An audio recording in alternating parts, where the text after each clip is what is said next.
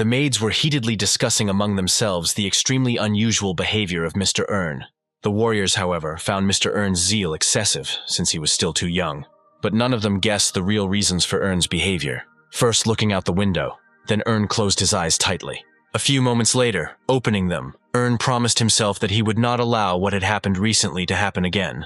The protagonist swore that such a failure would not befall him either in this or in a new life. Earn's story began in a different time and place, when the protagonist was 33 years old. Shadows flickered in the windows of an unremarkable house. Inside the house, behind thick curtains and blind doors, someone was actively torturing a young man. The Earn of that time was from a wealthy family that had land under its own management. Among the members of his family, a prominent person was his grandfather Rabahan, a war hero. Also standing out was Father Rabadan, who was a knight of heroic rank, and only Earn himself was a pale shadow against the backdrop of such majestic relatives. Later, the protagonist was mocked and treated as an unworthy person, who had lost all the former greatness of the Stilgadra family.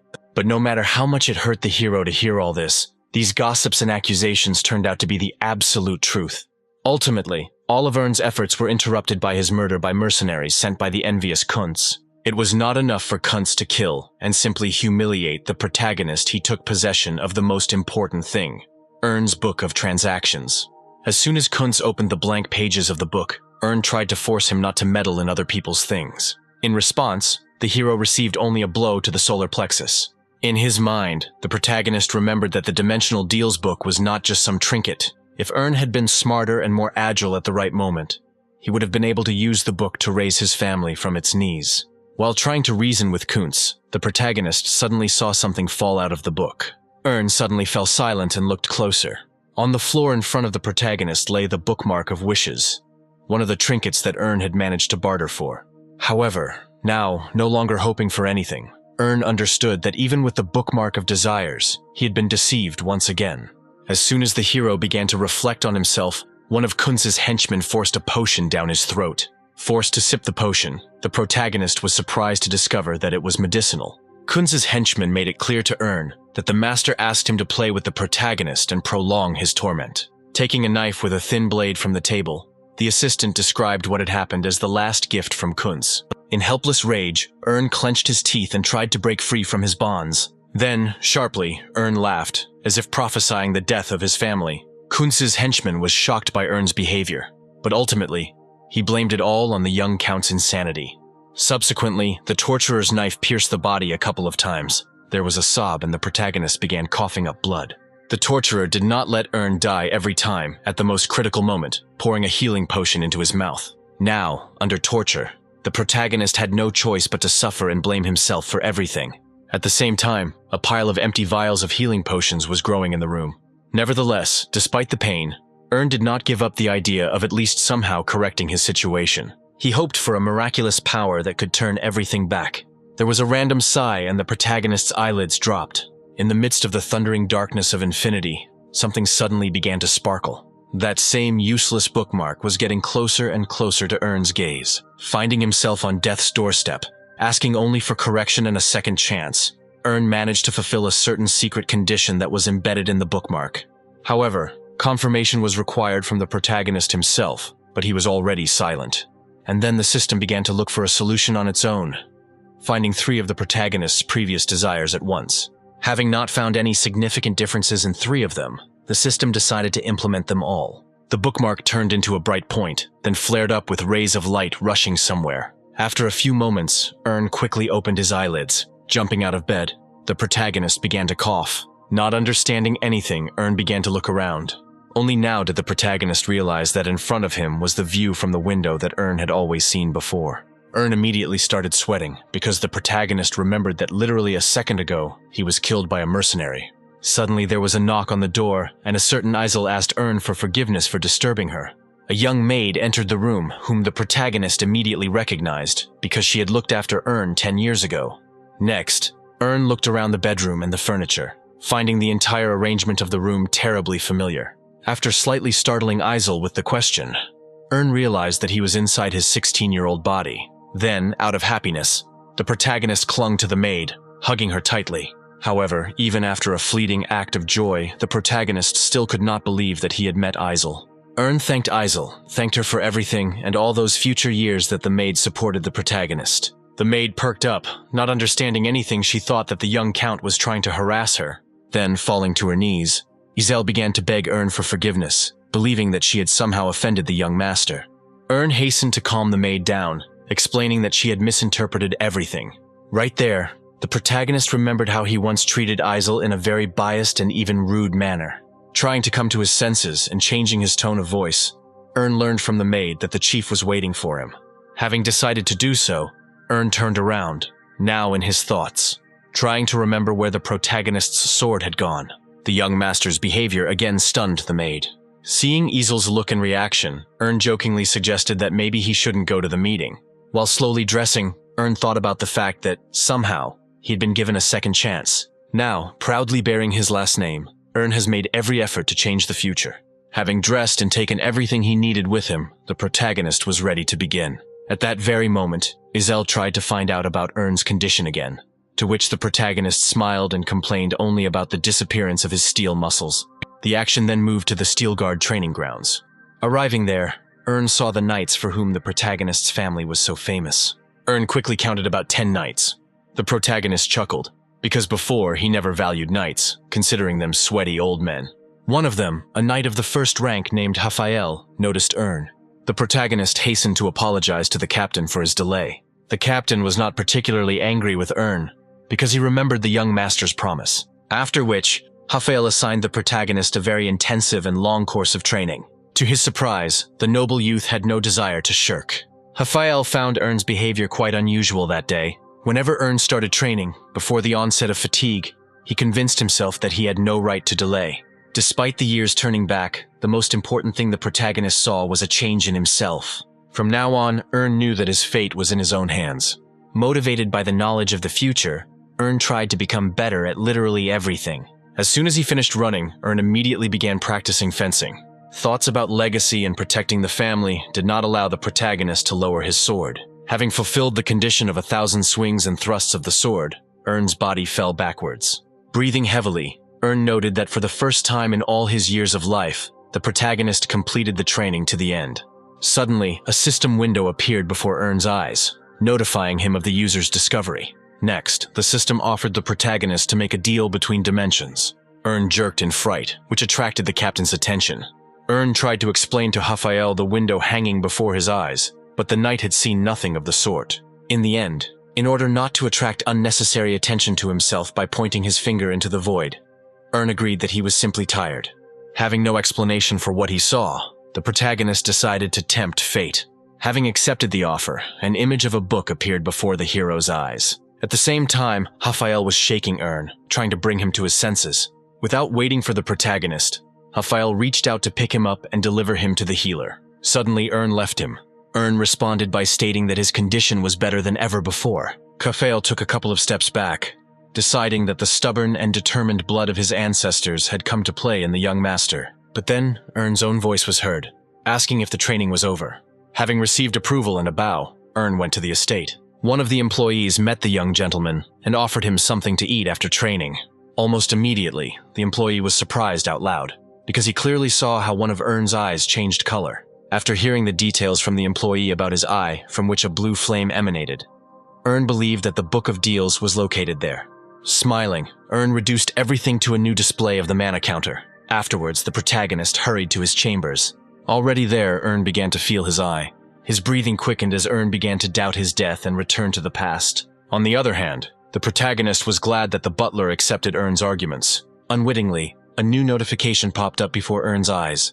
The protagonist was offered to continue using his previous account, but Earn, to his surprise, did not see a cancel button anywhere.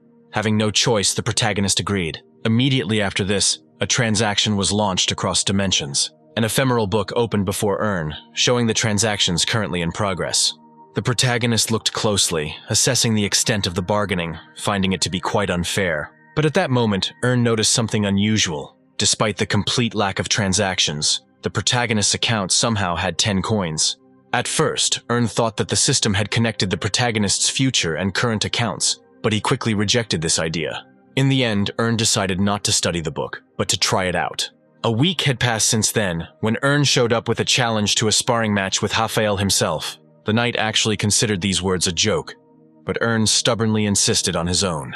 Resigned, Raphael ordered another knight to keep the protagonist company. Earn smiled resentfully, because Raphael was pushing Fry, a knight of the insignificant 6th rank, onto the protagonist. As he approached, Fry was about to become worried, but the protagonist had already taken an attacking stance. The knight managed to dodge in time as the young gentleman's blow passed very close to his head. Subsequently, Fry was forced to go on the defensive. The knight was amazed, because he was the one who was going to be gentler with Earn, and not now withstand his hurricane onslaught. The other knights paused in their training and stood in a crowd, watching as the young master pressed Fry with all his might. Fry himself, meanwhile, could not believe that he was actively giving up his fighting position. The duel continued until Raphael noticed that one of the sides had started using mana. Almost immediately after this, a blinding explosion followed. From the cloud of flame, Fry flew out. Raphael himself was frightened, believing that something irreparable had happened to Earn. However, the protagonist himself appeared next, expecting recognition of the victory. Overcoming his fatigue, Fry raised his head to Earn. The knight did not understand his defeat, because he resorted to magic. The protagonist was not interested in such words. He was only concerned with the recognition of victory. Immediately after this, the confused voices of the knights followed. The protagonist was awarded the victory, and a little later, he looked at a chest filled with gold. From now on, Earn expected to make only successful deals that would not turn into fraud. Next, he opened the Mother in the System window. The exchange system with the local trades instantly appeared. Having studied the menu, the most important thing for him at the moment, Earn found the exchange. Ephemeral scales appeared, into which gold coins began to pour. To his surprise, Earn found the amount of coins he received sufficient. Confirming the deal, the protagonist estimated his profit at as much as 30 coins, when he expected a much smaller number. Finally, the protagonist understood what the main rule of interdimensional transactions was. Due to the difference in prices of goods in different dimensions, Earn found that the best way to make money was to buy at a lower cost and sell at a higher cost. Meanwhile, the protagonist understood that he should be more careful, since other players on the exchange would definitely react to price changes. Now, Earn faced the task of not only increasing his level, but also finding the very product that could allow all this. By chance, Earn's eye was caught by a request on the exchange. Someone was selling mana stones, which the protagonist needed at the moment. Earn then hurried to contact the seller. During the correspondence, Earn noticed something strange for some reason. The name of his interlocutor began to glow red. Unable to find an explanation for this phenomenon, Earn decided to simply click on the name icon. To the protagonist's delight, information about the character was revealed before his eyes. Deciding to take full advantage of the new feature, Earn first began to study the price of the product. The merchant assured the protagonist that the price for the goods was the most reasonable and even lower than all the others on the market. Following this, a window appeared in front of Earn with information about comparing prices of goods from similar merchants. Suddenly, it became clear to Earn that the merchant was simply trying to sell his goods at inflated prices. The protagonist laughed, telling the merchant that he was just an ordinary swindler. After all, Earn began to blackmail the merchant by telling the entire exchange about his dealings. Earn chuckled contentedly, hoping that the merchant understood the complexity of the situation. Their correspondence suddenly came to a standstill, and Earn decided to add fuel to the fire with threats. Ultimately, the protagonist managed to bend the merchant to his will. He, becoming suddenly polite, began to complain to Earn about the financial problems that had befallen the merchant's mines. A new window immediately popped up with information about the merchant, from which Earn learned that he was a rich man and used slave labor. Thus, the protagonist learned of another act of lies and manipulation on the part of the merchant. At one point during these negotiations, the merchant, out of fear of being exposed, offered Earn a deal for only half price. After thinking for half a minute, Earn finally decided to make a deal. Then, in confirmation, the protagonist put his hand on the book. Instantly, the purchased mana stones were placed into Earn's inventory. Suddenly, Earn was surprised to discover that despite the deal that had been made, the protagonist himself had spent far fewer coins than had been agreed upon. Apparently, no one noticed the trick, and therefore Earn himself did not inform the merchant about what happened. However, after a couple of seconds, the merchant still saw that the number of coins received was lower than agreed upon, to which Earn simply left the correspondence. As soon as Earn left the correspondence, a system window appeared, notifying the protagonist about the received cashback. Earn threw up his hands in shock since such a prerogative was only available to VIP clients. Later, the protagonist took one of the purchased mana stones in his hand, deciding to try it out. Squeezing his palm, Earn felt mana begin to flow through his body, thus ruling out the possibility of counterfeit goods. Several days had passed since then, and Earn had been completely immersed in studying the family mana technique. At first, mastering the technique was given to the protagonist with great difficulty, but through hard work and endless training, Earn achieved results.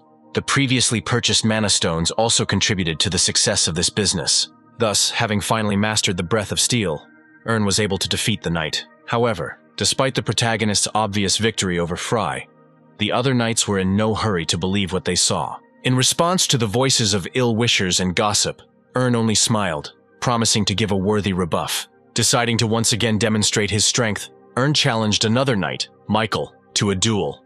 Michael was frightened out loud, either by Earn's strength or by the possibility of not being able to control his own skills. Meanwhile, a female voice was heard, which found the current situation interesting. The knights greeted Karen, who was Earn's sister, in chorus. Raphael tried to explain the situation to the young lady, but she interrupted the knight. Karen had a good idea of Raphael's concerns about mana, so she suggested a sword fight. When Earn and Michael met each other, Raphael assessed the latter only as a 5th-rank swordsman. Having assessed the knight's size and training, Raphael came to the conclusion that Earn simply had no chance. Soon the fight began, and Earn almost immediately began to push back Michael. The hero's powerful and sweeping blows followed, pushing the knight back time after time. Looking at what was happening, Raphael almost choked, because just recently Earn did not represent anything worthwhile. Meanwhile, continuing the duel, Earn pulled the knight's sword aside, punching him in the chest. Having flown away, the knight fell to the ground, creating a curtain of dust above himself. Everyone present began to whisper among themselves because of what they saw. But eventually, their demeanor changed to one of joyful cheers due to Earn's victory. Confident, the protagonist looked in their direction. Then a gentle hand touched the young master's forehead. Coming closer, Karen congratulated her brother on his success. Afterwards, the girl stepped back, and Earn admired the beauty and sophistication of his sister. The protagonist remembered how his father always openly regretted that Karen was born a woman and not a man. Even though Karen couldn't master the Breath of Steel due to the limitations of her gender, her talent was visible to everyone with the naked eye. Now, the sister stroked Earn on the head, praising him in every possible way for the efforts on which the protagonist spent a lot of time and achieved results. Karen then began to apologize to Earn for previously underestimating and judging the protagonist. Earn himself didn't know what to answer, but he acutely felt how his conscience was beginning to gnaw at him. Only now did the protagonist realize that all his efforts were actually aimed at gaining approval from his sister. Of all his other brothers and sisters, Earn saw only in Karen the very one who had the most offensive virtue and insight. Trying not to show it, in his thoughts, the protagonist was wildly happy that Karen had noticed his success. Swiftly, the joy left Earn's face. Now he was asking his sister for forgiveness for something that the protagonist had no other choice. After all, now, even though everything was going well and smoothly, the protagonist was sure that in the future, such a happy life could suddenly end. Some time passed since then. A certain day arrived, and then an evening with a meal. The protagonist's entire family gathered around a long, festive table. The head of the Rabadon family, before drinking the wine, smelled it and concluded how divine the drink was. Karen's voice was heard, announcing her personal involvement in order to please her father with wine. By chance, their conversation touched on Earn himself, who was soon to leave for the academy. The protagonist himself noticed that a lot of attention was focused on his person and attributed this fact to Karen's work. Then the father spoke again, celebrating Earn's victory over the knights. Having decided to win more of his father's attention, Earn reduced all his bravado about himself to self-discipline and study. Rabadon was publicly surprised, even though Earn himself was only 6th rank. Immediately, the voice of the elder brother Kieran was heard, that he did not find anything unique in Earn's duel with the knights, because they did not even use magic. To back up his words, Kieran turned to Karen for confirmation. Karen entered into a conversation with Kieran, in every way defending the protagonist, whose exploits and growth of skill were still ahead. Their conversation was interrupted by the voice of the father, who ended up praising Earn. Then, getting up from the table, Rabadon put Kieran in his place, reminding him that in his elder brother's years, their grandfather was already an outstanding warrior. Following this, the father suddenly extended his hand to Earn. Still, having made up his mind, the protagonist shook his parent's hand. However, this handshake was not simple but magical. Feeling the exchange of mana, Earn thought that something like a test was happening now. Ern abruptly made it his mission not to show off his skills ahead of time, even though he dreamed of pleasing his father. Rebidon chuckled. He noted that the protagonist had noticeably grown up and now no longer gave the impression of being a good-for-nothing. Be that as it may, Rabadon blessed Ern for his exploits outside the walls of their estate. Later, the father admitted that he had paid too little attention to his youngest son. As a gift before Ern entered the academy, Rabadon offered to fulfill the protagonist's wish. Ern's eyes sparkled with hope because he finally succeeded. Ern, excitedly running his fingers through his hair, began to confirm his father's words about the gift. Then, almost immediately, he renounced his previous words, considering them to be overly impudent. However, Rabadon was ready to listen to any request Ern had.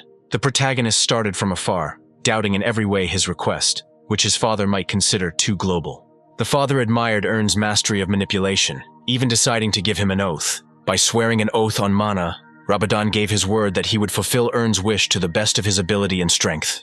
Afterwards, the moment came for the protagonist to speak. Ern began hesitantly again. A couple of minutes had passed since that moment, and now, walking along the corridors of the estate, Kieran was indignant at his father that the protagonist's desire would violate the family foundations. Raising his voice, Kieran reminded Rabadon that no one except the head of the family was allowed to visit the treasury. After much lamentation from Kieran, Rabadon finally answered him, reminding him that he had previously entered the treasury, but with his father. Kieran rightly pointed out that the case then was different, to which Rabadon reminded his eldest son of the oath of Mana. Kieran could not find a way to dissuade his father from breaking his oath, which is why he was sent away by Rabadon. Ern himself was glad that his arrogant older brother finally got what he deserved. Left behind the heroes, Kieran had no choice but to gnash his teeth as his younger brother managed to outpace his older brother. A couple of minutes later, turning the key in the door, Rabadon strictly ordered Erna not to try to get inside the treasury. Also, his father allowed Ern to take any item from the outer treasury, but only once. At the same time, in his thoughts, the protagonist was happy that something so necessary would fall into his hands again. Walking along the shelves, Ern looked for the true book of dimensional deals. Looking around, Ern remembered that before his previous death, there were only 3 traders: he, his grandfather, and his father. In fact, with the help of his special eye, as well as this book, Ern expected to make phenomenal trade deals. Looking at the shelves, the protagonist felt that what he was looking for was somewhere close. Ern's plans included not only finding the book, but also its subsequent destruction after receiving all the necessary information, so that it would not fall into anyone else's hands. Some time passed, and the protagonist returned to his father. Noticing something in his son's hands, Rabadon became genuinely interested.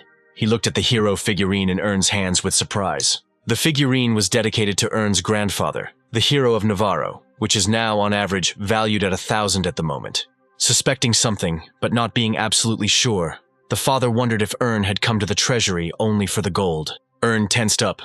It seemed to him that his father had discovered the plan of his youngest son. Swallowing his saliva, the protagonist managed to gather his courage.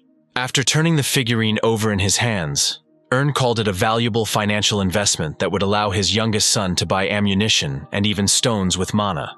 The father's face changed. He called his youngest son's idea not the best waste of time. But here, Ern himself put in his word, believing that a person's path lies not only through training. Ern did not dispute his father's words if he was truly gifted with mastering the path of a swordsman. On the other hand, the protagonist sincerely believed that there were other methods of achieving life goals. Rabadon didn't answer, only looking again at the statuette in his son's hands. Then sighing, he scratched the back of his head, saying that Ern was not easy to understand. Although nervous, the protagonist managed a smile in response. Then, the events moved a little into the past, into the treasury, when Ern's gaze stopped on something. Stopping at the next shelf, Ern noted with displeasure that the Book of Dimensional Transactions was not there. Frantically, the protagonist began to examine the nearest shelves. He rummaged among the books, practically throwing them onto the floor. At some point, Ern even began rummaging through chests and barrels filled with gold. However, he did not find the book anywhere. Next, the protagonist decided to stop his impulsive search and think carefully. The first idea that came to Ern's mind was that he had simply missed the book. Ern's second idea, more gloomy, was that now someone is already using the book. Finally, Ern began to think seriously. Remembering his past life and when exactly the book fell into the hands of the previous protagonist, Ern hoped that now, it really was not being used by anyone. Later, after all the conversations with his father, while in his room, Ern pondered the disappointing outcome of his search. Later, having decided to follow the already outlined plan, Earn called the system and made a deal with the statuette. The statuette was sold, and the protagonist himself, thanks to the privileges, received a lot of extra coins. At the end of the deal, Earn was once again presented with a notification about the protagonist's VIP status. Sighing, Earn decided to take advantage of this unique, albeit undeserved, chance. Confidently, Earn touched his finger to the dialogue menu. The protagonist became tense, since at first, nothing phenomenal happened. Then Earn's eyes widened in surprise. A new notification from the system has arrived, notifying the protagonist about the maximum increase in various statuses when trading on the exchange. Earn's breath was taken away by such great privileges, as well as the automatically given maximum merchant level. Earn suddenly remembered that during the first deal, the protagonist received much more gold than he should have. All the details of the deal of that time came to his mind, which is why Earn concluded that now, initially starting with literally 10 coins, he had a small fortune at his disposal. After which, his thoughts were abruptly interrupted, to then explode with screams and laughter of joy. The protagonist could not find words to describe his luck, which would have allowed him to literally move mountains. Having calmed down, Earn concluded that everything was going as it should in its own way. Whatever happened in the future, the protagonist clearly felt that he was ready for battle. Summoning the ephemeral scales, Earn placed the statuette on them. Just like the first time, the protagonist hoped to hit the jackpot with his privileges. Then a notification from the system popped up, setting the price for the statuette at 150 exchange coins. Urgently removing the figurine from the scales, Earn indignantly shouted that they were trying to cheat him out of 400 gold pieces. Having calmed down again, having no other choice, the protagonist began to formalize the deal. However, feeling incredibly comfortable, Earn suddenly fell onto the bed. In essence, nothing prevented the protagonist from making deals even while lying down, because all this was possible thanks to Earn's eye. Then rising, Earn remembered the book, concluding that it had been before his eyes all this time. The clever thought that the sought-after book of dimensional transactions and the ephemeral book before Earn's eyes were one and the same came to the protagonist. Earn found this phenomenon useful, as it allowed him to walk without glasses. The protagonist could only admire how quickly trading operations were carried out with the help of the book. Next, the protagonist thought about the next product. As if by Earn's command, an offer to sell monostones popped up on the exchange. The protagonist's eye caught this sentence. Earn chuckled contentedly and pointed his finger at the system window. In another place, a monostone seller was outraged by the beginning of a correspondence where the protagonist called him a fraud. Almost immediately, the arrogance disappeared from the seller's face. Both characters happily recognized each other from a deal they had once made. The characters' correspondence touched on the price of the previous deal, to which the seller stated that it was a small concession. No matter how much the seller tried to dodge, Earn was serious and began to blackmail him. While the seller came to the conclusion that reputation was more important than small losses, Earn himself wondered why the rich man was so petty. With a heavy sigh, the salesman started talking to Earn about the quantity of goods required. Later, the characters agreed on the number of monostones that the protagonist would like to acquire. Having completed the transaction, as expected, Earn received a certain percentage of cash back. Later, the protagonist placed his own listing for the sale of monostones. Having set the mode for automatic transactions, Earn stretched and yawned. While the protagonist wanted to take a nap, at the same time, in the room of the seller Hearthstone, bedlam reigned. The merchant was angry because once again, Earn paid much less money than was agreed upon. A couple of hours had passed since then, and it was morning when Earn discovered a ton of messages in his system. Upon opening the correspondence, the protagonist encountered messages from Hearthstone that were quite aggressive in tone. Reading tons of written threats, Earn only smirked, because, as it seemed to him, a man from another dimension could not do anything to the protagonist. As a result, it was Earn who began to hurl insults at Hearthstone. The merchant fell silent, somehow hearing Earn's curses directed at him through the system. As it turns out, the protagonist learned this manner of speech in his past life, when he encountered a lewd merchant from another dimension. Hearthstone himself, hearing very unusual curses addressed to him, felt more disgust than any other emotion. Unable to bear the torrents of unrelated stupidity any longer, Hearthstone ended the correspondence. Further, reading through Hearthstone's previous messages, Earn discovered that the seller's indignation was mainly caused by the fact that the protagonist was selling the product at a lower price. Earn tried to make another deal, but Hearthstone flatly rejected any further cooperation. No matter how much Earn tried to persuade Hearthstone later, he stood his ground. Having decided to take the path of flattery, Earn began to hint to Hearthstone in every possible way about big earnings, as well as the outstanding status of a merchant in society. Ultimately, Hearthstone was taken in by the protagonist's words. The flattery worked, and now Hearthstone asked Earn the market price. After assessing his coin supply and the bonuses from his privileges, Earn decided that he could afford to spend much more. The protagonist then started talking about the quantity of goods, also reminding Hearthstone that he had bragged about the mines. Next, their conversation turned to the exact number of mana stones that Hearthstone currently had.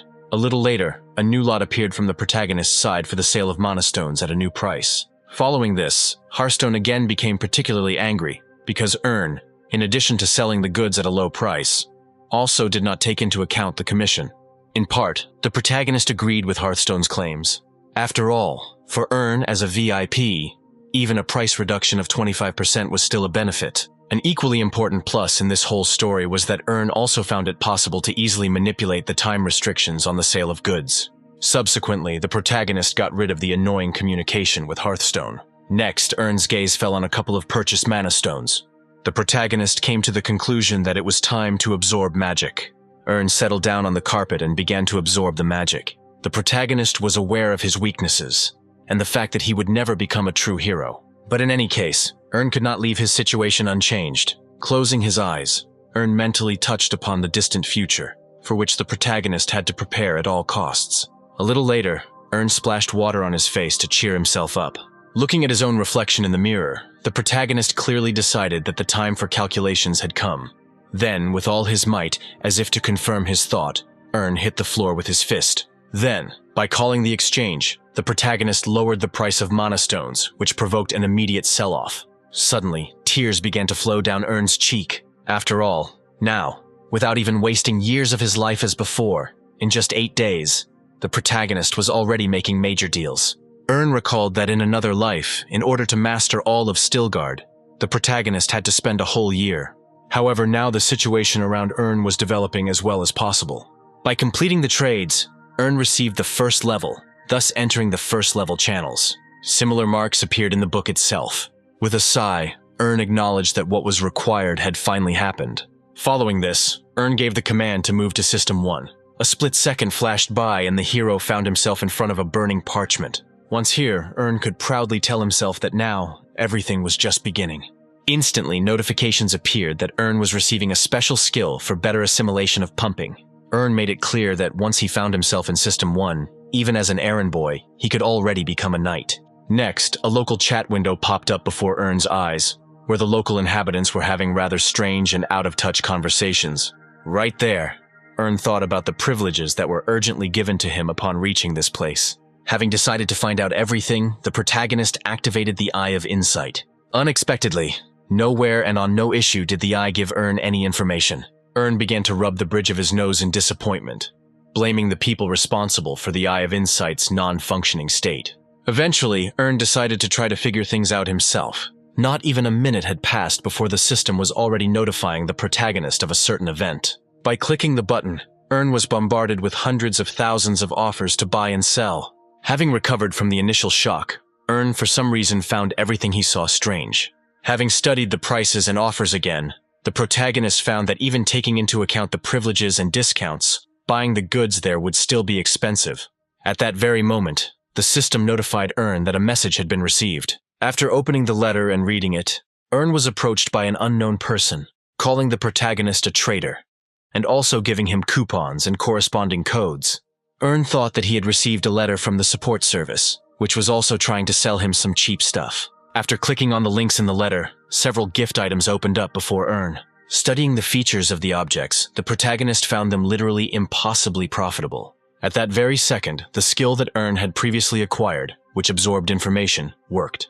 As soon as the absorption effect ceased, Earn felt a strange satiety. Afterwards, the protagonist exclaimed with delight. As it turned out, if in the outside world mana was used as fuel for martial arts, then within the system, the internal energy of a person came into play. After comparing the two methods, Earn found the second one to be more effective. Afterwards, Earn touched the apparently absorbed special technique of the combat sword.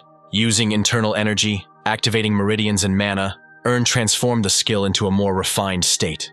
At some point, the protagonist closed his eyes even tighter than before. Suddenly, with a surge of power flowing in all directions, Earn would definitely wake up.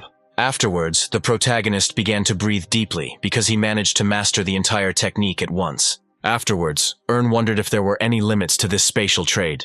Earn believed that he should be more careful so as not to waste his money on various consumer goods.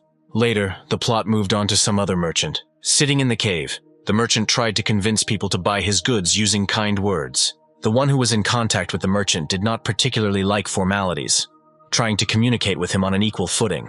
The merchant hissed in displeasure at the course of this dialogue. Afterwards, upon opening the character window, the merchant learned that he had been in correspondence with Earn himself.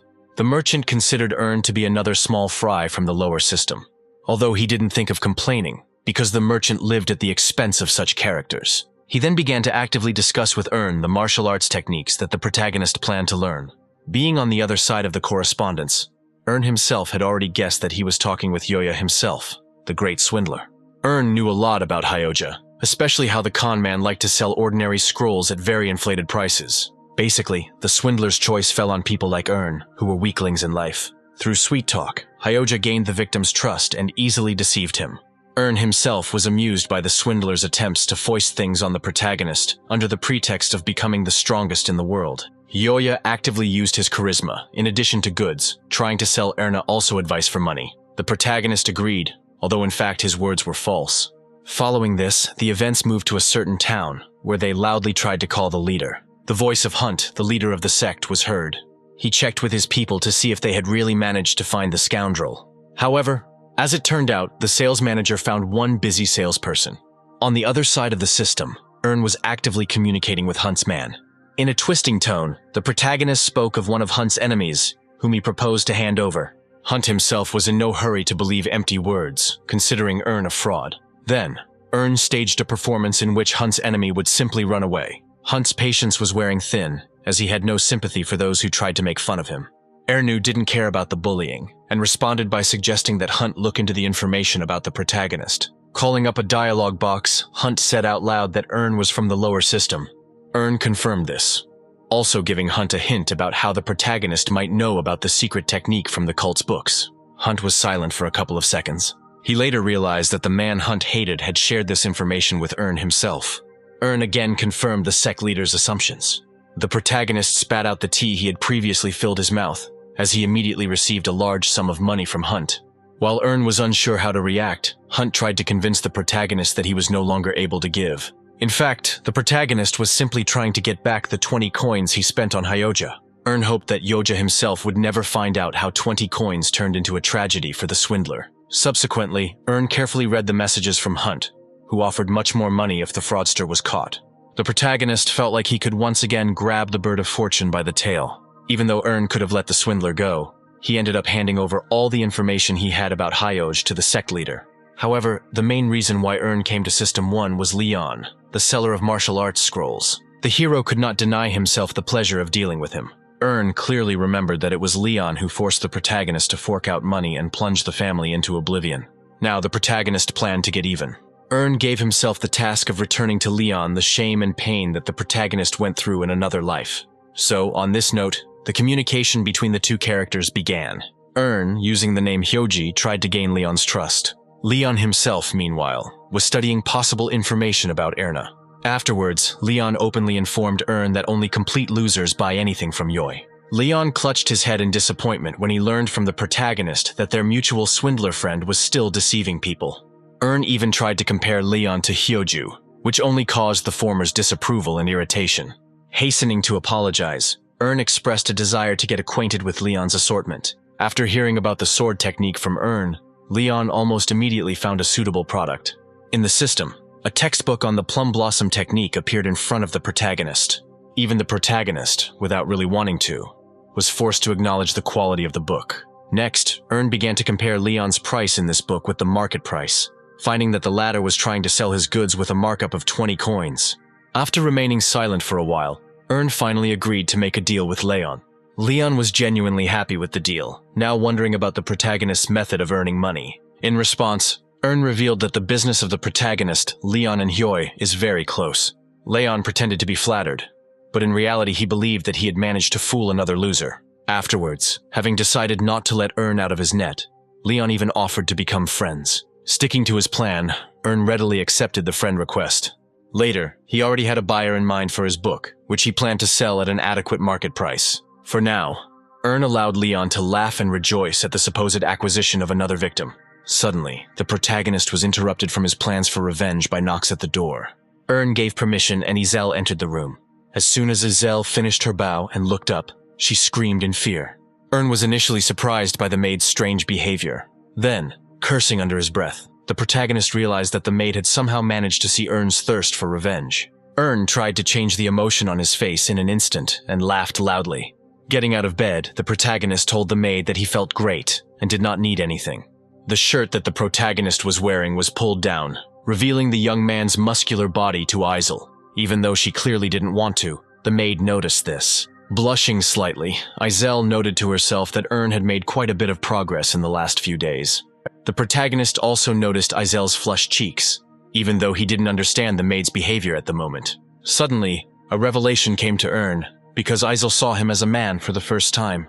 Again, the voice of Izel and Earn was heard, giving her word to satisfy any request. Slightly fearfully, the maid reminded Earn about some business with his older brother Kieran.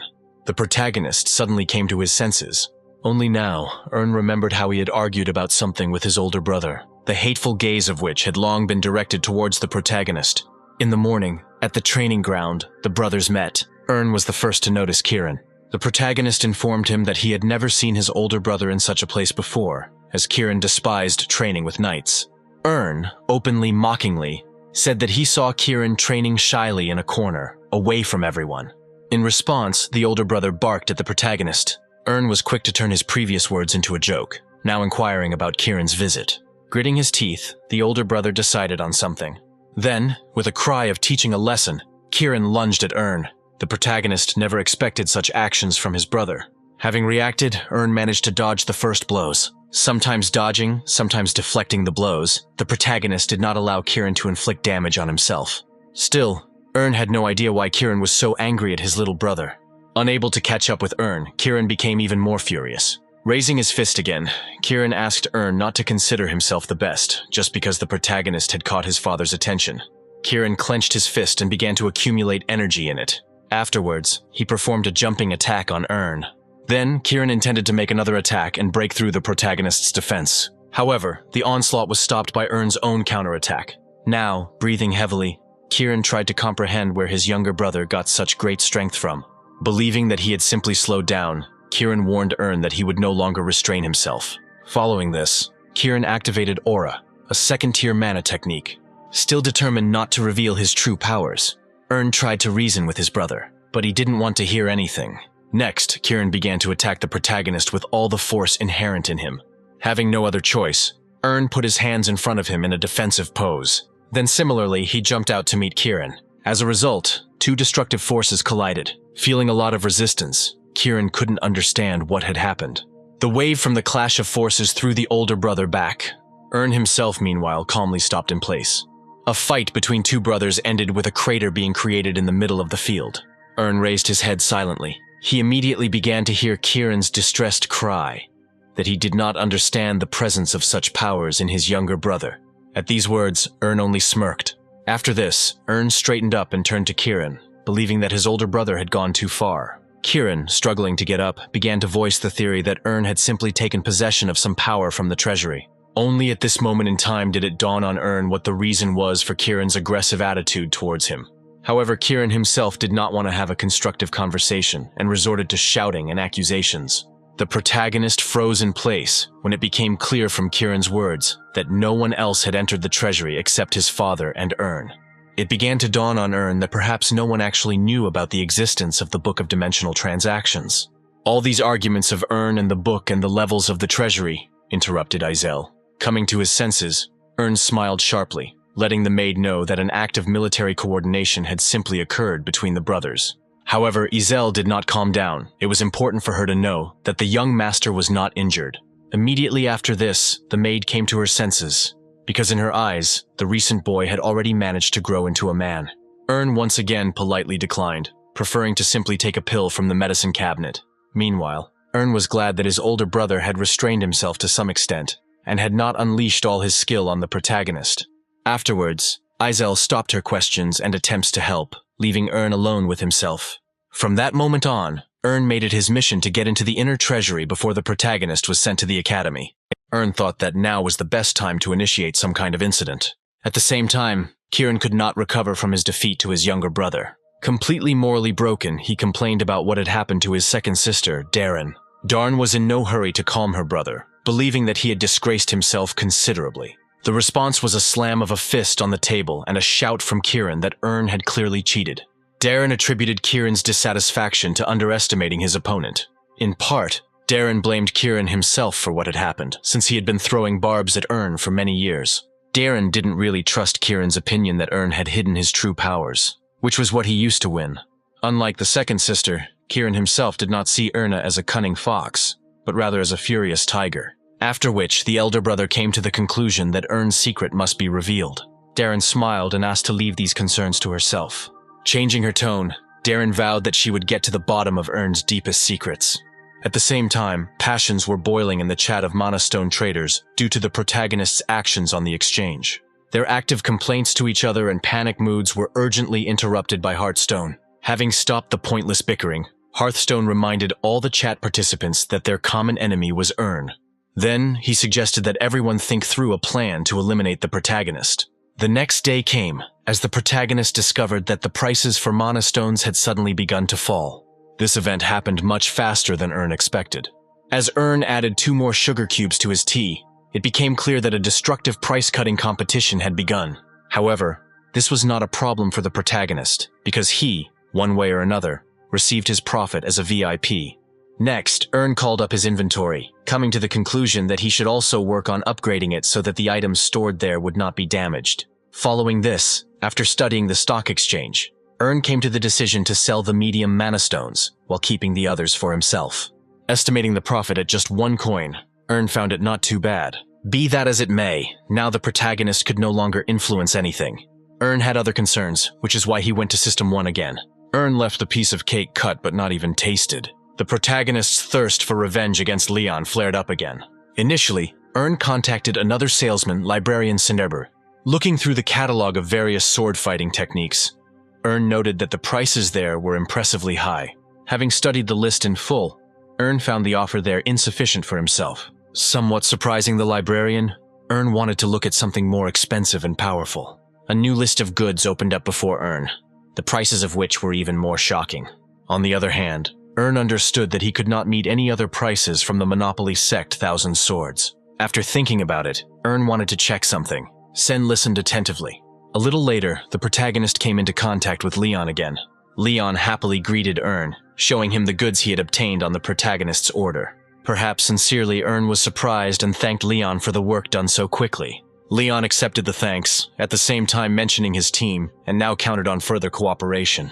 Smiling slyly, Earn of course didn't mind. Next, mentioning one of his knights, Earn began to tell Leon that the protagonist's master was looking for special martial arts books. Leon assured Earn that he would provide any assistance in the search. Earn continued his theme, hinting that he wanted to give his master something big, not a lot of little things. Not really understanding, Leon decided to clarify.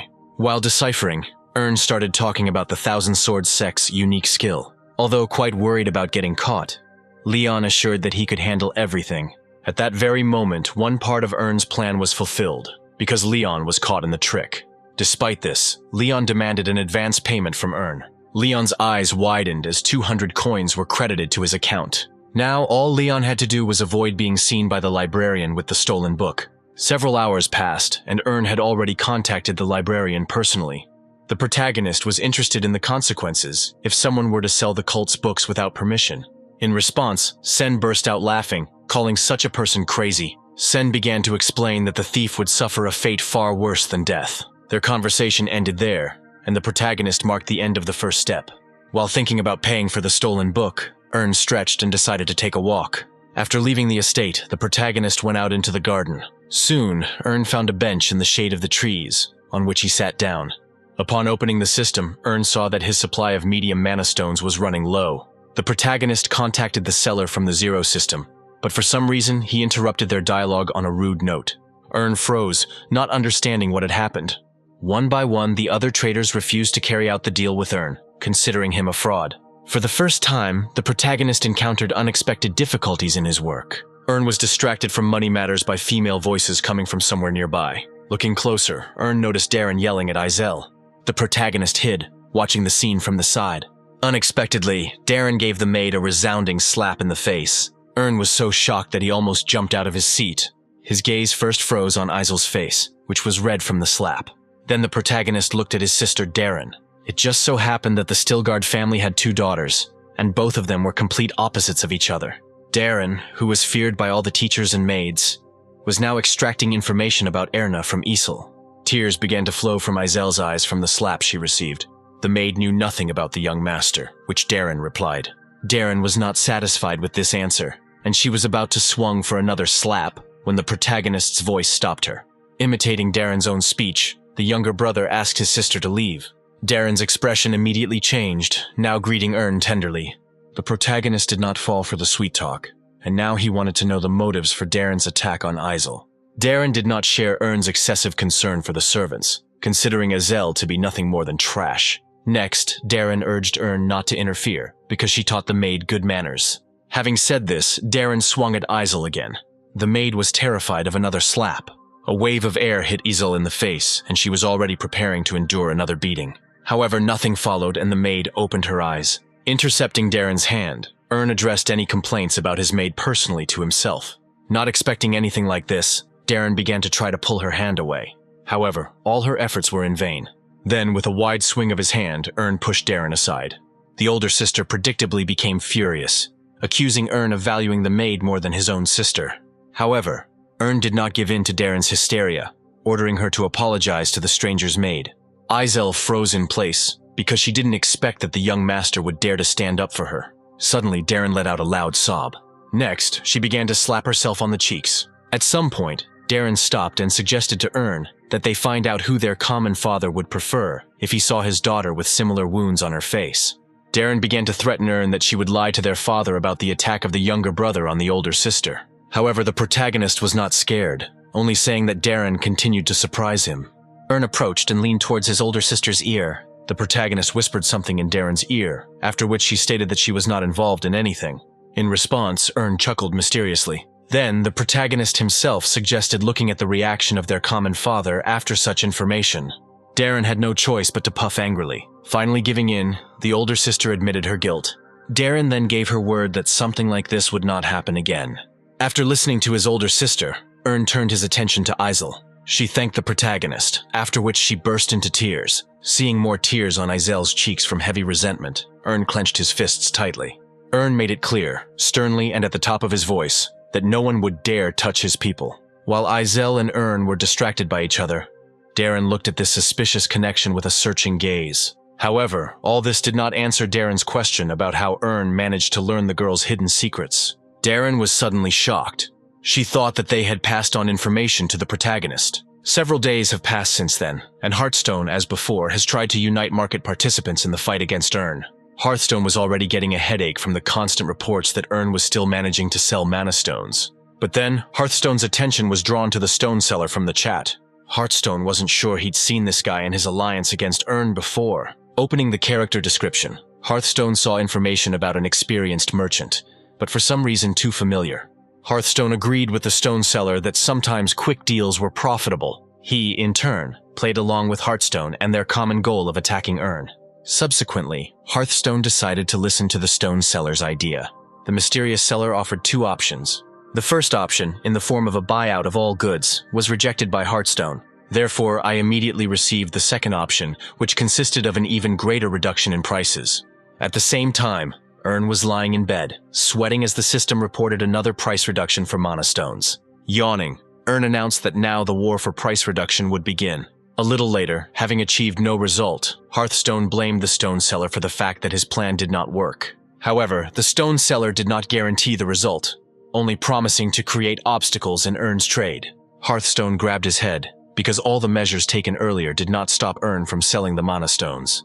The stone seller took the criticism in his direction, because the predictions did not really work out. Hearthstone was taken aback when the stone seller added to his earlier words that nothing would work if everyone played along with Ern. Hearthstone loudly rejected such ideas. Then the stone seller asked again to trust him. The mysterious character assured him that he had an ace up his sleeve to defeat Ern. The stone seller then described the overall situation as a slow loss of ground on Earn's part. Hearthstone did not express much faith, as he saw no signs of such a move. The stone seller reminded Hearthstone that the agreement was that Earn was to lose 2 coins a day. Hearthstone was about to protest again when suddenly it dawned on him.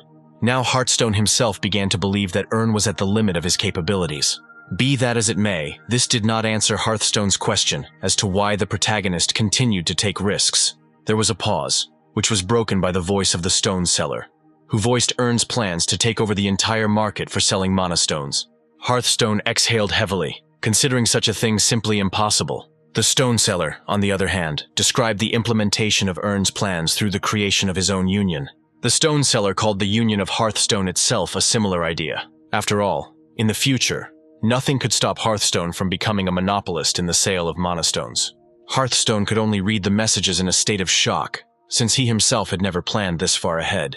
Afterwards, having absorbed the ideas voiced by the stone seller, Hearthstone bit his finger with relish. Leaning back in his chair, Hearthstone concluded with a satisfied voice that this was exactly what he had been trying to achieve. The stone seller himself was grinning contentedly at this time. Earn, who was the mysterious salesman, tried to continue to put destructive ideas into Hearthstone's head. After all, the protagonist, through his abilities, saw right through Hearthstone. In fact, Earn had long expected the formation of such an alliance, the idea of which he voiced to Hearthstone.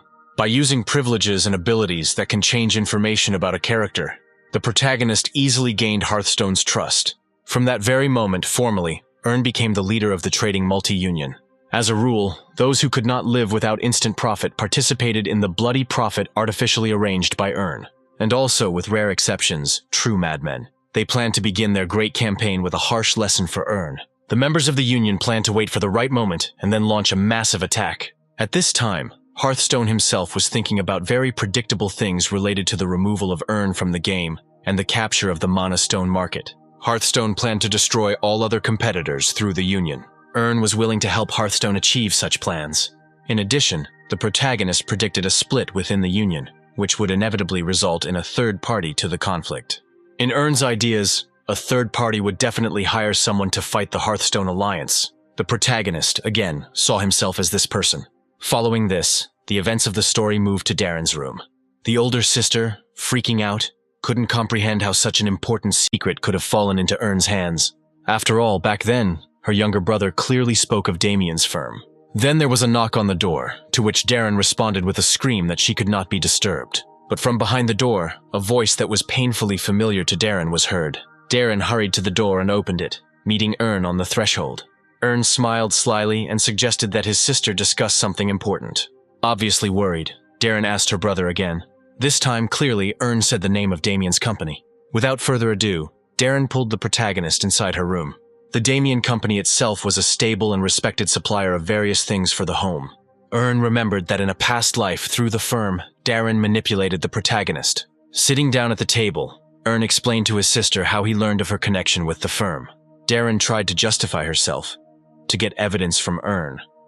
But the protagonist himself did not come to her for the sake of clarifying the relationship.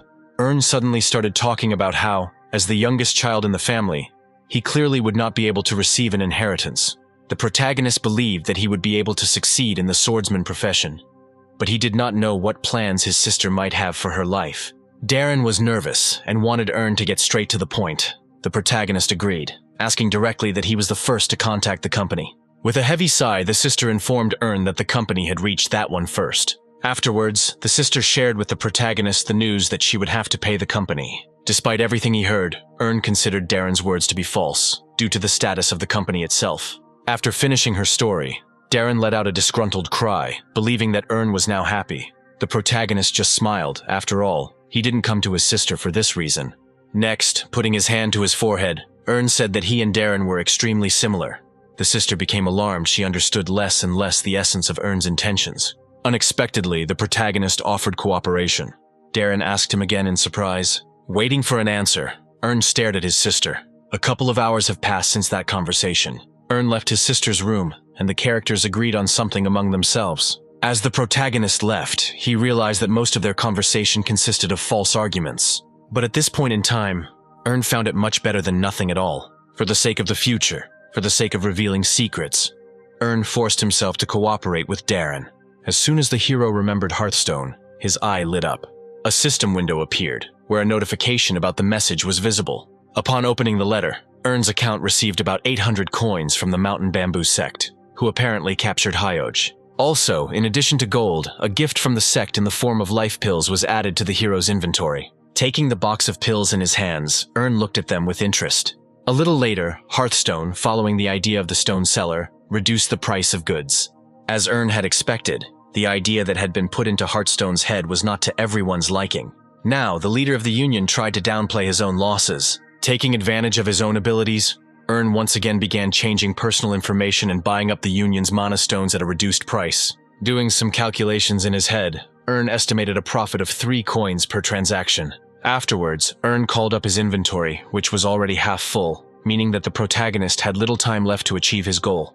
This was followed by a conversation between the stone seller and Hearthstone, where the former convinced the leader of the union that the affairs of the competitors were going from bad to worse, actively provoking Hearthstone to lower the price. Each time, Ern felt like mountains of mana stones were raining down on him. Night gradually fell and the scene moved to the Damien Firm building.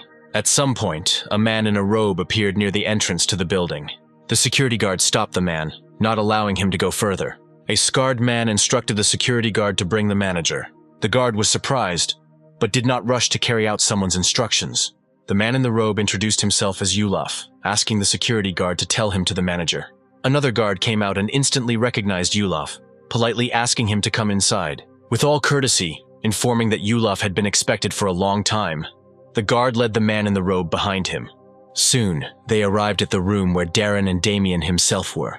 As soon as he saw him, Damien began to greet Yulaf enthusiastically. Seeing a man like Yulaf, Darren was frightened by his appearance, believing that she might have been deliberately lured into a trap.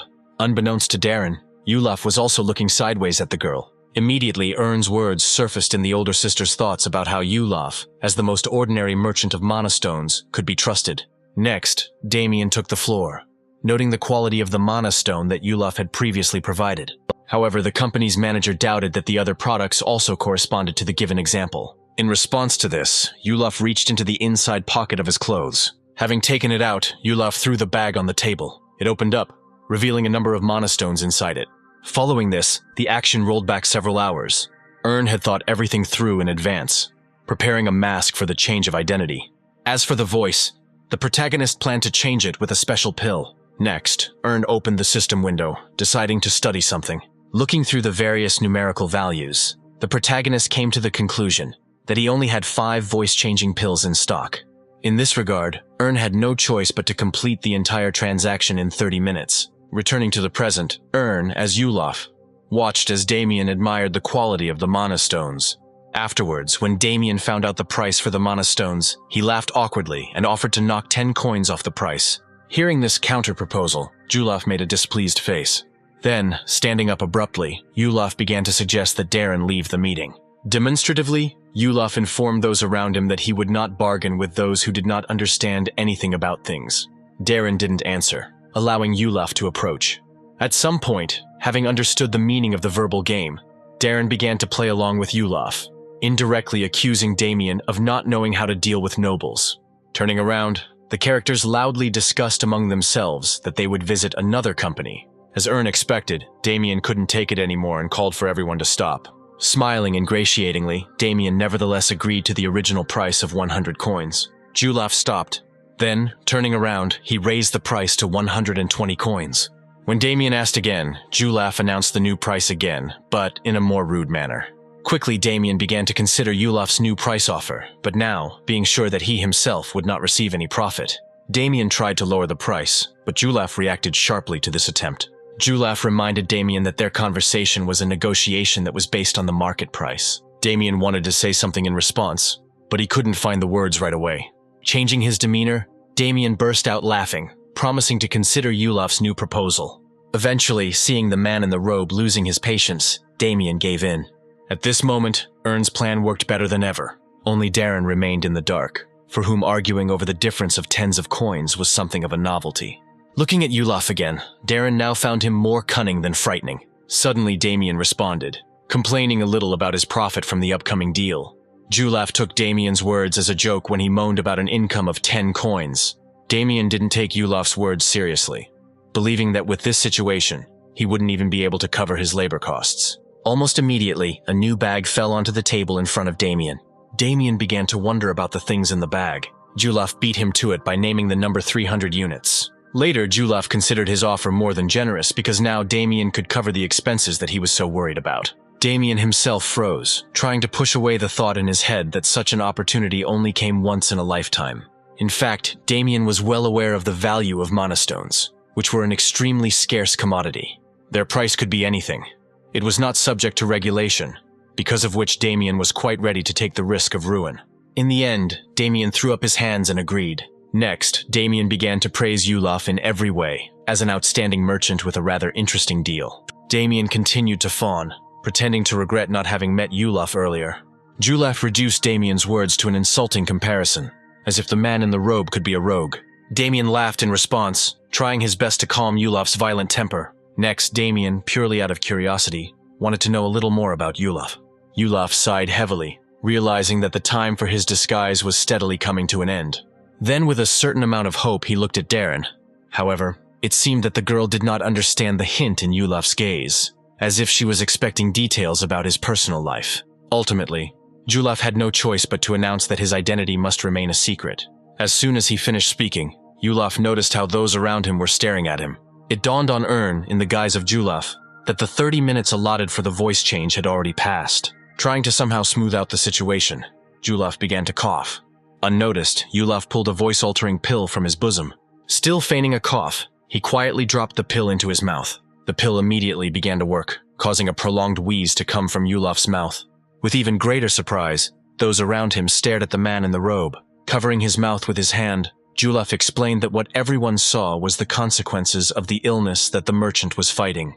Thinking that the man in the robe was not feeling well, Damien immediately stood up, wanting to quickly complete the deal. Ern himself, in the guise of Julaf, breathed a sigh of relief, since he had managed to avoid unnecessary questions. However, Darren only intensified her gaze at the man in the robe.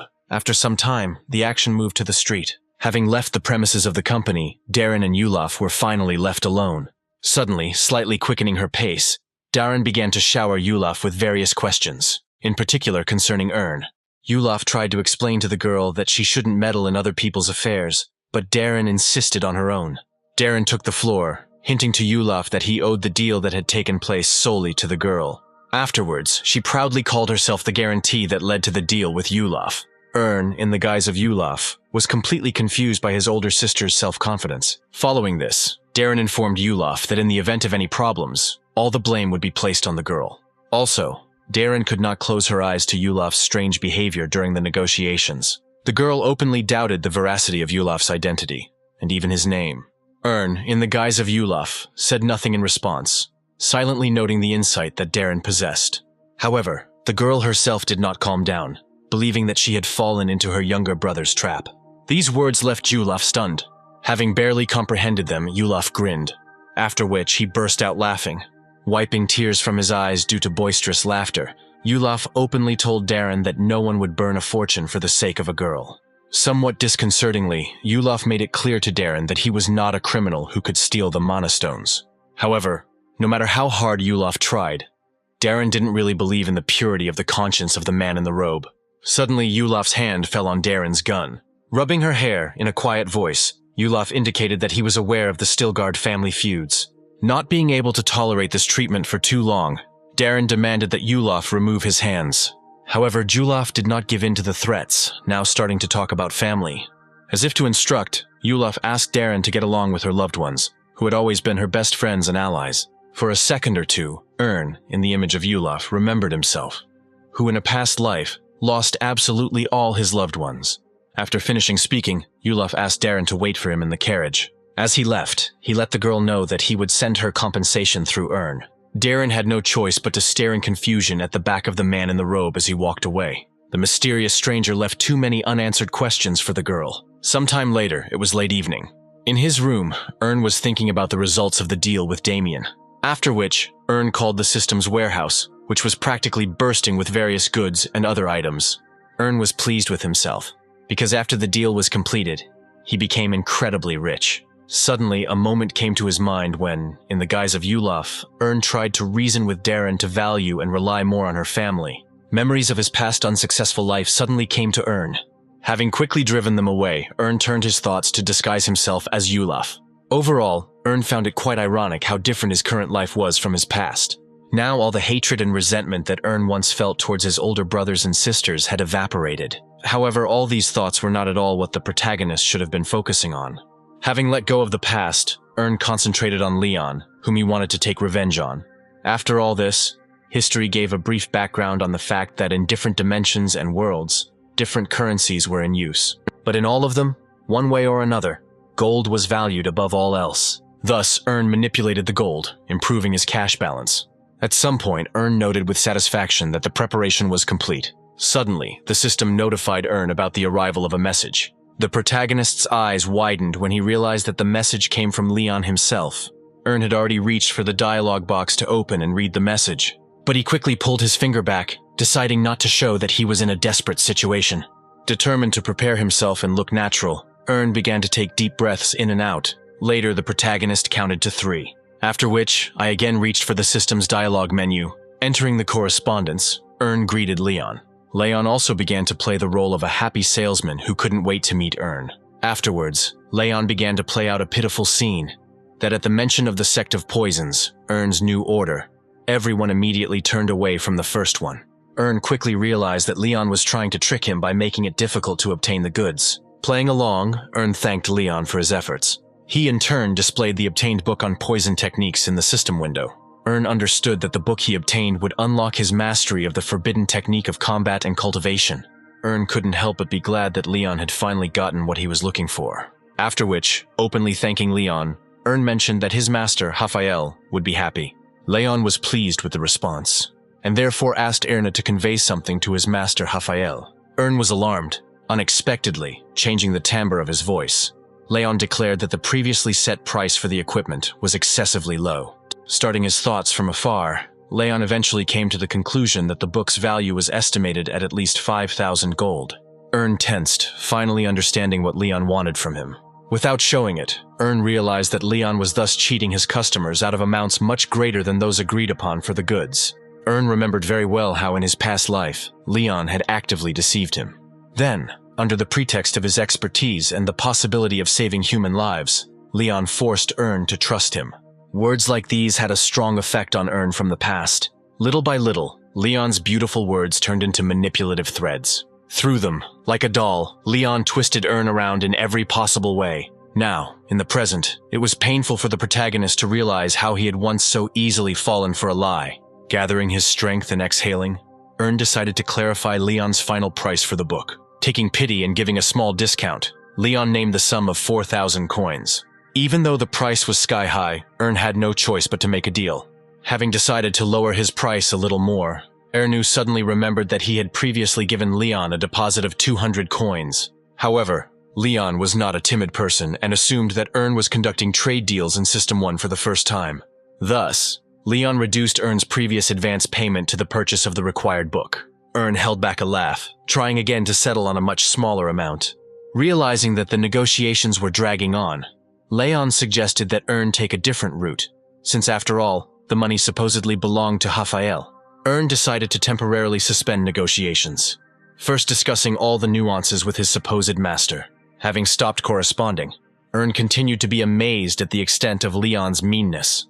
After which, having called up the balance and counted, it became clear to the protagonist that in any case, he would be short 25 coins. However, no matter what schemes came to Ern's mind, he didn't have much of a choice. Next, Ern began to think about his loss. Ultimately, Ern smiled and considered these problems to be worthless, because in the future it would still pay off.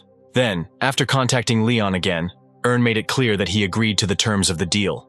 Leon himself was glad to receive this kind of answer. A couple of seconds later, the system displayed an exchange menu in front of the protagonist. Ern clenched his fists in agitation, but soon all worries left the protagonist. With a slight movement of his hand, Ern directed his finger to the dialogue box button. Clearly understanding what would happen next, Ern accepted the deal. In essence, Leon was now trapped. The trade was completed and the trap was snapped shut. Ern couldn't help but be glad that his precious trap was now activated. Following this, the system notified Earn about the transfer of money and that the protagonist's account had become negative. Be that as it may, Earn was beginning to taste the sweet taste of impending revenge. Now, as never before, Earn felt his spiritual uplift and incredible physical abilities.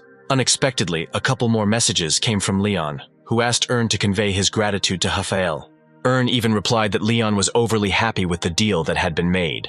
Leon confirmed the protagonist's words because it wasn't every day that he managed to hit the jackpot. The protagonist responded again, somewhat humorously suggesting how long Leon's euphoria would last. Leon's expression changed because he didn't understand at all what Earn was leading to. Unexpectedly, Earn called Leon a fraud.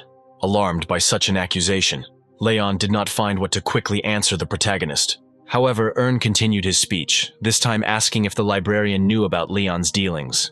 After the last message, Leon suddenly stood up from his chair. He couldn't figure out how Earn had found out anything about Leon's dealings. Pulling himself together, Leon began to play the fool, pretending that he didn't understand who and what the protagonist was talking about.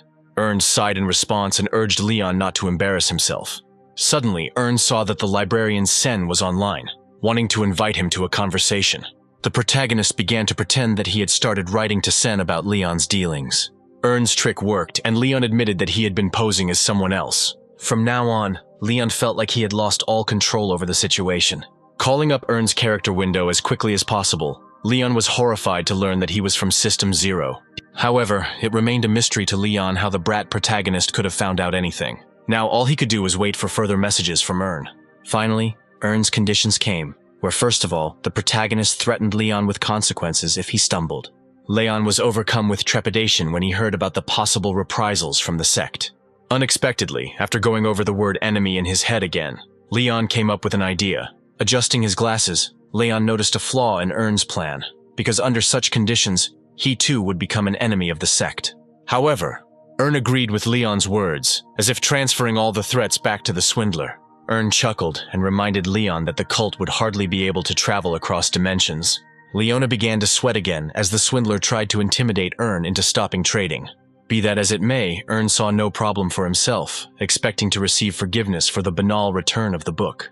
Leon opened his mouth in panic, without any counter-arguments, after which, the protagonist urged Leon to behave politely, threatening him to become the #1 target for the cult. Hearing about the lifelong torture, the fraudster almost had a heart attack. Meanwhile, Earn considered Leon brave, since the rogue dared to steal the sacred book of higher skills. Continuing in the same spirit, Earn masterfully played on Leon's sense of fear. Having finished for the time being, the protagonist assumed that Leon was most likely already trembling with fear. After a short pause, the protagonist wanted to know if Leon really wanted to live. Frantically, Leon answered positively. After all this, Earn immediately gave Leon a whole series of demands, failure to comply with which would result in the fraudster being handed over to the sect. Earn then added that the rules were effective from the moment they were sent. At the same time, Earn reminded that it is necessary to address the protagonist exclusively formally at every opportunity. Eventually, Earn announced a certain time for gathering. Leon didn't quite understand what the protagonist wanted to achieve when Earn reminded him of the rules again. Almost immediately, most of the money that Earn had given Leon for the book was returned to his account. Leon hastened to justify himself by saying that the entire remaining amount was absorbed by the commission. Leon's words about the commission enlightened the protagonist. Earn immediately figured it out, asking for the remainder of the pair of council coins back, otherwise threatening Leon to contact the librarian. A second later, the system informed Earn that a couple hundred more coins had arrived. Looking at the balance again, Earn was amazed because he not only got his money back, but even increased it. The protagonist could only hope that no one would find out about the loophole in the system with privileges and cashback. Ultimately, Earn came to the conclusion that he should act more carefully so as not to lose these benefits. However, the protagonist decided to leave all other questions on this case for later. Following this, Earn returned to the chat with Leon, now demanding the return of the deposit of 200 coins. Leon tried to keep at least such crumbs for himself. In despair, the fraudster revealed that he had spent a lot of money on bribing security guards and other things. Leon's whining only lasted for a couple of seconds before Earn flared up. Quite frightened, the swindler backed down. Having barely received the rest of his once spent money, Earn suggested that Leon now move on to other fighting techniques. In an instant, Earn's balance began to be replenished with more transactions from Leon. Now in a good mood, the protagonist decided to take a little pity on the swindler. As his next task, Earn demanded another 215 coins from Leon. Leon was in a panic because Earn asked the scammer for the last amount on his balance. With horror, Leon realized that Earn was most likely a VIP. Hearing Leon's screams and sobs, Earn, for his part, raised his index finger. Then, putting his finger to his lips, Earn hissed. Leon was still wondering why the VIP was doing this to him. With a trembling voice, Leon wanted to know what exactly the protagonist wanted from him. To this, Earn let Leon know that he was returning an old debt. After which, Earn informed Leon that he did not understand the seriousness of the situation. A commanding voice was heard, informing Leon that the questions in this situation were not being asked by a fraudster. Leon swallowed hard, gathering his strength. Stuttering, Leon made it clear to the protagonist that he no longer had any money in his account. However, Earn did not want to hear lies, knowing full well that the swindler had amassed a considerable fortune over the years of his deception. After a short pause, Leon admitted that he spent all his savings on booze, whores, and other pranks. Earn sighed heavily and reminded that in addition to money, Leon also had martial arts. Having understood what was being discussed, Leon admitted that the fraudster had a whole bunch of books of this format. Even here, Leon planned to dodge, not just share, but also sell some of the books secretly, thereby ensuring his life for some period of time. Suddenly, Earn's bored voice was heard, and, as it turned out, he was not talking about books at all. Leon asked Earn again when it came to the point that the protagonist wanted to obtain the martial arts themselves. Meticulously, Earn began to explain to Leon about the techniques of combat, swordsmanship, and other auxiliary skills that the swindler possessed. All these long lists sounded like a sentence to Leon. After all, Earn wanted to get them all. Holding his breath and then exhaling loudly, Leon almost burst into a scream because the protagonist practically wanted to achieve his death. The protagonist himself had nothing of the sort in mind, but he immediately reminded us of the sect and the librarian. Afterwards, Earn announced to Leon an exchange in the form of martial arts for life itself. In fact, Ernu had always been curious as to whether the beings from System 1 actually took their martial arts with them when they died. When the system notified the protagonist about the enlightenment process, Earn knew for sure that this whole story was a fabrication. Soon, Earn wondered why there were no basics among the skills and abilities. But by that time, Leon, either from fatigue or from grief, had practically smashed his forehead into the table. Suddenly, Leon woke up. Later, Earn even began to criticize Leon, whose some of the techniques he had passed on were completely underdeveloped. Unable to find a proper answer, the swindler began to shout. Following this, Leon burst into tears, asking Earn to let him go, because the swindler had now lost absolutely everything he had previously owned. Earn didn't want to hear any whining and asked Leon not to make a mountain out of a molehill. Having called up the character window, Earn decided to double-check Leon's words. Seeing Leon's skill values and balance, Earn initially flinched. Then the protagonist burst out laughing. Earn became convinced that, in reality, Leon had lost absolutely everything.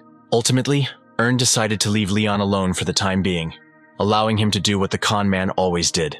In a panic, Leon asked Earn again, believing that he wanted to take the fraudster's life. Earn was quick to let Leon know that he simply wanted to manage it. Meanwhile, the protagonist himself, although he dreamed of revenge on Leon, considered the mere taking of life insufficient. Earn planned that first of all, Leon must experience all the suffering and hardships. In his mind, Earn was ready to condemn Leon to an endless series of torments. Afterwards, having decided to end the session, Earn advised Leon to always stay in touch and check his email. Leon tried to persuade Earn to wait. However, after this was said, the protagonist simply cut off the connection. Finally, Earn exhaled calmly. Stretching, he raised his hands up. Following this, he screamed with unprecedented joy at his victory. Earn couldn't believe that the scoundrel Leon had finally ended up in the protagonist's hands. Next, I decided to study in more detail the techniques provided by the fraudster. The system menu opened, and with complete pleasure, Earn pressed the absorb button. Some time passed, and the dawn of a new day arrived. Some were racing at full speed along mountain and forest paths. The landscapes flashed past, and the wind whistled in my ears. Using the Thousand Sages legwork skill, Earn accelerated to speeds he had never seen before. As Earn continued running, he noted that the skill was exactly as described, with both pros and cons. Afterwards, Earn sped up. Having reached the cliff, the protagonist began to climb it on the run, finally making a jump. Afterwards, Earn soared high in the air, revealing the beauty of the world around him. The protagonist was in complete ecstasy, feeling like a bird. At some point in time, Earn lightly touched the ground. After landing, Earn began to think about the moments of absorbing skills, believing that at that moment, he would die. Ern noted that without the special privilege of absorbing skills, his brain would probably simply explode. Then, having mastered the body techniques, Ern grabbed the hilt of the sword. Leaving behind a trail of water blades due to his special technique, Ern pulled out his sword. Next, the protagonist began to strike and lunge with his sword. At some point, Ern gathered all the power of the mastered technique into the sword. The air around the sword began to flow, and the blade of the weapon began to glow. Ern was ready to take the shot. With a swing, Ern released a shockwave, which was the secret technique of the Stilgard family. The shockwave Ern caused spread across the surrounding area. Looking at this, the protagonist himself was shocked by the power he now possessed. After all, now, having mastered this technique, Ern began to look more and more like his legendary grandfather, whose devastating blows were capable of crushing entire armies and cutting down forests.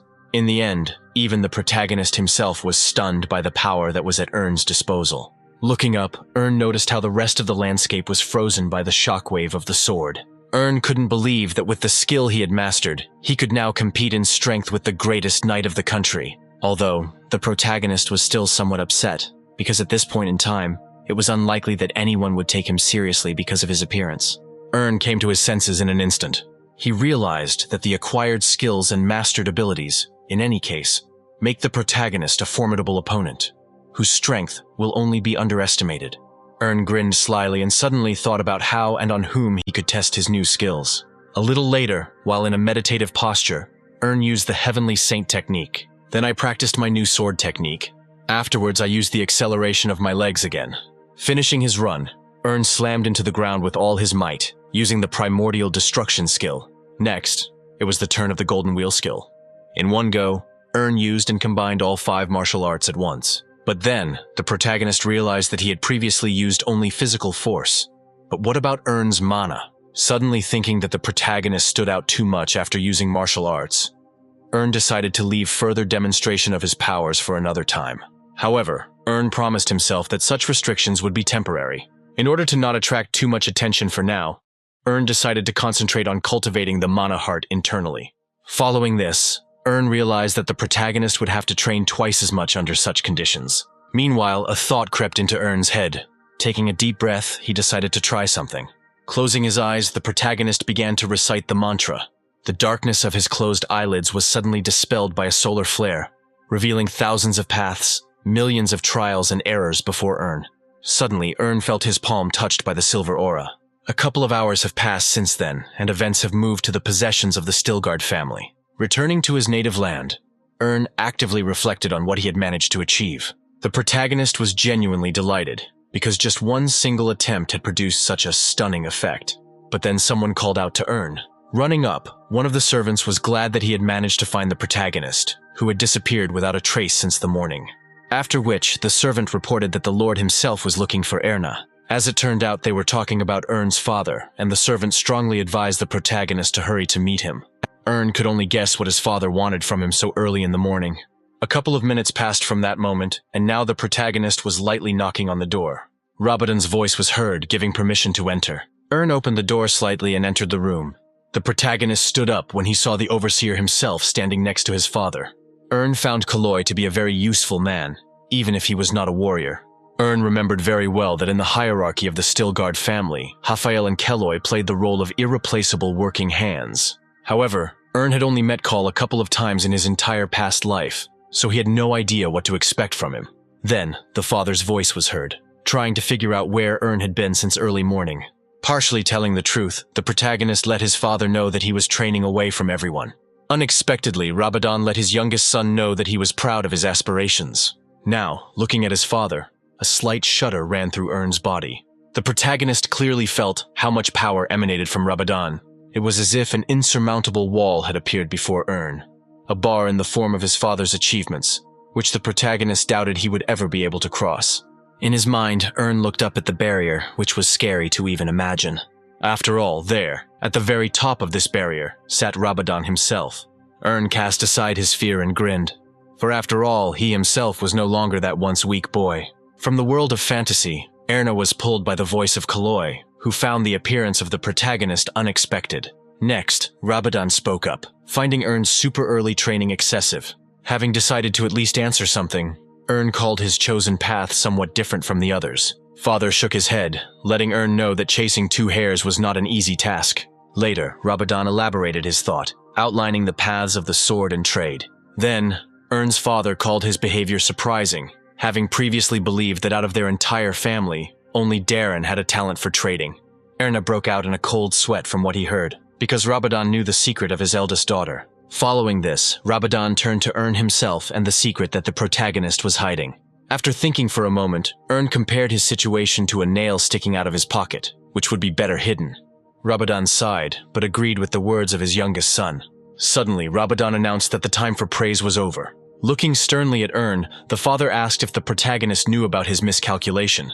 Without hesitation, the protagonist replied that he used the family name for trading. The father confirmed Earn's words, immediately making it clear that the protagonist had offended the influence of the shop, which was already under the protection of the still guards. Earn was taken aback, not even suspecting who they were talking about.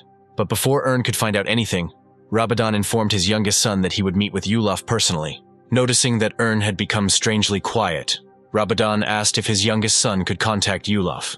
Earn agreed, deciding to play along while the protagonist was still on the family's lands. Father considered Earn's answer satisfactory, and then started talking about the Night Academy. Earn hastened to answer his father that he had already completed all the preparations and was ready to leave. Then, Ramadan asked if he could do anything for his youngest son. In essence, Earn had requests for his father, but he could not voice them, and so, having burst out laughing, he drew Ramadan's attention to himself as an extreme manifestation of concern. With a satisfied chuckle, the father let Earn go about his business. Awkwardly, the protagonist hurried to leave the office. As soon as he closed the door behind him, Earn let out a relaxed breath. However, immediately after this, a panic attack seized the protagonist. In this state, Earn did not even hear the door to his father's office creak behind him.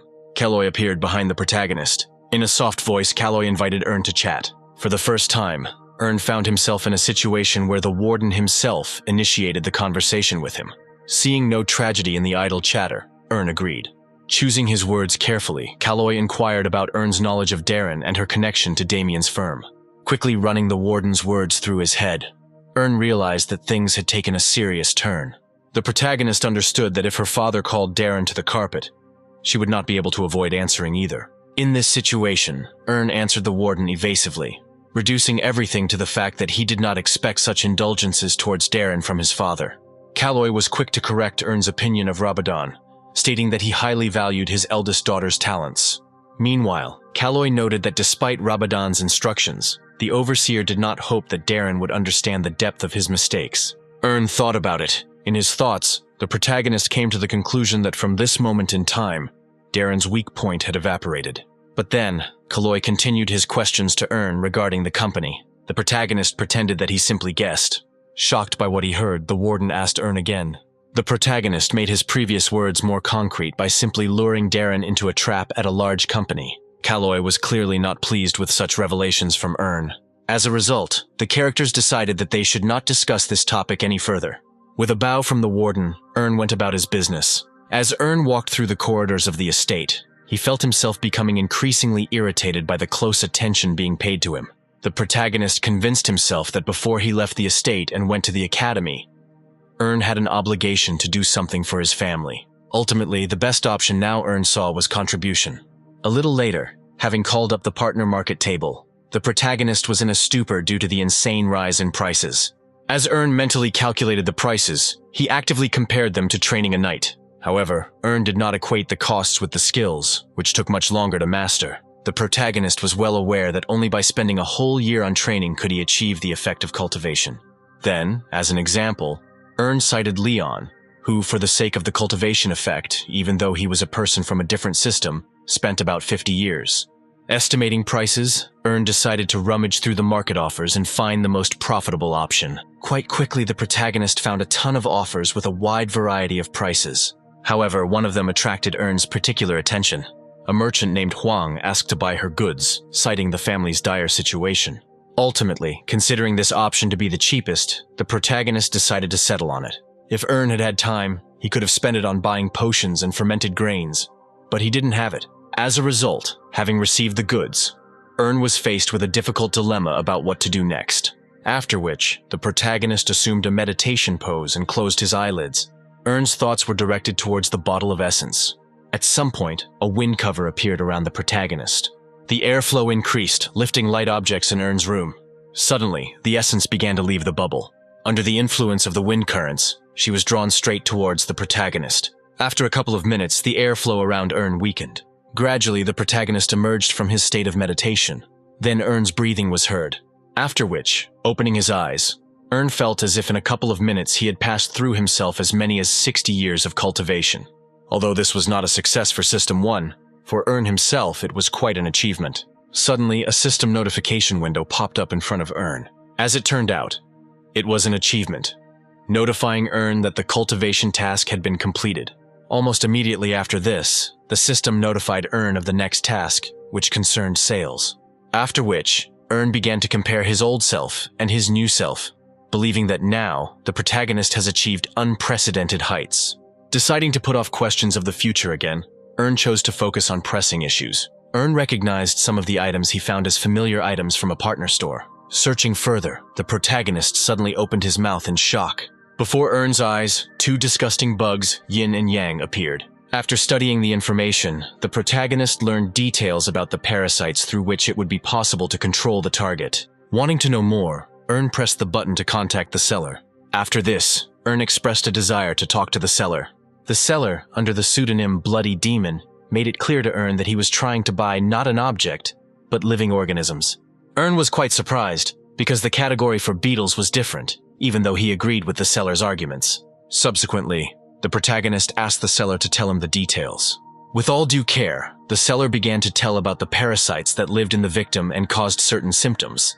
Then, when the seller mentioned the condition of the competitor, who would be under the influence of parasites, he suddenly burst out laughing.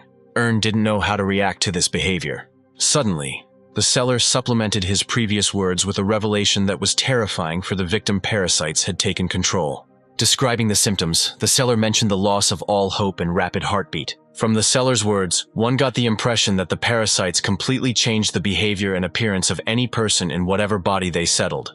Each time, revealing more and more details, the seller burst into laughter, which put Earn in an awkward position. Having decided to find out who the protagonist was talking to, Earn summoned the Eye of Insight. From the information he received, Earn had a picture of a salesman who was an evil god, mired in cruelty, deception, and dark magic. The seller himself, meanwhile, finished his presentation. Earn agreed with the quality of the goods, while also considering the blood demon a very reliable partner. But then the seller continued his speech about parasites, and did not recommend that Earn use them on family members. To the protagonist's logical question about the reasons, the seller named side effects. Next, the seller began to tell Earn about the customers with their complaints, because they tried to solve love affairs with the help of parasites.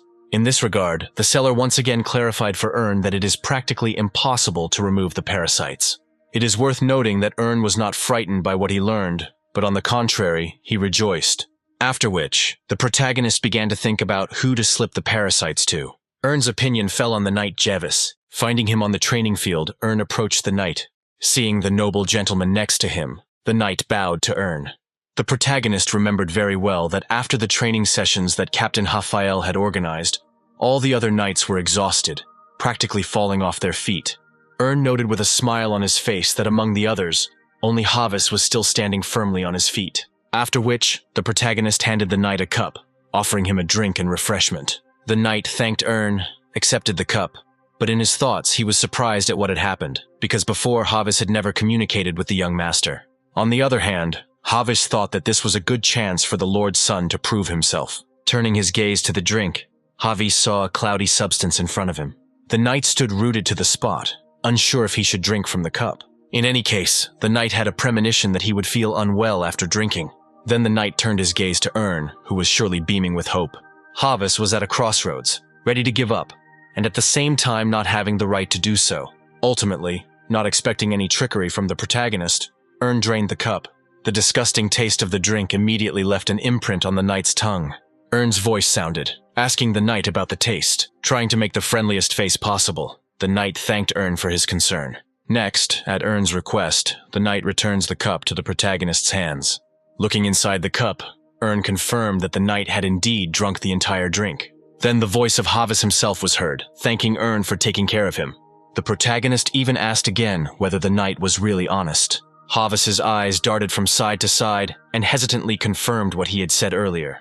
Hearing this, as a return gesture, Ern began to ask the knight for a favor. Havis was surprised that the young master wanted something from an ordinary knight.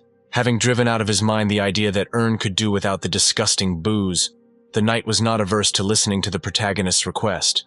Ern scratched the back of his head and suggested that they step away first. Havis looked genuinely puzzled.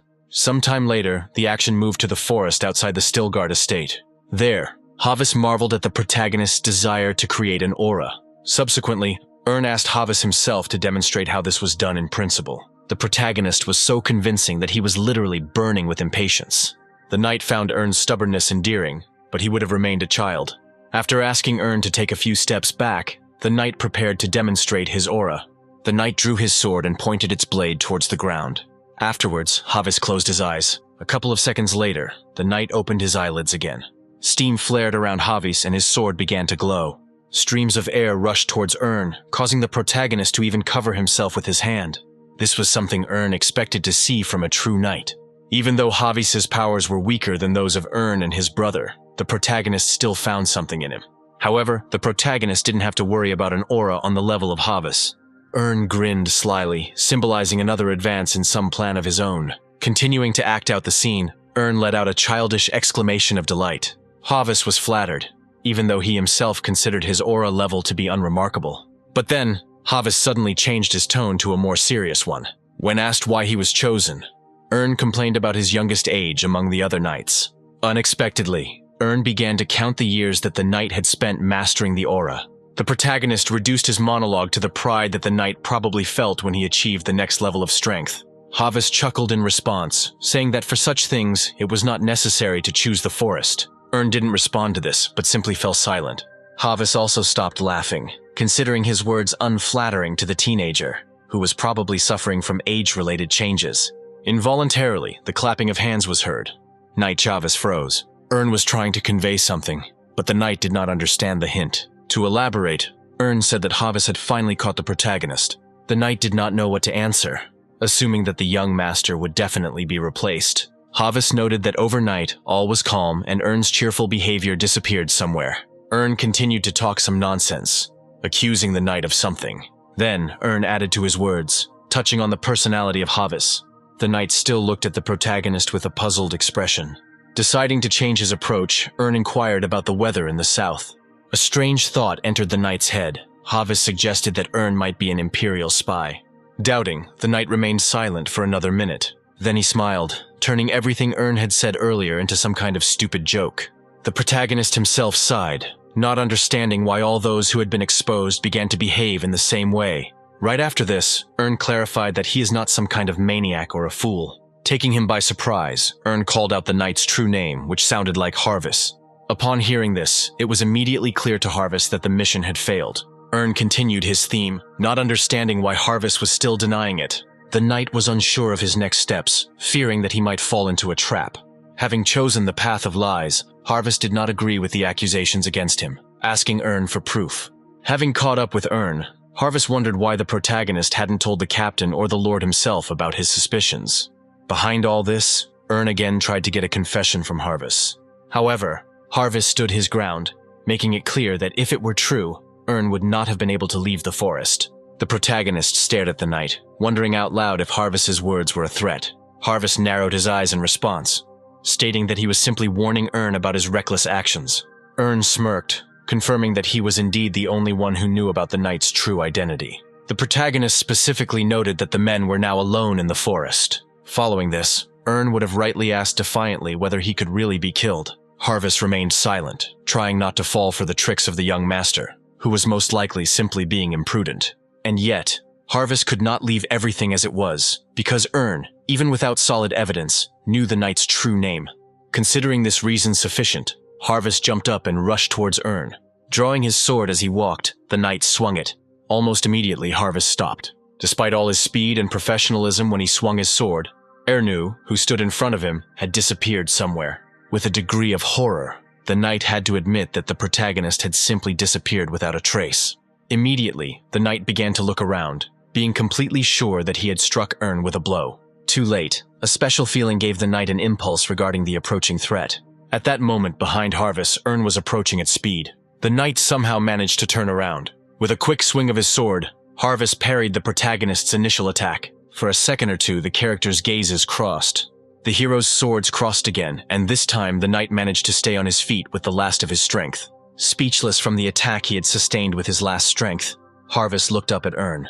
In amazement, Harvest could clearly see an aura swirling around Ern. Then, involuntarily, the knight's gaze fell on his sword, which turned out to be split. Ern's voice was heard, grinning at the training of Harvest, who somehow managed to become a spy. Meanwhile, Harvest, looking at Ern, was well aware of the presence of many strong warriors in the estate. However, whatever one might say, he did not expect to receive such a strong rebuff from a 16-year-old boy. The thought entered Harvest's head that the powers of his ancestors might have awakened in Erna. Suddenly, the knight threw away his split sword.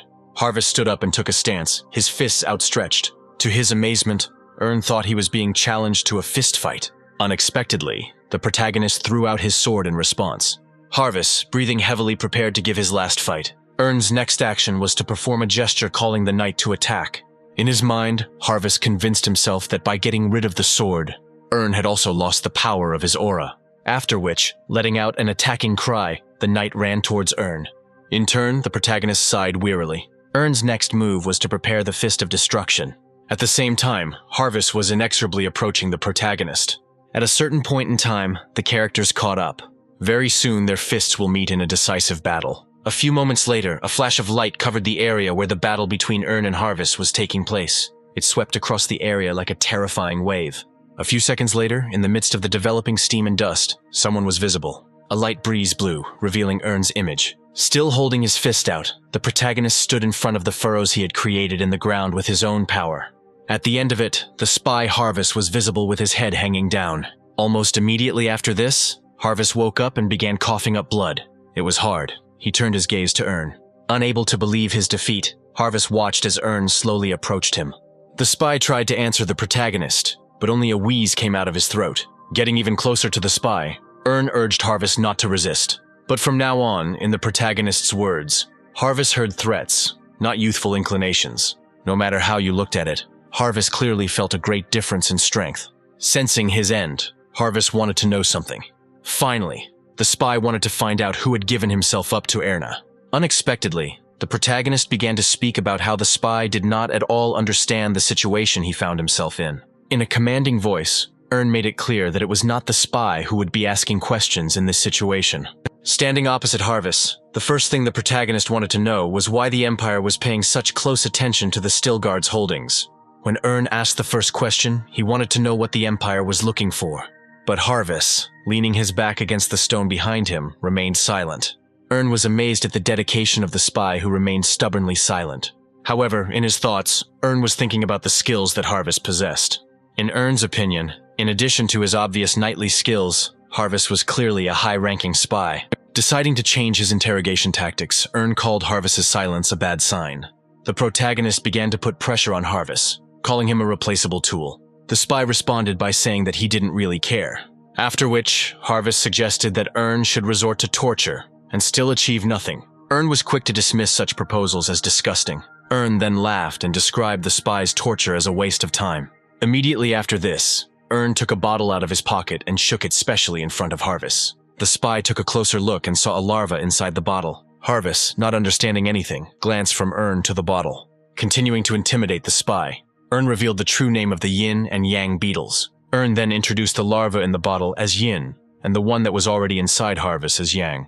After these explanations, the spy remembered the scene when Ern gave him a cup with a terrible-tasting brew. Almost immediately, the spy felt sick. The protagonist urged Harvest not to try too hard, because the larva was probably already in the spy's brain. Harvest cast a look of horror at the protagonist. Following this, Ern began to explain the principle of operation of the larvae, which lived in an inseparable mental tandem. Harvey felt mortally threatened but tried not to show it. Pulling himself together, the spy told Ern that he did not believe it, because he had never heard of such creatures. Called to action, Ern ostentatiously pulled out a needle. Harvest looked questioningly at Ern and what would happen next. Suddenly, the protagonist stuck a needle into a bottle containing a larva. Immediately after this, the needle pierced the larva, causing it to squeak in pain. Instantly, an impulse went off in the spy's head. The impulse turned into unbearable pain, from which Harvest began to scream. Acted strictly on the advice of the seller, who once explained to the protagonist the principle of operation of the larvae. To influence the victim, the first step the seller advised was to lightly poke the larva. The second step, the seller suggested throwing the larva into the water. Then, the seller described the victim's new sensations as frostbite and lack of air. The third step in torturing the victim, the seller insisted on the action of fire, which would simply be next to the larva. With a completely crazy look, the seller informed the protagonist in detail about the emotions that the larva would transfer to its victim. The seller had other steps as proposals, but he assured that the previous efforts would also bear fruit. Now, looking at how the spy was suffering, found the seller to be a very honest man. Later, at some point, unable to withstand the torture, Harvest fully confessed that he worked as a spy for the Empire. Having received the initial answers, wanted to know why Harvest had shown up in the Stilgard family. After initially hesitating, Harvest made it clear that the Empire was wary of a new Rabahan. Memory immediately flashed back to historical references about how the Empire had gone to war against the rest of the world. During long but losing battles, only one single person was found who was able to resist the military machine of the Empire. Subsequently, the son of this hero acquired no less legendary status, but his rank of skill was already much lower. The memories ended, and now didn't really believe the spy's words that the Empire was afraid of the new Rabahan. In part, Harvest agreed with Afterwards, having started talking about ranks, the spy made it clear that the birth of a new hero in the Stilgard family was only a matter of time. In this way, the spy explained the Empire's interest. Immediately after hearing this, was struck by the extraordinary thought that the whole matter was rooted in the blood of the Stilgard family. Continued to interrogate the spy, deciding to find out if the Emperor had predicted this course of events. However, Harvest, for some reason, remained silent and hung his head. Having assessed the spy's behavior as a certain sign, decided to find out Harvest's own opinion about everything in general. Raising his head, the spy shared his observations regarding Kirin, who, thanks to his successes, looked most like a new hero. Afraid of his own conclusions, Harvest apprehensively assumed what might happen if Kirin reached the level of her father or grandfather. Suddenly, the spy was interrupted by who stated that such a thing was impossible. Harvest would be glad to think the same, noting the ever-weakening strength of future generations of Stilgards. Immediately, Harvest corrected himself. Looking at the spy's former confidence in his conclusions quickly melted away. In the protagonist, Harvest found the most inherited skills and traits of the famous Rebahan. However, himself considered the spy's conclusions to be absolutely incorrect. In fact, all of power came from using martial arts books and potions. However, this did not stop the Empire from spying on the protagonist's family. Unexpectedly, remembered his past life. After all, back then, all the troubles in the protagonist's life began with the mysterious disappearance of his father. In that life, never managed to get to the bottom of the truth. But now, the protagonist knew for sure that the Empire was targeting his family. Never expected this turn of events. Immediately after this, the action moved to Rabadan, who suddenly began to cough. Having somehow managed to control his cough, Rabadan noted that this phenomenon began to occur more and more often. Wiping the drops of blood from his lips, Rabadan found a pattern to the attacks during training. Looking at the prints of his own blood, he came to the conclusion that he had not recovered, no matter how much rest he gave himself. Rabadan was forced to admit that he was facing a cunning enemy within himself. The first thing he thought of for some reason was the Mind Demon. Rabadan's thoughts were interrupted when Overseer Kelloy requested an audience. Pretending that nothing had happened, Rabadan allowed the warden to enter. Stepping into the light of the training grounds, Kelloy bowed to his master.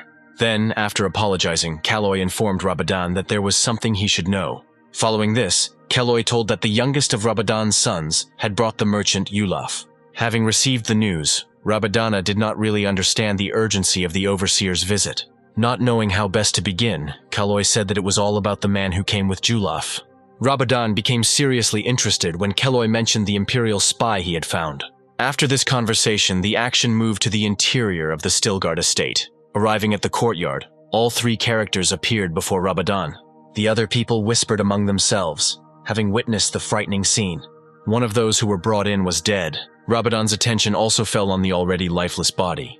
In response, Ern's voice was heard, asking his father for forgiveness for not being able to save the spy's life. Rabadan found no crime in his son's misbehavior. When Rabadan suggested that his son go and get some treatment, Ern replied that he was completely healthy. Under such circumstances, Rabadan would not mind hearing an explanation from his son. The protagonist began his speech by introducing Julaf, the stone merchant. Julaf himself remained humbly silent. Rabadon remembered that he had heard something from the overseer about Julaf. Next, Ern took the floor, telling a story about how, after meeting with Julaf, he had a premonition of something wrong. According to Ern, he managed to identify and lure the spy into a trap. The conversation, according to Ern, did not go well, and then the spy drew his sword. Rabadon interrupted his son, trying to find out how he had identified the spy. Reaching into his bosom, Ern produced a folded letter. Following this, the protagonist handed the letter to the butler. He obligingly accepted the letter, and then handed it over to Rabadon himself.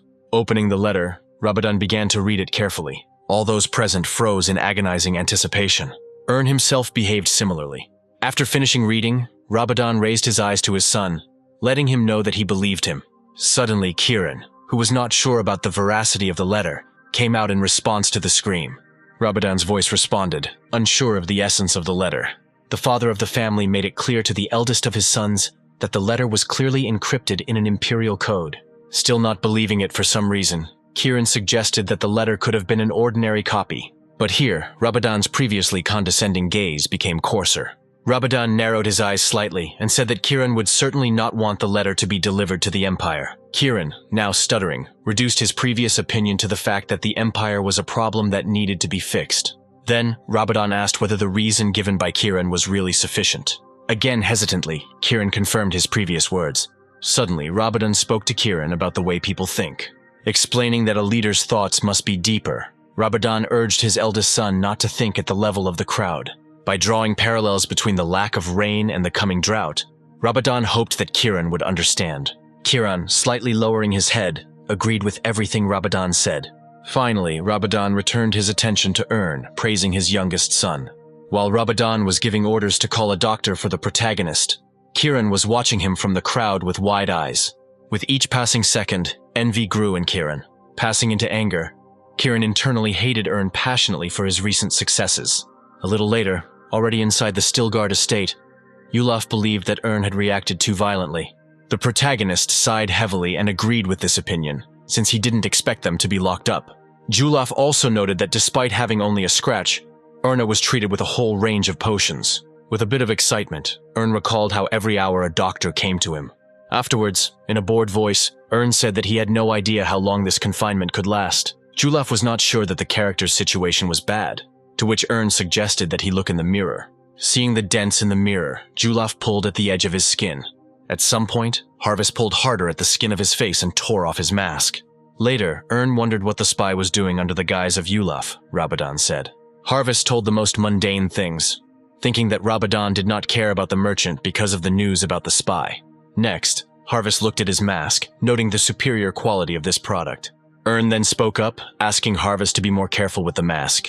The protagonist made it clear to the spy that it would be very difficult to obtain a second such face. Harvest repeated Ern's words in confusion and looked back at the mask. The spy's hands shook, thinking that the mask was made from someone's face. Harvest let go of the mask with a cry of disgust. Ern's voice followed, once again reminding Harvest that the mask was the spy's salvation.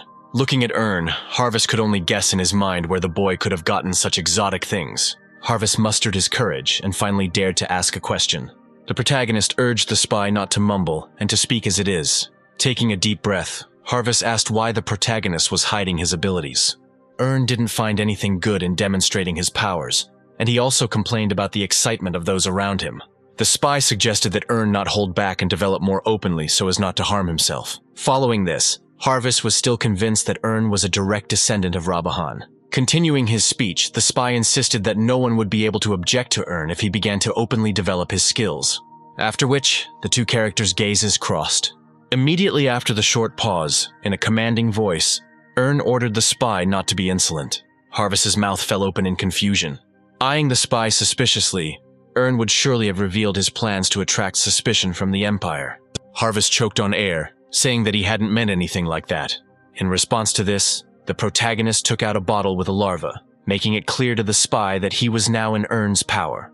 The larva inside the bottle, feeling the spy's gaze, crawled to the edge of the glass. A slight shudder ran through Harvest's body. For a moment, Ern even wondered if the spy really expected to steal a second larva one day, not wanting to be fooled any further by the naive face and deception. Harvest honestly stated that he had not meant anything like that. Immediately, remembering the task that the protagonist gave the spy, Earn reports. Having opened the envelope, the protagonist began to read. The first thing that caught Earn's eye was the words about observing the head of the Stilgard family. Next came the Erna brothers. The next fragment of text concerned the protagonist himself, who, in the opinion of the spy, was a complete nonentity. In addition, Earn also learned of the death of Gilbert, the communications manager, who had apparently been exposed. After finishing reading, Earn assessed the spy's report as normal, with a few exceptions. Earn made a disgruntled face and was somewhat upset by the spy's words in the report about his insignificance. In a panic, Harvis waved his hands, trying to convey that he had acted solely on Earn's orders and had deliberately belittled him. In response, the protagonist expressed that he found the spy's apology suspicious. At that moment, Harvis felt that Earn was simply playing with him. After all this, the protagonist began to explain to the spy the required behavior, where the lie would be beautifully hidden behind the truth. Seeming to understand, Harvis agreed to change the report, presenting the protagonist as a slightly more impressive warrior in his description. However, all this did not solve the problem of how the spy was going to transmit the information. Without thinking twice, Harvis let it be known that he had the contacts of a contact in place of the murdered Gilbert. Hearing the name Acadio from the spy, Earn imagined a very long journey to that place. Eventually, Earn let the spy go about his business. Before leaving, Harvis bowed to the protagonist. Earn watched the spy leave. Not knowing whether Harvis would be a good double agent, Earn also set himself additional tasks regarding the disclosure of the Empire's plans. However, in any case, nothing stopped Earn from getting rid of the spy with the help of larvae. Suddenly, there was a knock on the door of Earn's room. Immediately after this, the protagonist's father entered. Earn exclaimed, surprised by such a visit. The protagonist was about to get up, to which Rabadon asked his youngest son not to exhaust himself. Carefully choosing his words with pauses, Rabadon decided to find out whether Earn really did not have serious wounds. The protagonist smiled, confirming that he was completely healthy. Rabadon was glad to hear something like that, and now he wasn't too worried about Earn getting through the long journey. Afterwards, Rabadon clumsily tried to change the subject. However, the characters, not knowing what to say to each other, began to exchange silent glances. Meanwhile, the protagonist himself suddenly wondered whether his father had ever visited him in his past life. Having replayed the most vivid events of his past life in his memory, Earn came to the conclusion that such meetings definitely did not exist, and yet Earn could not get used to the new reality. A moment later, Rabadon suddenly sat down next to the protagonist. Erna was overcome with nervous tremors. Now the protagonist had no idea what he should do. Suddenly, Rabadon spoke about the Knights. Father told Earn that the spy's secret hideout had been found. Having made it clear to his son that the spy had previously disguised himself as a merchant, Rabadon expressed the opinion that the number of guards should be increased. Earn looked at his father with satisfaction, because this version of life was strikingly different from the previous one for the better. Now aware of the Empire's activity, Rabadon thanked his son for the work he had done. Afterwards, Rabadon asked Earn himself to be much more careful. According to his father, the service Earn rendered was not as valuable as something else. Now, turning his gaze to the protagonist, Rabadon called Earn his dearest son, whose loss would be irreparable. After these words, Earn briefly remembered that the protagonist's father from his past life was a completely different, colder person. And so, now, it seemed as if Earn could not recognize his father in Rabadon. Right after that, the protagonist's memories touched on something else. Earn's memory reflected the faces of all the members of the Stilgard family who had suffered a collapse. But among them, the face of Rabadon himself was not there. In that life, Earn's father disappeared just as the protagonist was at the academy, after which, the protagonist came to the conclusion that all this time he had an incorrect idea of his father. Unexpectedly, Rabadon continued his previous speech, urging Earn to be careful in the academy. In his mind, Earn asked his father himself to be more attentive. As if reading his son's thoughts, Rabadon looked intently at Earn. The protagonist quickly looked away. Rabadon asked his son about his reaction to the conversation, to which Earn somehow justified his absent-mindedness. Then, smiling, Earn promised his father to follow all the warnings. Rabadon closed his eyes and exhaled in relaxation. Earn managed to get the upper hand over his emotions and not tell his father anything about the events of his past life. Realizing that he would only seem like a madman, mentally, Earn was preparing himself to change everything through his own efforts. Sometime later, a ray of light flashed through the slightly opened door. Rabadon allowed his youngest son to take another look at the family's wealth. Earn beamed, as he finally got the chance to visit the inner part of the treasury. Suddenly, the father's sigh was heard. surprised by the protagonist's special attraction to family secrets. Ern looked back, thinking that his father looked disappointed. On the other hand, Ern understood his father's emotions, because in his son's place, everyone else would have been rushing into the treasury with a similar desire. Perhaps, in Rabadon's opinion, worthy knights should have behaved quite differently. Then, the protagonist decided to make his request to his father more specific. The protagonist made it clear to Rabadon that he was not interested in gold at all. Unexpectedly, Ern caught himself thinking that he was lying to his father, because the protagonist already knew everything about filling the treasury from his past life. Meanwhile, Rabadon chuckled mysteriously. Then, the father accepted Ern's words.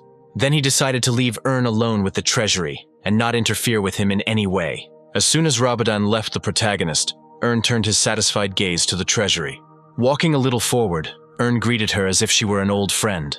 As Ern slowly walked inside, he remembered that the outer storage was used to deal with urgent financial matters, while the inner storage was where the most valuable things were kept. Meanwhile, Ern noted that the rarity of things did not always mean a high price. Looking at something, Ern suddenly said that this thing would be an ideal offering. The protagonist's pupils reflected the royal shield, which, thanks to its magical aura, could support the fighting spirit of an entire army. However, this did not answer Ern's question regarding why Rabadon kept a shield that was relatively useless to him. Then, thinking about the king's motives, Ern came to the conclusion that in this way, the Stilgard family was considered the shield of the country. The protagonist's grandfather had already revealed similar motives, and that's why he placed the shield in the treasury. Ern admired his grandfather, who, having managed to curb his pride after winning the war, did not try to seize power in the kingdom. Then, Erna's grandfather received many awards and titles, but all of them, in the opinion of the protagonist, were nowhere near his achievements. Ern sighed heavily because in fact, the shield could not even be sold, since it was a gift from the king himself. Having gone a little further, Ern suddenly exclaimed that there were real treasures in this place after all. The protagonist's gaze fell on the pedestal with things. Ern's gaze was fixed on Dark Sky, his grandfather's faithful sword. Suddenly, the protagonist thought about something. The next action Ern took was to call up the inventory. An image of a storage facility appeared in front of the protagonist, in which there was not much free space left. Ern scratched his chin, and thought that storing the sword in this kind of inventory would be disrespectful. Be that as it may, Ern decided to raise the storage level right now. Having learned the price for leveling up, the protagonist decided to spend the money. Having increased the storage level and not yet seeing any financial problems, Ern continued making improvements. Having reached the 3rd level of storage enhancement, Ern cried out in shock because for further manipulations, he would have to spend twice as many coins. Pulling himself together, Ern decided to stop for a while, even though he had enough money. Next, the protagonist called up his vault, now observing the updated and more well-kept interior. However, Ern was not satisfied with the results, deciding to spend the money on further improvements to the storage facility in the future. Having decided to check the characteristics of the item while it was in the inventory, the protagonist took his grandfather's sword from the pedestal. Immediately after this, a system message appeared, from which followed the stunning characteristics of the sword and its description. Ern continued to examine the sword in amazement. By chance, Ern came to the conclusion that since the sword had been with Rebahon since childhood, the protagonist's grandfather also participated in the dimensional trade. In any case, having satisfied his curiosity, Ern carefully put the sword back in place. For a moment, Ern beamed with happiness. But immediately after this, he came to his senses, because the protagonist got too carried away. Tearing himself away from the relic, Ern remembered that the real reason it was in the treasury was to find the true Book of Deals. Ern assured himself that such a book should go only to him, so that his loved ones would not cause trouble. If such a book really existed, Ern assured himself that he would get hold of it at any cost. After wandering around the treasury for a while, Ern quietly said that the book was not here. No matter where the protagonist looked, he could not find what he wanted. The protagonist looked through any strange and unusual places for things 2 or 3 times. At some point during the search, Ern even became resigned to the impossibility of finding the book. Suddenly, under the long strip of shelves, Ern noticed something. Diving with his hand, the protagonist eventually felt something there. As Ern pulled it out, he felt the object was quite small, after which he froze in complete surprise. In the protagonist's hands, there was an egg. Looking at it with distrust, Ern felt like the egg was definitely made of metal. Then sitting down, Ern said that what was found was not his area of expertise. Subsequently, the protagonist drove the egg back to the same place from where he pulled it out. Dusting his hands, Ern was forced to admit that the Book of Deals was clearly not in the internal storage. Further, the protagonist concluded that, obviously, the book had not fallen into other hands. Afterwards, Earn began to ponder how the protagonist's connection with the system was established in the past. There was only one explanation in Earn's head. The image of the bookmark of desires arose in his memory. Following this, Earn began to remember what he had wished for before his own death. Digging into his memories, Earn assumed that he wanted to get another chance, as well as monopolize the market. The version voiced by Earn was not bad, but it did not fit with the fact that the bookmark only granted one wish. The protagonist closed his eyes and tensed up. A couple of seconds later, Earn opened his eyes, still unable to come up with any other explanation. Not finding the book, the protagonist still decided to take something else from the treasury. Afterwards, Earn began to wander around the treasury again, looking for something interesting for himself. Thus, the protagonist returned to his grandfather's sword. Stopping near the weapon, Earn said the name of the sword. Then he waved his hands, as if driving away the greedy thought. After all, in fact, there were many other magical items in the treasury, although they no longer played a role for Earn now. The protagonist found his grandfather's notes as an analog of such items. Suddenly, a rustling sound was heard from under the bookshelves. Earn looked down, puzzled. Immediately after this, a recently found egg arrived at the protagonist's feet. Upon picking up the egg, Earn found that it had no legs, meaning it couldn't just pop back into existence next to the protagonist. Almost immediately, Earn imagined that the egg might have legs after all. Earn remembered that he was not in the treasury, but in the storage of his legendary grandfather, where any strange things could easily happen. In this regard, even the egg in the protagonist's hands could have been from another dimension. Deciding to check something out, Earn wanted to put the egg into his inventory. However, the system did not provide any useful information about the ball. The protagonist suggested that the system most likely did not show information about a high-level item to the low-level Earn. Therefore, Earn came to the conclusion that he had to figure everything out. Next, Earn activated the Eye of Providence skill. Seeing the truth, Earn staggered back. The protagonist's lips trembled as he tried to articulate what he had seen. Unexpectedly, the events were transferred to Earn's past life, when he first arrived at the academy. Even then, the protagonist was made fun of, considered a disgrace to the Stilgard family. For some, Earn's departure was considered a holiday, but it was not the protagonist who was happy. As he reminisced, Earn began to draw parallels with his current life. After all, in the past, being an outcast and a disgrace, in the current continuum, Earn managed to become the true hope of the family. In the current time frame, Earn could be proud of himself. Suddenly, the protagonist was caught by Karen's sister. Coming closer, she named the figure of 4 years of Earn's future absence. Earn confirmed this, but promised to visit the family during the holidays. Afterwards, the heroes agreed to correspond from time to time. Immediately after this, Karen dumped a whole series of advice on Earn about how the protagonist should behave in the new place. The sister knew very well about Earn's ability to stand up for himself, but she was still worried about him. Next, Karen asked Earn to extend his hand. As soon as the protagonist did this, a heavy bag fell into Earn's palm. Earn began to examine the bag with surprise. Karen smiled sweetly in response, calling what Earn received a small gift. The sister called the gifted money a useful aid for any of Earn's affairs at the academy. Earn seemed to kindly refuse the gift, because in fact, the protagonist already had such a fortune that he could easily hire his own knights. Realizing in time that refusing the gift would worsen his relationship with his sister, Earn swore to her that he would use the money for a good cause. Almost immediately, Earn came to his senses, because his sister shouldn't have had money. Looking at his sister, Earn suddenly gasped. As it turned out, the ruby pendant from Karen's neck had disappeared somewhere. Some time later, a carriage drove up to the courtyard.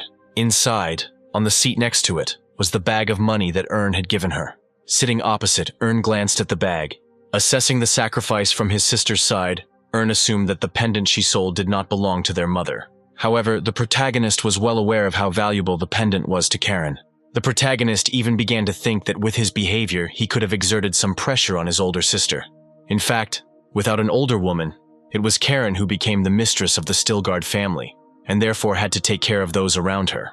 Earn sighed heavily because this burden should have fallen on him, not his sister.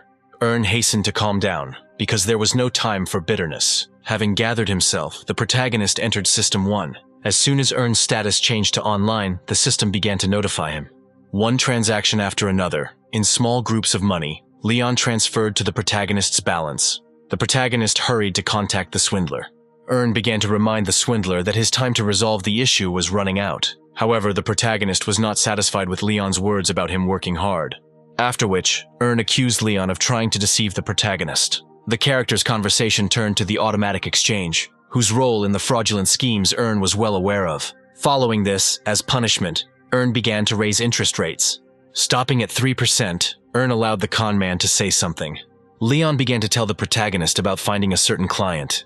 Suddenly, Earn interrupted the swindler's words. With all the sternness in his voice, the protagonist reminded Leon not to try to dodge. Earn then called the system, changing Leon's bet by 3% more. Immediately, Leon's sob was heard over the communication channel. After receiving the warning, Leon assured Earn that he understood everything. Having finished the conversation, Earn glanced contentedly at the agreement between dimensions, which gave the protagonist complete carte blanche for action. After all, from now on, for the protection and preservation of Leon's secrets, the swindler was obliged to serve the protagonist for as long as 1,000 years. From now on, Earn was going to completely deprive Leon of his past idle life, because the swindler would probably never be able to feel its former alluring taste again. Seeing Leon as a coin that never melts, Earn was going to milk him for eternity. Less than a minute later, Leon returned to the chat with good news. Earn was ready to take a look at what the swindler had managed to get. An image of a book flashed before the protagonist's eyes. Another martial art, but this time for women. Earn began to read the description of the book, unable to understand what the one who created this martial art had found. Immediately after this, Earn used the Eye of Providence. But even with this approach, the protagonist was unable to find anything. Without any detailed information, Earn began to doubt the value of the book and the fighting techniques there. Leon unexpectedly responded, telling Earn that he had also studied the book since, according to the protagonist, it was intended for a third-level person. Taking the swindler's words as a personal insult, Earn ordered him to shut up. Additionally, the protagonist called Leon's own internal energy the third level. Tears of despair began to flow from the swindler's eyes again. As quickly as possible, Leon pulled himself together, ready to endure. Next, the character started talking about the stability of fighting techniques. Leon began to assure Earn that the fighting technique was stable and pliable. Leon added to his previous words that he was unlikely to find anything better in the near future. However, the scammer didn't really understand the idea behind Earn's requests, who was looking for martial arts for System 0, as well as women. Earn declined to answer and continued the conversation. Afterwards, the character's speech touched on the sellers, whom Leon had managed to find and was now waiting for an answer. The protagonist asked the seller to redirect him when they responded. Leon had no objections, after which he decided to talk about interest rates again. However, the scammer did not receive any response as Earn left the chat. Now, looking at the book he had received, Earn admired his genius for sparing such a valuable Leon. Then, opening the book, Earn found the text contained there to be very literate and informative. The next second, having decided everything for himself, Earn slammed the book shut. A couple of minutes later, Earn presented the book to Karen. Earn hoped that his sister would give him a gift that would be useful to her. Earn marked his gift with a certain reason, which he could not yet talk about. Evading his sister's questions, Earn turned everything to a book, in whose words Karen would be able to find answers. Looking at his sister, the protagonist found her to be very talented, even more so than Earn himself. In his hopes for the future, Earn saw Karen as the next outstanding member of the Stilgard clan. Earn may have had many doubts in his life, but he was confident that Karen would be able to achieve great heights. Earn could easily help his sister with much more, but for now he considered the rush unnecessary. Finally, the protagonist could tell himself that everything was ready. Suddenly, Earn remembered something. Turning his head, the protagonist's eyes froze on the motley crowd of people seeing him off. Darren realized that her younger brother was staring at her. After which, Earn made a series of gestures, indicating that he would keep an eye on his sister. The protagonist finished these gestures by moving his thumb along his own throat. In response, obviously realizing everything, Darren jerked. If in his past life, Earn considered the trip to the academy to be hell, now his feelings were completely different. After all, Earn left behind good relationships with those people who, in his past life, treated the protagonist with hostility. The positive looks of the crowd, which no longer secretly mocked the unfortunate young master. Earn found the differences between his past and present selves to be colossal. After all, from now on, the protagonist was ready to go for even greater differences in the future. During this trip, Leon contacted Earn, who informed the protagonist about establishing contact with the sellers. When Leon's speech turned to some special details, Earn asked to personally connect the protagonist with the sellers. While waiting, Earn enjoyed the fact that once again everything was going according to plan. Then the protagonist tossed the egg in his hands. Next, Earn was shown the details of the discovered egg, in which the great beast was hidden. Ern looked with satisfaction at the power hidden in the egg. One of the sellers finished transmitting the information found on the egg. Ern thanked the salesman and promised to call back if he needed any other information. Before hanging up, Ern decided to find out more about the salesman Henry and gasped. As it turned out, he was from System 4 itself. Ern was struck by the thought that for Henry, being in System 1 was not typical. The protagonist thought for a long time. Soon, Ern learned that Henry was obsessed with gambling, where he spent all his money. Thinking that everything would be easy enough, Ern decided to contact Henry again. Having started the dialogue, Ern started talking about his desire to purchase the Taming Guide. Henry exclaimed in surprise. He would have remembered Ern from System 1. Ern then asked to demonstrate the subject under discussion.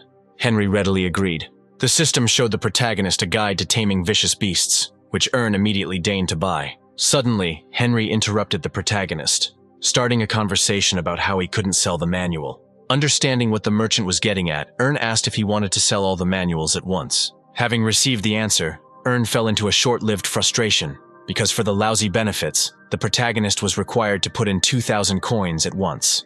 It goes without saying that Ern was not prepared to go to such expense. However, Henry stood his ground, justifying the price by the fact that the Emperor himself used these books.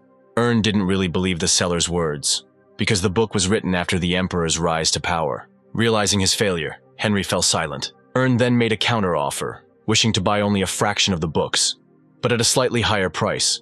Henry tried to appeal to Ern's common sense, lamenting the importance of buying the entire book collection. The protagonist sighed wearily. Henry himself will continue to push the line on the importance of purchasing the entire line of books. As an important argument, which Ern could not disagree with, Henry suggested looking for similar books in System 1. In any case, the protagonist couldn't allow anyone to push him around. Changing his approach, Ern now offered 100 coins more for the previous part of the book series. When Ern spoke about the copy of the book, Henry became furious. From Henry's words, it followed that using a licensed item for future resale was sheer blasphemy. Listening to Henry's speech, Ern even decided for a split second that the seller was not quite right in the head.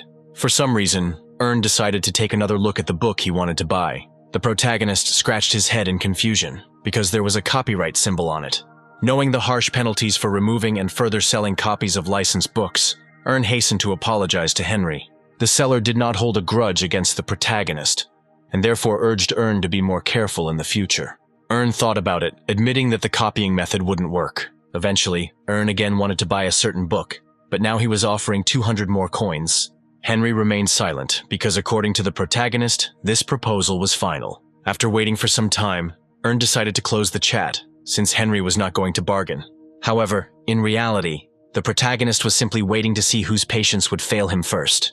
A couple of minutes later, Henry contacted Ern, asking the protagonist to throw in another 50 coins on top. Ern had to remind Henry that the protagonist's last offer had already been voiced. The seller almost condescended to shout, because if some of the books from the middle of the collection disappeared, the overall price for the entire series would drop. However, at some point Henry calmed down. Frowning considerably, the seller nevertheless agreed to make a deal with Ern.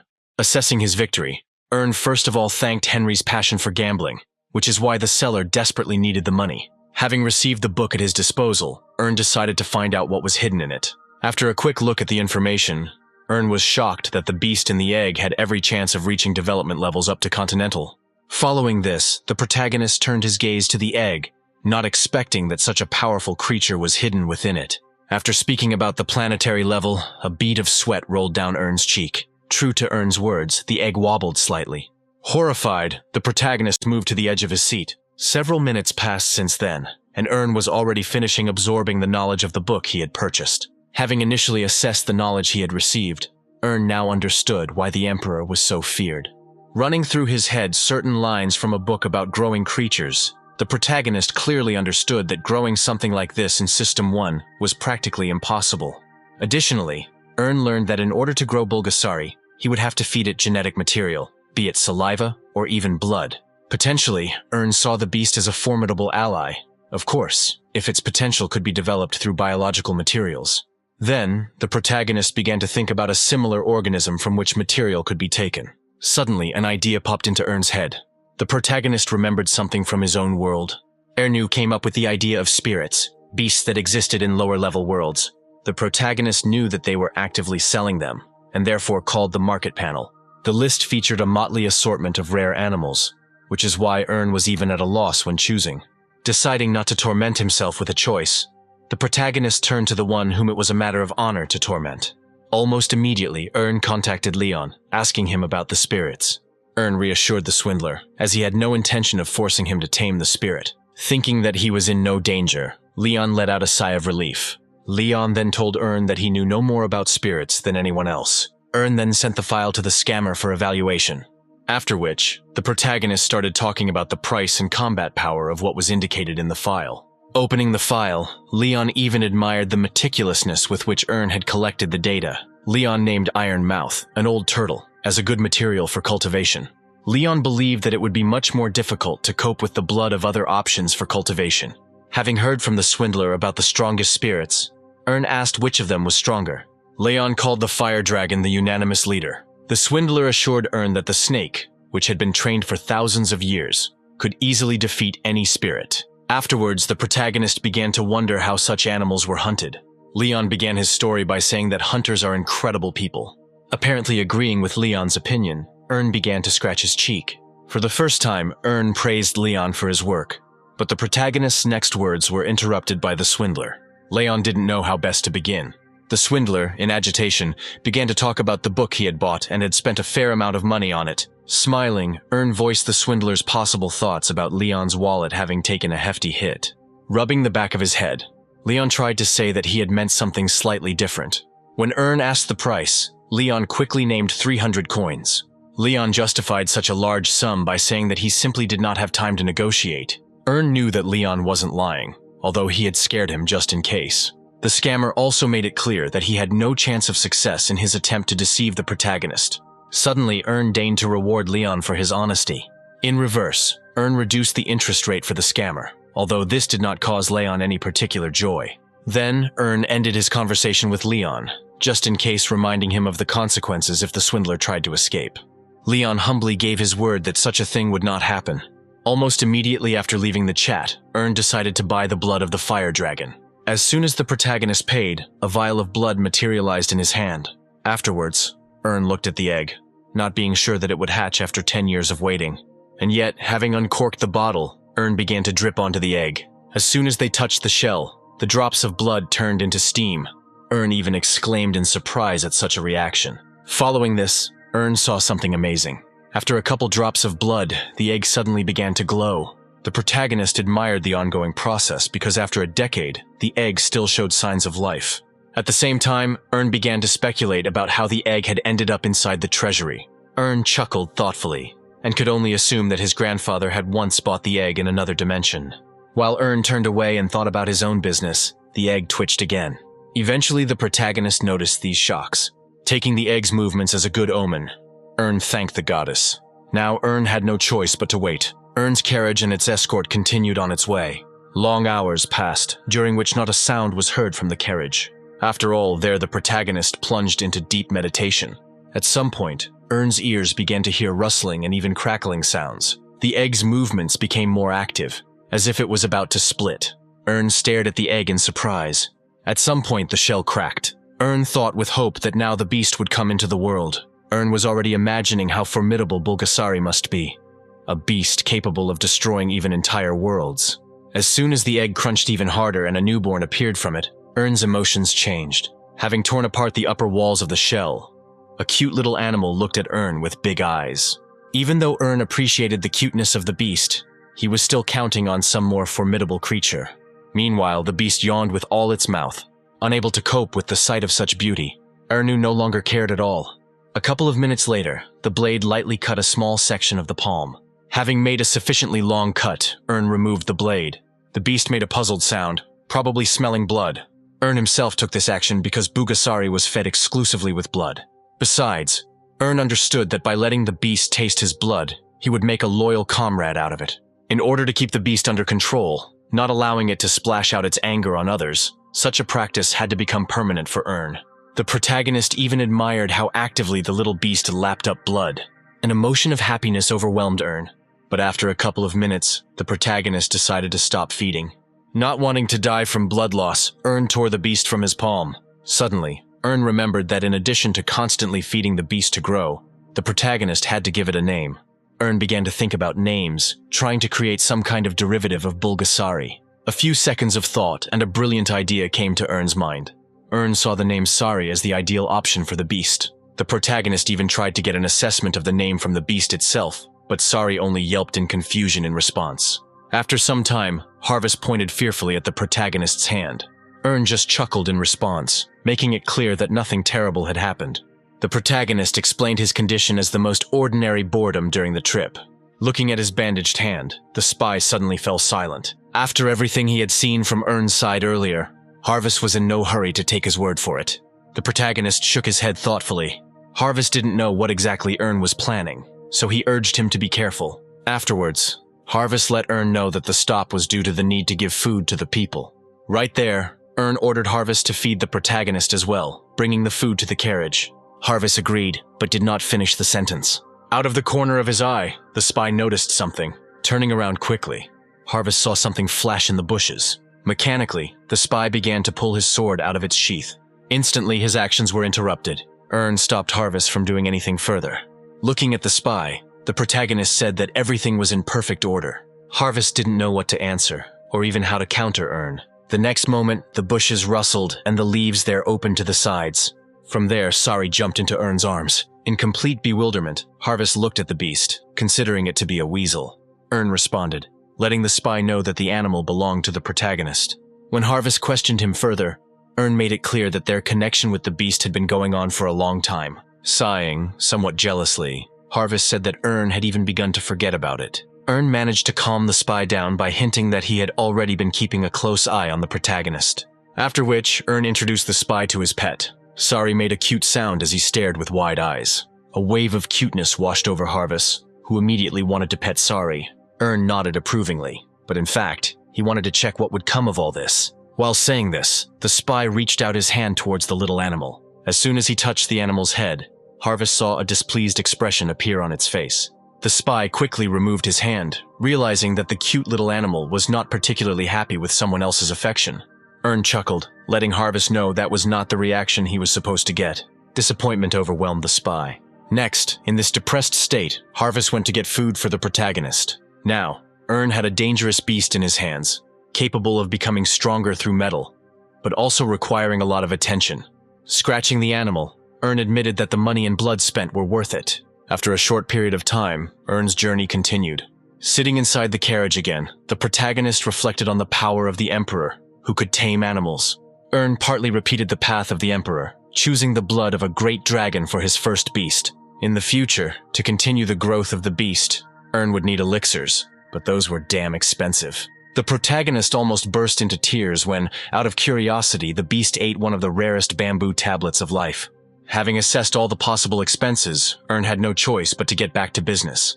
There were fewer and fewer days left until the monostone limit was reset, and therefore Ern had to choose a different product. The protagonist began to briefly imagine the various goods that could be in demand in each system. Ern clearly understood that the base price of these goods had to be high enough to make a large profit. At some point, Ern's thoughts bore fruit. A new brilliant idea came to him. Ern remembered what he had once used himself, and what everyone else was interested in: the essences of cultivation. The protagonist rushed to make the purchase. Even by reselling at the purchase price, Ern expected to make a profit through his skills. The protagonist could already imagine how he would become immeasurably rich just through resale. Meanwhile, Ern guessed that such machinations would definitely be noticed by the exchange center. Looking at the essence limit, Ern sighed heavily, because access to subsequent purchases would only open in a year. Another clever idea brought a grin to Ern's face. As it turned out, Ern had spent so much gold recently that he was able to get an achievement for himself and compensate for these expenses. After which, Ern switched to a furious purchase of elixirs. The protagonist performed all these manipulations for the sake of only one single idea to earn even more money. Steam billowed from Ern's hands as he finally finished his long series of purchases. Then the protagonist called Sari. The little animal quacked in response with interest. Following this, Ern urged the animal to open its mouth wider. After some time had passed since the feeding, Ern tried to get Sari to open her mouth. Parodying, the little animal repeated after Ern. The protagonist clearly saw that the feeding had borne fruit. In just a couple of days, the little animal changed considerably, changing the color of its fur and growing long fangs. Ern let out a sigh of relief, because Sari had reached the stage where expensive elixirs were no longer required for growth. According to Ern's cost scale, only half of all the previously accumulated coins went towards raising the animal. Suddenly, Ern took out a scroll of healing magic. Then he began to tear it to shreds. Then a magical seal appeared above the protagonist. Refreshing winds began to encircle Ern's body. Having taken a magical shower and cleansed himself, the protagonist exhaled graciously. At the same time, the protagonist remembered that he was once called the Star of the Navarro Society, even though this title did not last long for Ern. In essence, Ern owed his success in society to his appearance, which he always closely monitored. The protagonist was torn away from his self-admiration by Michael's voice. Ern looked out the carriage window in confusion. Having reached the door, the knight conveyed Harvis's words regarding Ern's need for rest. The protagonist was not in the mood for a rest, and therefore ordered to continue on his way. The protagonist then looked up at the sky, impressed that trading had taken up most of the day. Be that as it may, Ern was not averse to continuing. After several hours, the protagonist reached the city of Acadio. The procession that had accompanied Erna the entire way was now enthusiastically discussing something among themselves. Having climbed the steps, people crowded at the threshold of the luxurious house. Behind them stood Harvis and Ern, where the spy was wondering if this was all too much. Ern let the spy know that he wanted to thank his people for the hardships they had endured during the long journey. Still, insisting that people should rest, the protagonist asked Harvis to keep an eye on everything. At the same time, Ern asked the spy to take the people to wash up, so that they would not disgrace the name of the Stilgard family. When Harvis named the approximate price for such events, Ern easily threw a bag of coins into his hands. Ern also ordered that hot food be provided to the people. The spy agreed to carry out all the assigned tasks, but he ended up with much more money than was required. Ern allowed the spy to keep the rest as a token of his gratitude.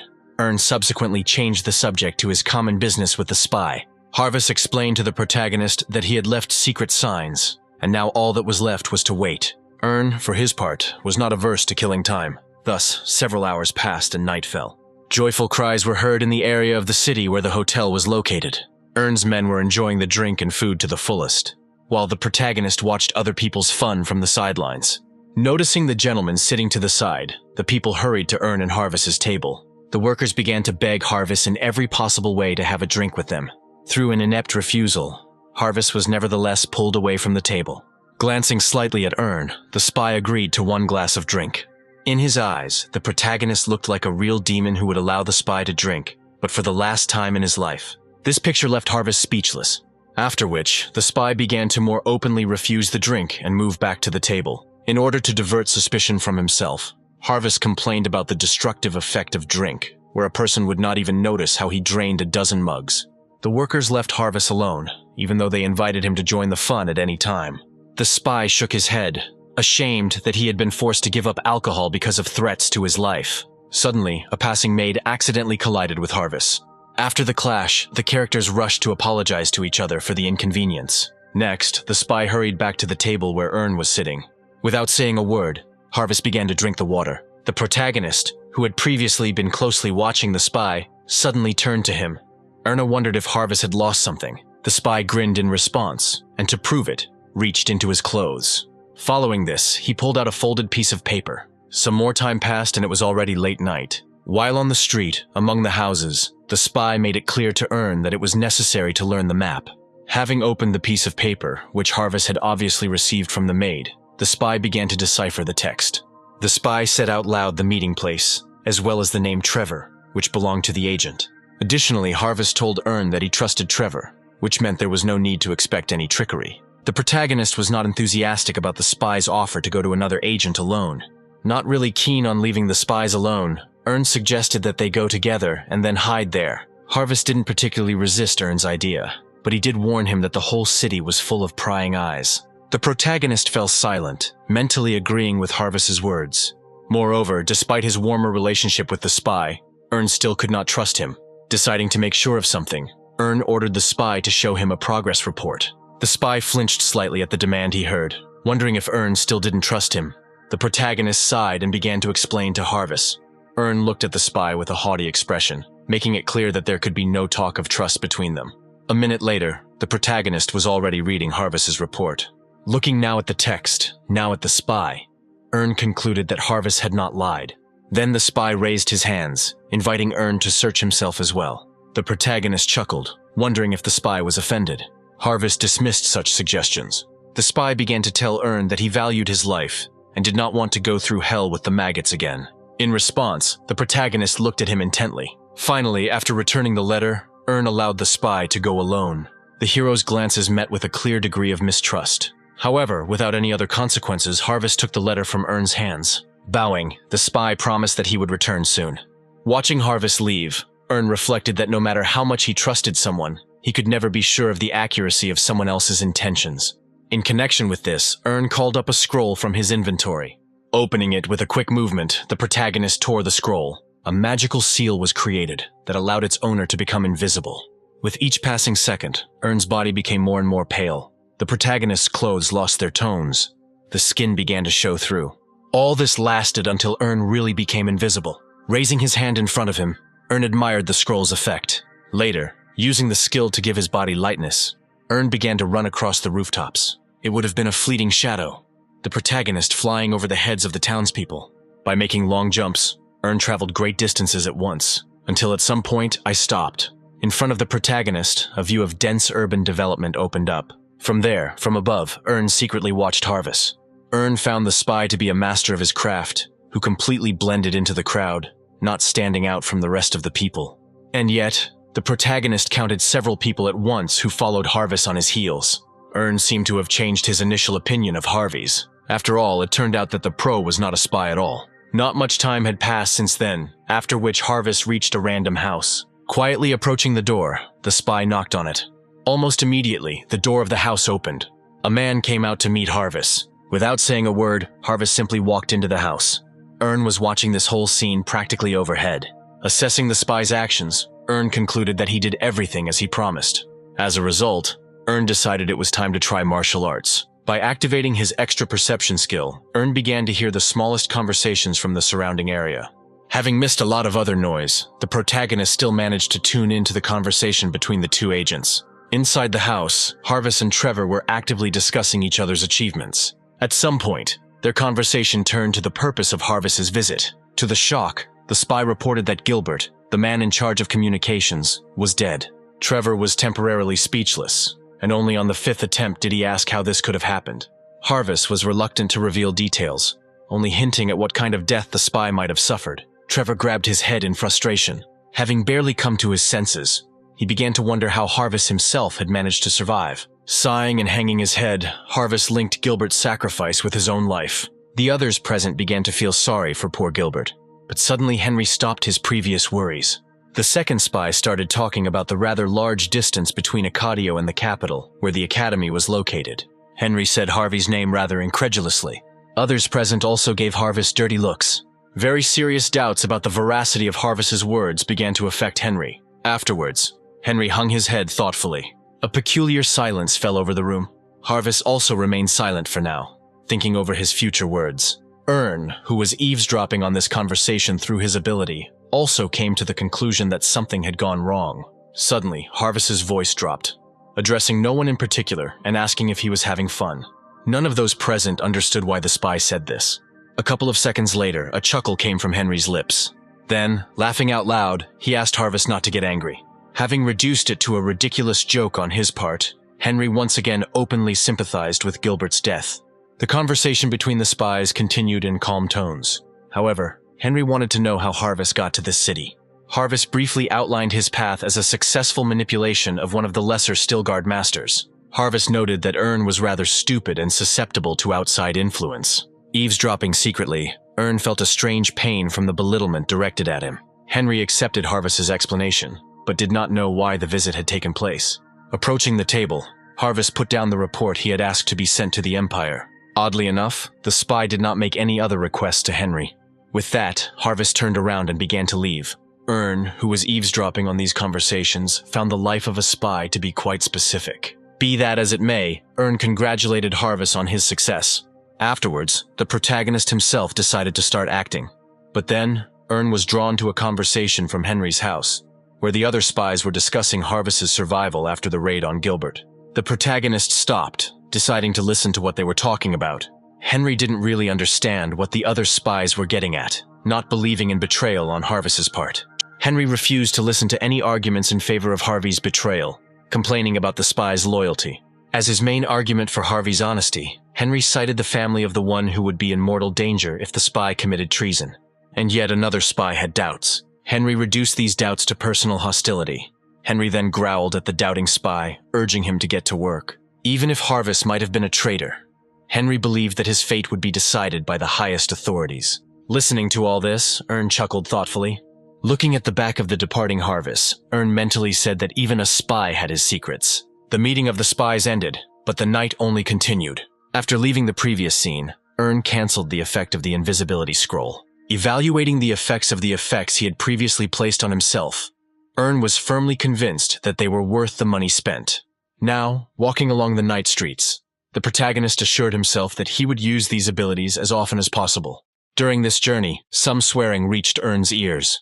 The protagonist turned towards the direction from which the sound was coming, thinking that a fight was unfolding there. Walking in that direction, Ern came across a noisy crowd in the middle of the night. Looking closer, Ern discovered two groups of people actively arguing among themselves about the importance of their masters. In shock, among the crowd that had formed, Ern clearly saw his own people. People on both sides, heated up by drinking, only inflamed the conflict. In the midst of this swearing, Ern clearly made out the mention of Marquis Albert. A feeling of spontaneous recollection overcame Ern as soon as he heard this name. One of the parties began to lose its temper. Since under the influence of alcohol, no peaceful resolution of the dispute was found. There were shouts of threats in response. In the name of the honor of their masters, people were ready to start tearing each other to pieces. At some point, having divided, the crowd moved wall to wall. But before the carnage could begin, they were all interrupted by a menacing cry. The workers stopped immediately. One of the crowd recognized the man. After all, the stately man was the captain. Erna, who also saw the captain, was overcome with nervous tremors. Closing his eyes, he remembered how his body was torn apart by pain, how the instruments of torture rattled and clanged, how blood covered the floor. It seemed that Ern had met the very man from the past who had taken everything from the protagonist. However, Ern's gaze was not directed at the captain. After all, behind him the shadow was rapidly growing. Soon, having caught up with the captain, Albert Kuntz appeared next to him. The protagonist bared his teeth, not expecting such a meeting. A veil of hatred enveloped the protagonist. His gaze was fixed exclusively on Kuntz. Burning with the heat of hatred, the hero even wondered whether he should simply kill Kuntz right now. The temptation for revenge was so great that Ern's veins even bulged from the tension. Having mastered himself and exhaled, Ern decided that Kuntz could not be killed quickly and painlessly. The protagonist assured himself that he would make Kuntz experience his own pain. At the same time, the captain approached the intoxicated and ready-to-fight crowd. Like a rock, the tall man towered over the workers. One of the people even mentally admired the captain's height. Suddenly, the captain's voice was heard, reminding them that he had asked them not to make noise. The people subordinate to him instantly sobered up. Later, they all bowed, giving their word that such a thing would not happen again. Then the captain turned his attention to Ern's people. The captain introduced himself as Derek and wanted to know who was in front of him.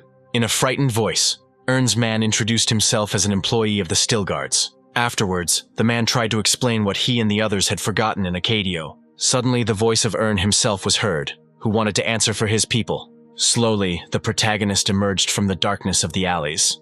Assessing Ern, Derek found him calm, but with a rather piercing gaze. Ern himself mentally recognized that Derek was clearly struck by someone else's aura. Be that as it may, the protagonist was sure that he had scared the captain. Taking a closer look at Ern, Derek realized that he was still a child, but nevertheless wondered who he was. The protagonist calmly stated his name. Then he added words about his Stillguard family. Hearing this, the captain immediately turned his gaze to Kuntz. He simply grimaced with displeasure. Then, the captain launched into the following thoughts, admitting that with the appearance of another noble person, the situation could become much more complicated. But the captain's thoughts were interrupted by Ern. Ern brought up the reason why Derek was negative towards the Stillguards in Acadio. The captain began to assure Ern that he had not meant anything like that. In response, Ern threw up his hands, saying that he simply wanted to look at the second largest city in the country. Then, the protagonist himself was interested in Albert's presence in Acadio. Derek hastened to answer that the reason was similar to Ern's own desire. Additionally, Derek apologized to Ern for the behavior of his men. However, as soon as Derek finished, Kuntz himself entered the dialogue. Kuntz saw no reason to apologize, considering the Stillguards themselves to be the source of the troubles. Dirk understood perfectly well that the conflict with the Still Guards could only end in tragedy, and therefore he hastened to calm Kunz, citing the need to return to the hotel. However, Kunz rejected Dirk's words. Dirk continued his calming tactics, offering to discuss everything in the morning. Ern spoke next, seeing no point in waiting for anything. After this, Ern decided to find out if Dirk knew the reasons for the conflict that had occurred. Kunz took the right to vote, considering such discussions unnecessary, since the title of Baron was lower than the title of Marquis. Behind Ern, the grumbling of the Stillguard men could be heard. In response to Kunz, a chuckle was heard from the protagonist.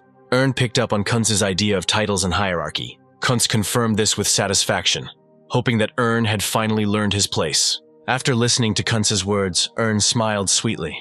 Subsequently, waving his hand, the protagonist called Kunz's words nonsense. Kunz reacted violently to such speeches. Pointing a finger at Ern, Kunz demanded that Ern take back his words. The protagonist was not against doing so, but only on the condition that he was wrong. After which, Ern turned to one of Captain Dirk's men. The protagonist demanded that he tell him what happened. Without thinking twice, the man blamed the Still Guards for everything. These words were enough for Kunz to demand an apology from Ern on his knees. In response, Ern demanded that Kunz be patient, listen to both sides, and not be childish. Ern then turned to Michael, asking him to tell him what had happened. Choosing his words carefully, Michael explained the conflict by saying that Kunz's men had begun to mock the Stillguard family. With a hint of hatred, Ern repeated Michael's words about ridicule. Michael explained the meaning of the ridicule, which consisted of the legacy of Rebahan, on which the Stillguards allegedly parasitized. Michael also apologized to Ern for the fuss he had caused, but he did not want to stand aside, being a knight of a family that was being slandered. Ern listened attentively to the end of the knight's arguments. Following this, the protagonist decided to get confirmation of Michael's words from another side. The knight on the other side hesitated, trying to smooth things over. Dirk reacted to this uncertainty by realizing that this was exactly how things had developed. As a result, Ern concluded that what he learned from Michael was true, then asking Michael to raise his head. Unexpectedly, the protagonist praised the knight for a job well done. Many present were shocked by Ern's final decision. Waving his cloak, Ern himself continued his speech. Speaking on behalf of the heir of Steelheart, the people on Kunz's side became wary. Suddenly, Ern said that he could not leave what happened unanswered. First of all, the protagonist reminded that only the Stillguard family was and will be the defenders of the country. Inspiring his knights, Ern reminded them that the Stillguards would always be at the forefront fighting for those who remembered them. A bead of sweat trickled down Dirk's face as Ern promised to spill the blood of those who mocked the Stillguards. In this regard, Ern was obliged to ask again. Surrounded by loyal knights, the protagonist wondered loudly if their family still meant nothing. Kunz's men fell silent, unsure how to react. For a second or two, Dirk even imagined that Ern was much older and wiser than his peer Kunz. One way or another, Dirk recognized the protagonist's elegant methods of standing up for himself. Now the captain knew what anger backed by the strength of family looked like. After all, now, in front of them, was the true blood of the Stillguard family. As soon as Ern finished his speech, there was another short pause. Realizing that victory was impossible, Kunz hissed through his teeth and tried to say something offensive to Ern. Dirk was about to interrupt Kunz because the situation could have turned into a tragedy. As a result, the captain gave one of his men a resounding slap in the face. No one present expected such a course of action from the captain. However, he did not stop, continuing to slap all the other knights under his command. One after another, under the weight of the blows, they fell to the ground. At some point, quite tired and breathing heavily, Dirk finished the course on teaching good manners. Sarcastically, he praised his men for smearing Kunz's name. Having barely recovered, the beaten knights began to ask forgiveness for their behavior. However, Dirk redirected their words to a completely different person. Turning around, the captain blamed everything on the knights, who had framed Kunz with their prank. They all flinched when the captain barked. After which, in chorus, the beaten knights again apologized, but this time to the titled gentleman. Watching Dirk's methods, Ern believed that he was not joking. The protagonist considered Dirk's substitution of concepts to be quite skillful when insults turned into provocations and conflict between the knights. After all, in this way, even though the captain retreated, he did not spoil the reputation of his master. Eventually, Ern decided to take a closer look at Dirk. However, the seemingly resolved dispute did not make Kunz very happy. Frowning, Kunz told everyone to go to hell and went to bed. As Kunz walked away, the protagonist's words were heard behind him. Ern accepted Kunz's apology. Kunz stopped abruptly and began to slowly turn his head. Ern's satisfied face appeared before his eyes. At some point, their hateful gazes met. However, Kunz was the first to look away, amidst displeased hissing. Puffing under his breath, he continued walking home. The captain wanted to say something, but only hung his head. Then with his knights, he joined Kunz. Suddenly, Ern noticed that his own people were not happy with the outcome of the situation. Now, Ern himself decided to carry out educational work with his own knights. At once, the knights' irritated and displeased glances were directed at Ern. Having caught many strangers' eyes on himself, the protagonist hastened to apologize himself. Since then, the night has passed, and the morning of a new day has arrived. Someone was scraping a knife across a plate of food with displeasure. Puffing out his cheeks, Kunz chewed slowly. With Ern constantly in mind, Kunz began to talk about it. Dirk told Kunz about the rumors that were circulating around Ern. But, as it turned out, they were far from the truth. Kunz did not particularly agree with the captain, since, apart from Ern's sharp tongue, no one saw his other skills. Next, Kunz started talking about why the captain forced the knights to apologize. Wincing, Dirk called what happened a retreat tactic, since the Stillguards still had many allies. After this, having clearly frightened Kunz, Dirk reminded him that if the situation worsened, it was possible to anger the Lord himself. Then, Kunz ordered the captain to begin surveillance of Ern, promising that one day he would make him pay for the embarrassment he had experienced. Right after that, Kunz mentioned that since that night, he had not met a single representative of the Stillguards. Dirk informed her master that Ern and his men had left early in the morning. When Kunz learned that Dirk had offered Ern a joint trip to the academy, he was perplexed by the captain's arbitrariness. However, Dirk himself thought differently, calling his main task the protection of Kunz. Kunz winced, calling the captain's efforts arrogant. Following which, Kunz threw down his cutlery, declaring that he had lost his appetite. Some time passed and night fell in the city. Snoring, Kunz sprawled out on the hotel bed. It seemed that nothing could disturb the sleep of such a noble man. But at some point, the window in Kunz's room opened. However, he himself did not notice anything. Suddenly, something hit Kunz on the cheek. He perked up and began to struggle with the invisible enemy. After which, something squeezed Kunz's cheeks hard. A little later, a hand appeared that tightly squeezed Kunz's mouth. As it turned out, Ern was looming over him. Then the protagonist put his index finger to his lips and hissed at Kunz. After a short pause, Kunz finally recognized Ern in the striker. Kunz made an effort, but was unable to move from the spot. Ern, who had fallen on him, possessed simply wild strength. Then came the voice of the protagonist himself, who admitted that he had long been thirsting for revenge. After which, Ern began to list the emotions of horror and pain that Kunz was forced to experience. When he finished, Ern asked Kunz if he knew what would happen to him next. In response, Ern heard an active mooing. Right there, Ern made it clear that he had changed his mind about many things when he burst into Ern's bedchamber. Out loud, Ern remembered how Kunz's eyes had blazed with envy. Therefore, the protagonist knew that in his new life, Kunz's behavior would not change. Ern began to retell the fate of Kunz, who would have destroyed the Stillguard family in any case. Following which, Ern concluded that that night, Kunz would have to die. The events were transported to a past life, when Ern tried to understand why Kunz hated him. The capricious Marquis laughed in response, then giving an explanation in the form of hatred from the first day the heroes met. Kunz hated not only Ern's family, the protagonist himself, but even his name. The protagonist even wondered if such things could really be helpful in capturing lands. Sighing, Kunz made it clear to Ern that he was no better than the Marquis. Kunz explained his special form of hatred as envy, since Erna, unlike the Marquis, was greeted everywhere with a smile. However now, Kunz was truly happy, because Ern was completely broken. Looking haughtily at the protagonist, Kunz called him a landless lord. Kunz called himself nothing less than the Great. Then, realizing his unconditional victory over Ern, Kunz laughed. Events returned to the present, where Ern only increased the pressure on Kunz. Unable to speak in his mind, Kunz called Ern a psychopath. The hero's crazy glances intersected, which is why Kunz believed Ern's words about the murder for the first time. In a futile attempt to avoid the horror, Kunz grabbed Ern's hand. The protagonist's grip has indeed weakened, but in fact Ern himself pulled his hand away. Instantly Kunz screamed, calling for Dirk's help. The Marquis came to his senses in an instant, because not a sound came from his mouth. Ern chuckled and explained to Kunz that he was simply affecting his pressure points. Ern made it clear to Kunz that he would not be able to speak until the protagonist himself allowed it. Next, Ern was upset that he couldn't do everything.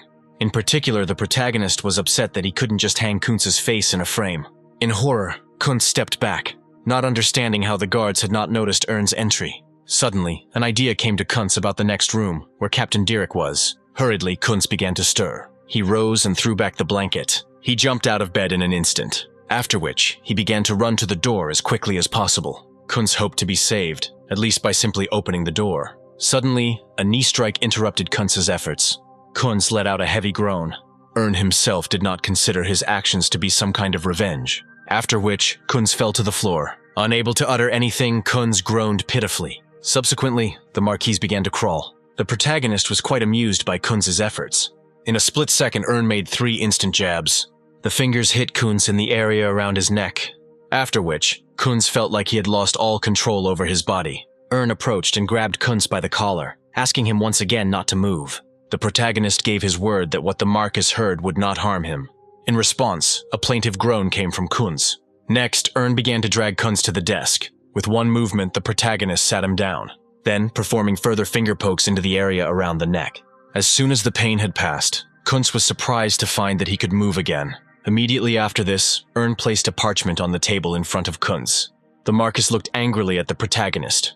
Motioned for him to pick up the pen. Kunz had no intention of obeying, believing that would kill him as soon as he got what he wanted. Their gazes met again. Then seemed to simply wave his hand. This movement was so rapid that at first Kunz simply did not understand anything. However, then Kunz's pain began to increase. Somewhere behind the heroes, on the floor of the room, a severed hand fell. Sensing something was wrong, Kunz froze. Then he looked down. Then he turned around, stunned. In utter confusion, his gaze fell on his own hand on the floor. Ern's voice sounded again, ordering the Marquis to take the pen. Instantly, from the wild pain, Kunz fell to the floor. Continued to speak, blaming everything on Kunz himself and his unwillingness to listen. In tears, Kunz looked up at the protagonist. As an argument for cooperation, drew his sword again. The protagonist made it clear to Kunz that the next in line would be the foot itself. Only now, in even greater fear, did Kunz notice that was in possession of aura. Seeing that Kunz continued to resist, began to raise his sword. Frightened, Kunz raised his remaining hand, indicating that he would do what was required. Quickly rising from the floor, Kunz walked towards the desk, taking the writing instrument in his remaining hand. The Marquis awaited Ern's instructions. First of all, the protagonist asked Kunz not to stain everything with blood. Made it clear to Kunz that if even one drop of blood touched the paper, the Marquis would instantly lose his head. Not feeling any better about this news, Kunz nodded. Later, began to dictate the text to Kunz. In it, for his father, Kunz appeared as a pathetic non-entity. Meanwhile, the Marquis himself was absorbed in thoughts that not everything was so terrible, because there were prostheses and servants. The most important thing at this moment in time, Kunz believed, was the need to stay alive. Afterwards, Kunz began to think about how much noise he had made when he fell. The Marquis hoped that Captain Dirac, being an experienced man, should have understood everything. However, time passed, but no one rushed to help Kunz. Continuing to write, he did not understand why nothing was happening. In a panic of hopelessness, Kunz finished writing the last sentence of the letter. Unnoticed, Kunz glanced sideways at Bustling, Kunz began to think of ways to waste time. Suddenly, leaned over to Kunz, saying that he had known the Marquis' thoughts from the very beginning. Said thoughtfully that Kunz was trying to stall for time for some reason. Kunz was stunned by what he heard. Following which, the protagonist suggested that Kunz finish the letter. Obeying, Kunz concentrated on the paper. As he wrote the letters, Kunz's hand shook considerably. Hardly had the last word been written when took the letter in his hands. With a long chuckle, the protagonist concluded that Kunz had done a good job. Now, all that was left for Kunz to do was wait for the unknown, hoping that he wouldn't die before Dirac noticed something was wrong. As soon as this thought left Kunz, grinned. Instantly, Kunz was jabbed in the throat. Clutching the place where he was hit, Kunz began to cough. Suddenly, he discovered that his voice had returned. Responded, confirming that Kunz's voice had returned. After stopping coughing, Kunz looked at with a puzzled expression. Taking a deep breath, Kunz strained his vocal cords. Next, with all his might, he called for help from Dirac. Laughter was heard, as he considered Kunz's decision to save himself to be quite insignificant. Kunz froze, not understanding why was not afraid of the arrival of the guards, who would have killed him immediately. The protagonist chuckled again and made it clear that he had foreseen many things. Then revealed that he had used the Scroll of Silence, which prevented sound from leaving the room. Made his words more specific by saying that, in addition to sound, even the weakest vibration could not leave the confines of the room. Realizing the complete impasse of the situation, Kunz dared to die, for which temporarily deprived him of his voice. In response, the protagonist showed a letter, which Kunz would definitely not have agreed to write of his own free will. Suddenly, Kunz felt an incredible weakness. In a split second, the Marquise fell backwards. Shaking, Kunz tried to say something about his defeat. Finished Kunz's words by saying that he lost to the Still Guards, and in particular, to the protagonist himself. Also made it clear that Kunz did not deserve either power or wealth. Taking a stance and taking the sword in both hands, associated this with Kunz's own inferiority complex. Suddenly, a cry of mercy was heard from Kunz.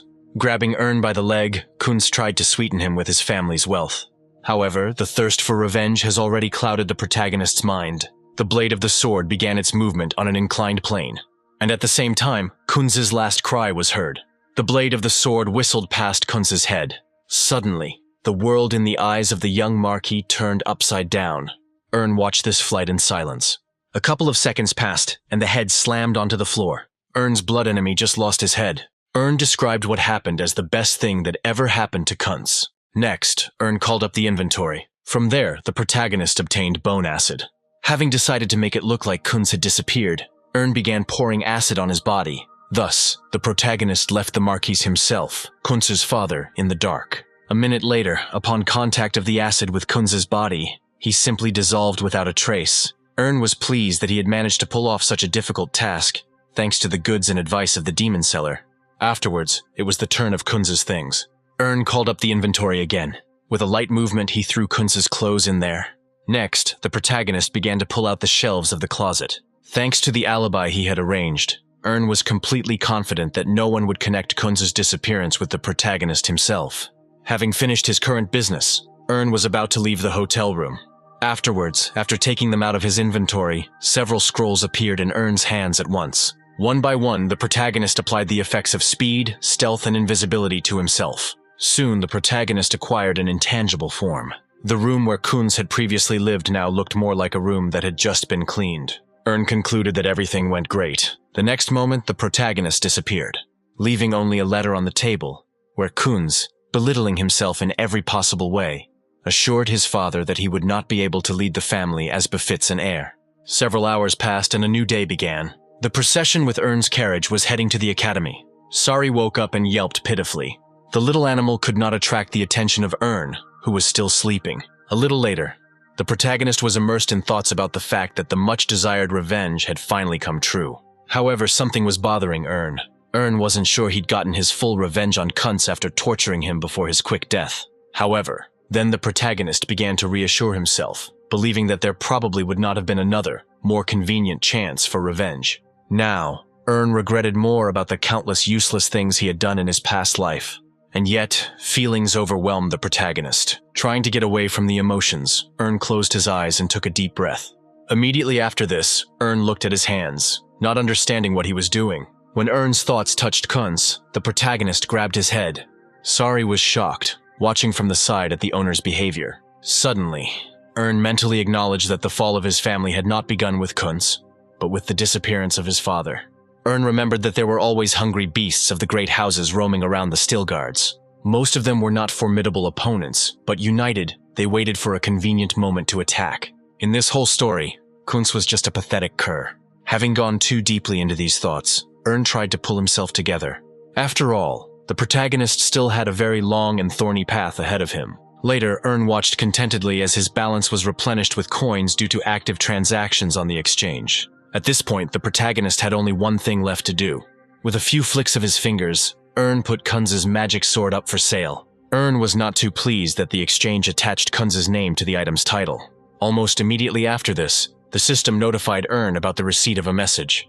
A certain buyer was ready to buy the sword that had just been put up for sale, offering a sum that was quite good for Ern. But Ern was not sure about his readiness to sell the rare magic sword so soon, which gave its owner quite big advantages. The protagonist suddenly became thoughtful. For some reason, Ern remembered Direk.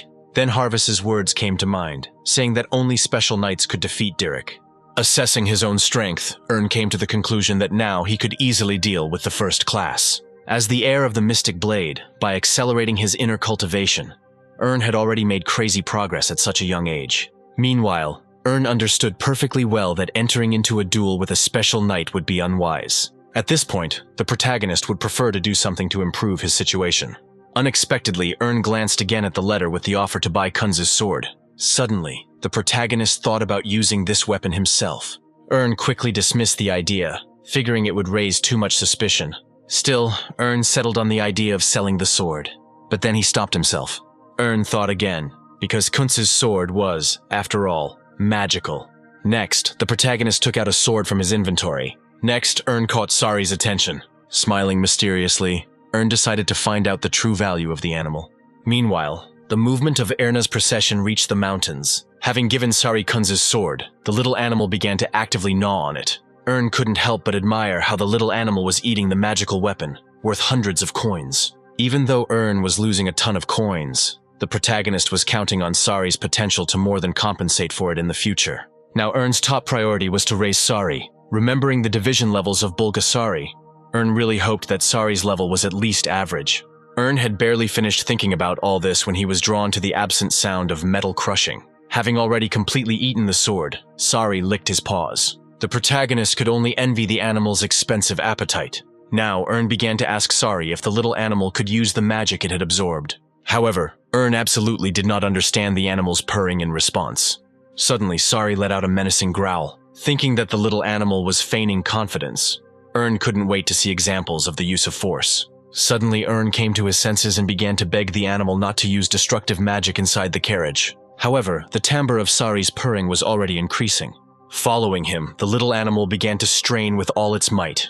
With a hint of hope on his face, Earn froze. Suddenly, the animal's eyes sparkled. Sari shouted at the top of his voice and projected magic. Seeing that the little animal had created a shield, Earn screamed at the top of his voice. However, the protagonist's joy did not last long. Earn called Sari. With a grain of hope, Earn assumed that the little animal would be able to take the form of the eaten sword. Soon at Earn's command, the animal took the form of a sword. Immediately, the system sent congratulations to Earn in connection with Sari's maximum development. Earn's glee turned to surprise when he noticed the red tail. The protagonist looked at the tail that had appeared out of nowhere with confusion. Looking closer, Earn realized that the tail now replaced the hilt of the sword. A slight feeling of stupor pierced Earn. Sari also realized the imperfection of his form, quickly returning to his previous appearance. Staring at its tail, the little animal quacked thoughtfully. In any case, Earn praised the little animal for his efforts. Without getting angry, the protagonist suggested that Sari try to take the form of a sword again. The magic flashed, the steam dissipated, and the tailed sword was in front of Earn again. Seeing another failure, Earn began to encourage Sari that in future attempts, the transformation would definitely be successful. A long series of transformations of the animal into a sword and back began. After dozens of attempts, Earn wanted Sari to transform one last time, which would definitely be successful. The magic flashed, the steam dissipated once again, and there again, on the seat next to him, lay the tailed sword. The protagonist, seeing the futility of all attempts, temporarily lost the power of speech. Almost immediately, the emotion of disappointment was transmitted to Sari. Only now did Earn wonder if the Bulgasari he had grown was really of the highest level. After so many failures, Sari was in a depressed state. Earn, clumsily feigning joy, tried to calm the little animal, at least voicing the magic that Sari now possessed as a hope. The little animal raised its muzzle to Earn with hope. The protagonist fell silent, thinking about how else he could comfort the animal. Suddenly, an idea came to Earn's mind. The protagonist began to convince the animal that he had the highest class, and therefore the best. With these words, Earn defined Sari as the most outstanding Bulgasari. After these words and efforts from Earn, the tears gradually receded from Sari's eyes. The next moment, the little animal was already purring with happiness. Earn didn't stop proclaiming Sari as the best in the world. Finally, Earn could breathe a sigh of relief, no longer worrying about Sari falling apart. Ultimately, Earn resolutely abandoned the treasures in favor of the mysterious egg, whose cultivation did not guarantee any benefits. Looking at how the little animal was having fun, rolling around on the seat, Earn came to the conclusion that he had not made a mistake in his choice, regardless of what fate had in store for Earn in the future. The protagonist himself frankly believed that his new life was proceeding in the most comfortable way. Meanwhile, Earn believed that there was no room for complacency. Having called up the exchange menu, the protagonist immediately began to buy various goods. Having jumped over many levels and removed restrictions, Earn now has access to the rarest elixirs for purchase and sale. Time passed, evening came, and the city of Midian was already visible on the horizon. A little later, the scene moved to a local tavern. There, sipping beer after a long journey, the knights discussed the fact that the capital was just a stone's throw away. One of the knights, now talking with Harvis, noted the genius with which Earn had calculated the route to the capital. Immediately after this, the knight became interested in where the protagonist had disappeared to. because as soon as he entered the tavern, he went to his private room. One of the knights thought that Earn was simply worried and therefore wanted to be alone. Another knight agreed with the previous speaker, reminding everyone how depressed Earn's look was. Ultimately, they all agreed that the protagonist was simply worried about continuing to attend the academy. Unexpectedly, Harvest and the other knight came to the same conclusion that Earn could not worry about such trifles. Having said this in unison, they immediately looked at each other. Both began to suspect each other of something, asking cross questions to which neither of them could really answer. Harvest cut short this petty argument with an offer of drinks. However, the spy himself already had some doubts about Earn's behavior. Gradually, the action moved to the second floor, where the guest rooms were located. There, behind solid walls and strong doors, Earn was in a state close to a nervous breakdown. Earn grinned, unable to believe that he had been unable to buy the elixirs. As it turned out, no matter how long Earn waited, the highest level elixirs still did not appear on sale. For the first time, the protagonist encountered a case that was not taken into account in the calculations. This whole situation raised a lot of questions for Earn. An additional oddity was that no matter how much Earn lowered the prices of his own elixirs, no one was eager to buy them either. Suddenly, a bright thought struck the protagonist. As soon as Earn opened his ad for selling elixirs, he was immediately faced with an avalanche of angry comments accusing the protagonist of fraud. Earn was completely confused because the comments were clearly someone's evil intent, since the protagonist had not managed to sell a single elixir in all that time. Reflecting, Earn recalled the forces that deliberately lowered public opinion about a person, a product, or a phenomenon. Earn had no idea who he might have offended, but he was absolutely certain that the part-timers were the ones doing it.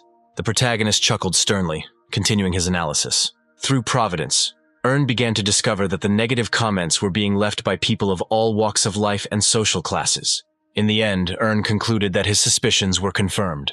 The first thing Earn learned was that some of the comments were coming from various health centers. Temples, clinics, and even sects seemed to have launched a united attack on the protagonist. After digging deeper into the information, Earn was able to find out that they were all affiliate stores. The best elixir producers in their worlds suddenly decided to fight back against the protagonist. But in this whole story, Earn saw an important inconsistency, because the protagonist had been selling elixirs for quite a long time.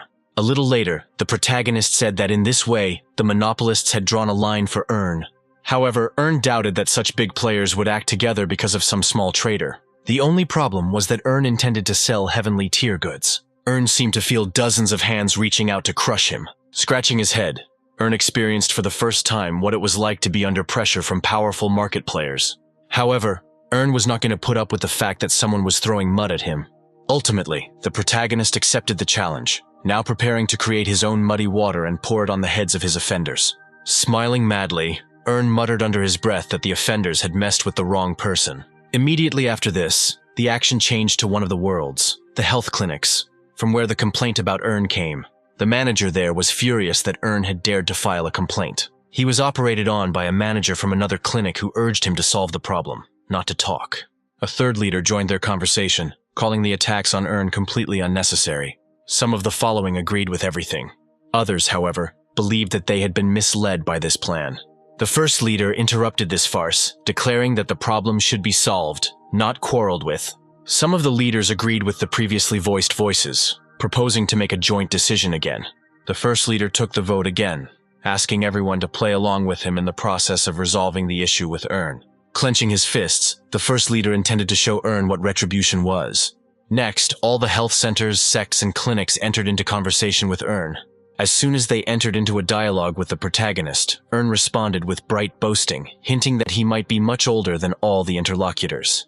The first leader was furious at these words addressed to him, not forgetting to name his significant age. Earn sighed wearily, not seeing any reason to respect someone else's age. The first leader, like the other Blade managers, unanimously condemned Earn for his blatant ignorance. All of them considered Earn to be the true embodiment of the representative of the Zero system. Earn shook his head, saying that mass attacks on him would not turn the protagonist away from interdimensional trade deals. After hearing from the protagonist, the first leader introduced a silence mode in his chat. This action was a prelude to the entry of a new character into the conversation. Seeing that there was someone higher than the leaders who had come to talk, Earn was even slightly delighted. In the voice chat of the leaders, the voice of Miam, who was the channel master, sounded.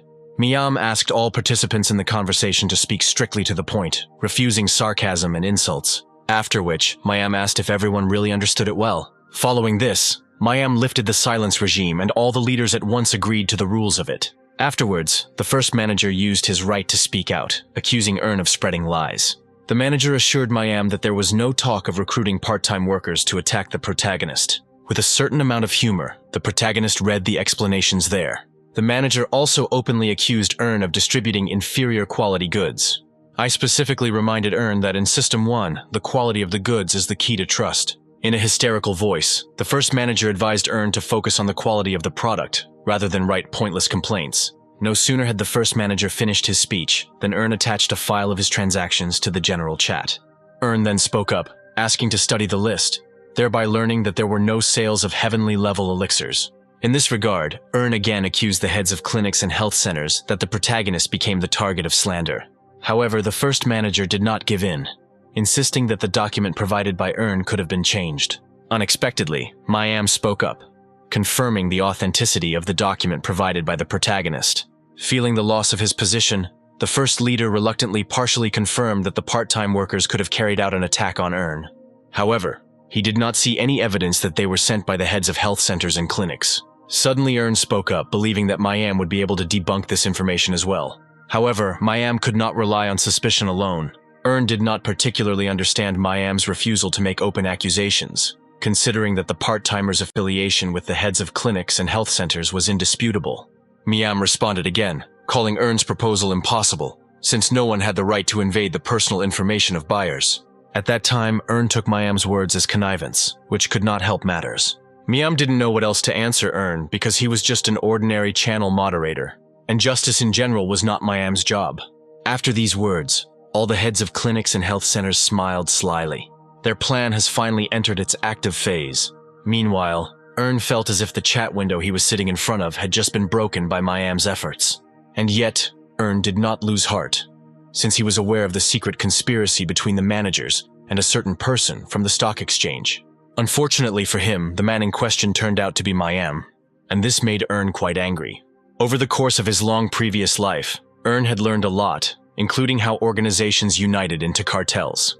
After all, the main area of their relationship has always been lobbying. Such relationships were ensured through alliances of partner stores and bribed channel moderators. Now, Earn felt like an idiot, naively believing that he could achieve justice. At the same time, having received no objections to all the previously made conclusions, Mayam was going to make some kind of decision. But Earn suddenly interrupted him. The protagonist voiced Mayam's words that there must be strong evidence for accusations. Speaking cryptically, Earn tried to hint that he had this evidence. Mayam frowned and fell silent at this news. The first leader, on the contrary, began to actively rant, trying to convey to those around him that the protagonist was simply bluffing. Earn accepted the challenge, sending another file into the general chat. What the first manager saw in the file took his breath away. All the others experienced similar emotions. Even Mayam didn't understand how something like this was possible.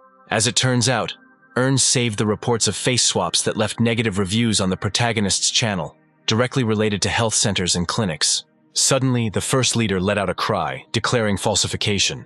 Next, Earn asked Mayam what he thought of the document. Mayam himself stuttered as he tried to decide on an answer. Afterwards, seeing something unexpected in the document, Mayam almost screamed. Not even a couple of seconds passed before, to Earn's amusement, Mayam entered silence mode in the chat. At the same time, Mayam was actively explaining to the other executives that the exchange report file could not be edited. To their horror, the file Earn provided was absolutely genuine.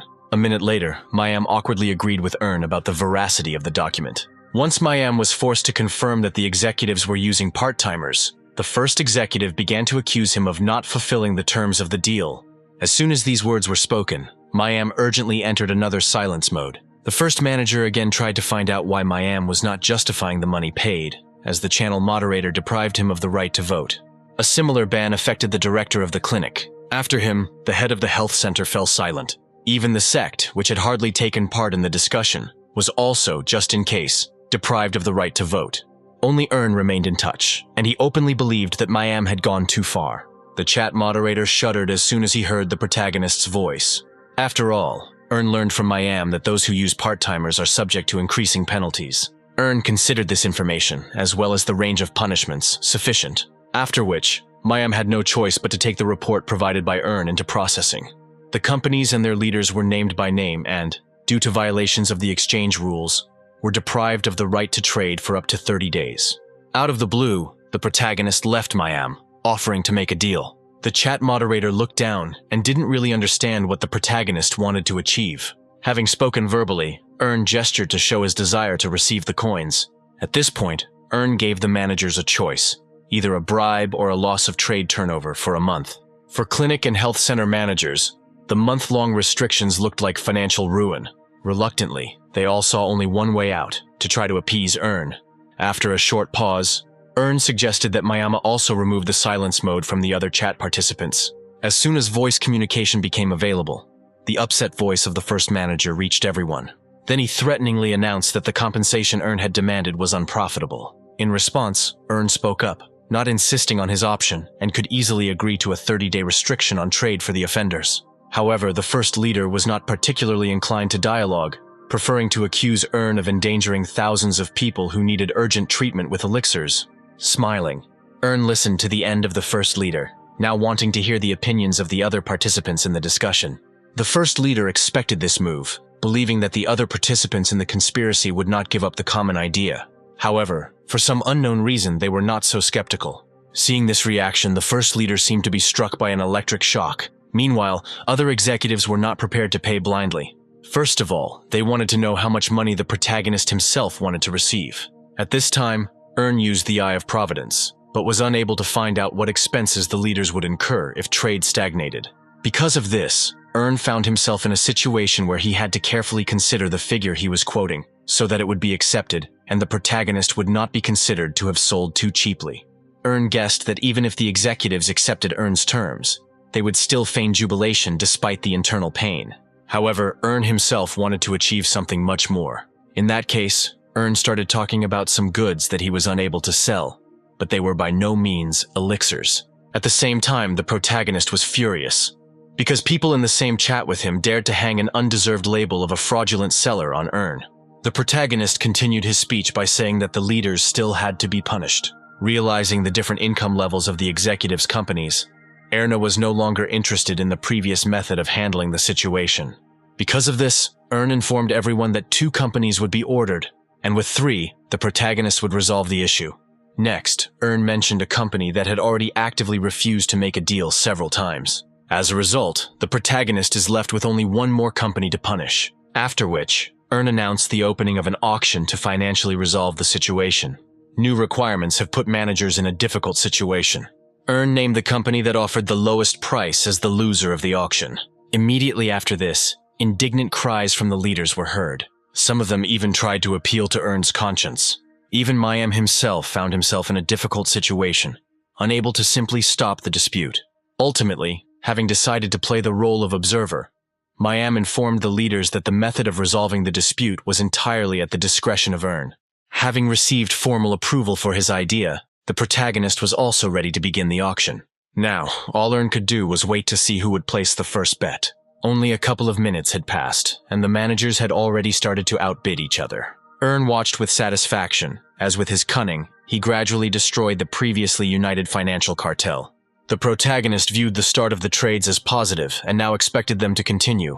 At one point, Earn even began to encourage the leaders. Some time passed, and the ransom prices had already risen to the level of 8,000 coins. Not wanting to lose, the managers gradually raised the amounts. Earn calmly watched the exciting increase in the amount, believing that at this moment, it had even begun to cover the costs of a month's downtime in trading. But at one random moment, the amount, having almost reached 10,000 coins, stopped increasing further. After a second of inactivity, suddenly the sect monk announced an even higher amount of a couple dozen coins. Instantly, the other leaders began to accuse the monk of shamelessness. However, the monk was not ready to give in and stop his trade. Immediately after this, the leaders again began to accuse the monk of greed. They appealed to the very status of a monk, which implied a selfless life of hardship, not a pursuit of money. Suddenly, the monk gave birth to a response cry, saying that property as well as money is needed by absolutely everyone. Immediately, conflict began to escalate between the leaders. It was the first time Earn had heard such abuse, which became personal and involved sophisticated insults to dignity. Earn laughed evilly to himself because the cartel had not just cracked, but literally shattered into small pieces. Eventually, the other leaders of the sect brought the monk of the sect to such a state that he named a figure of as much as 10,000 coins.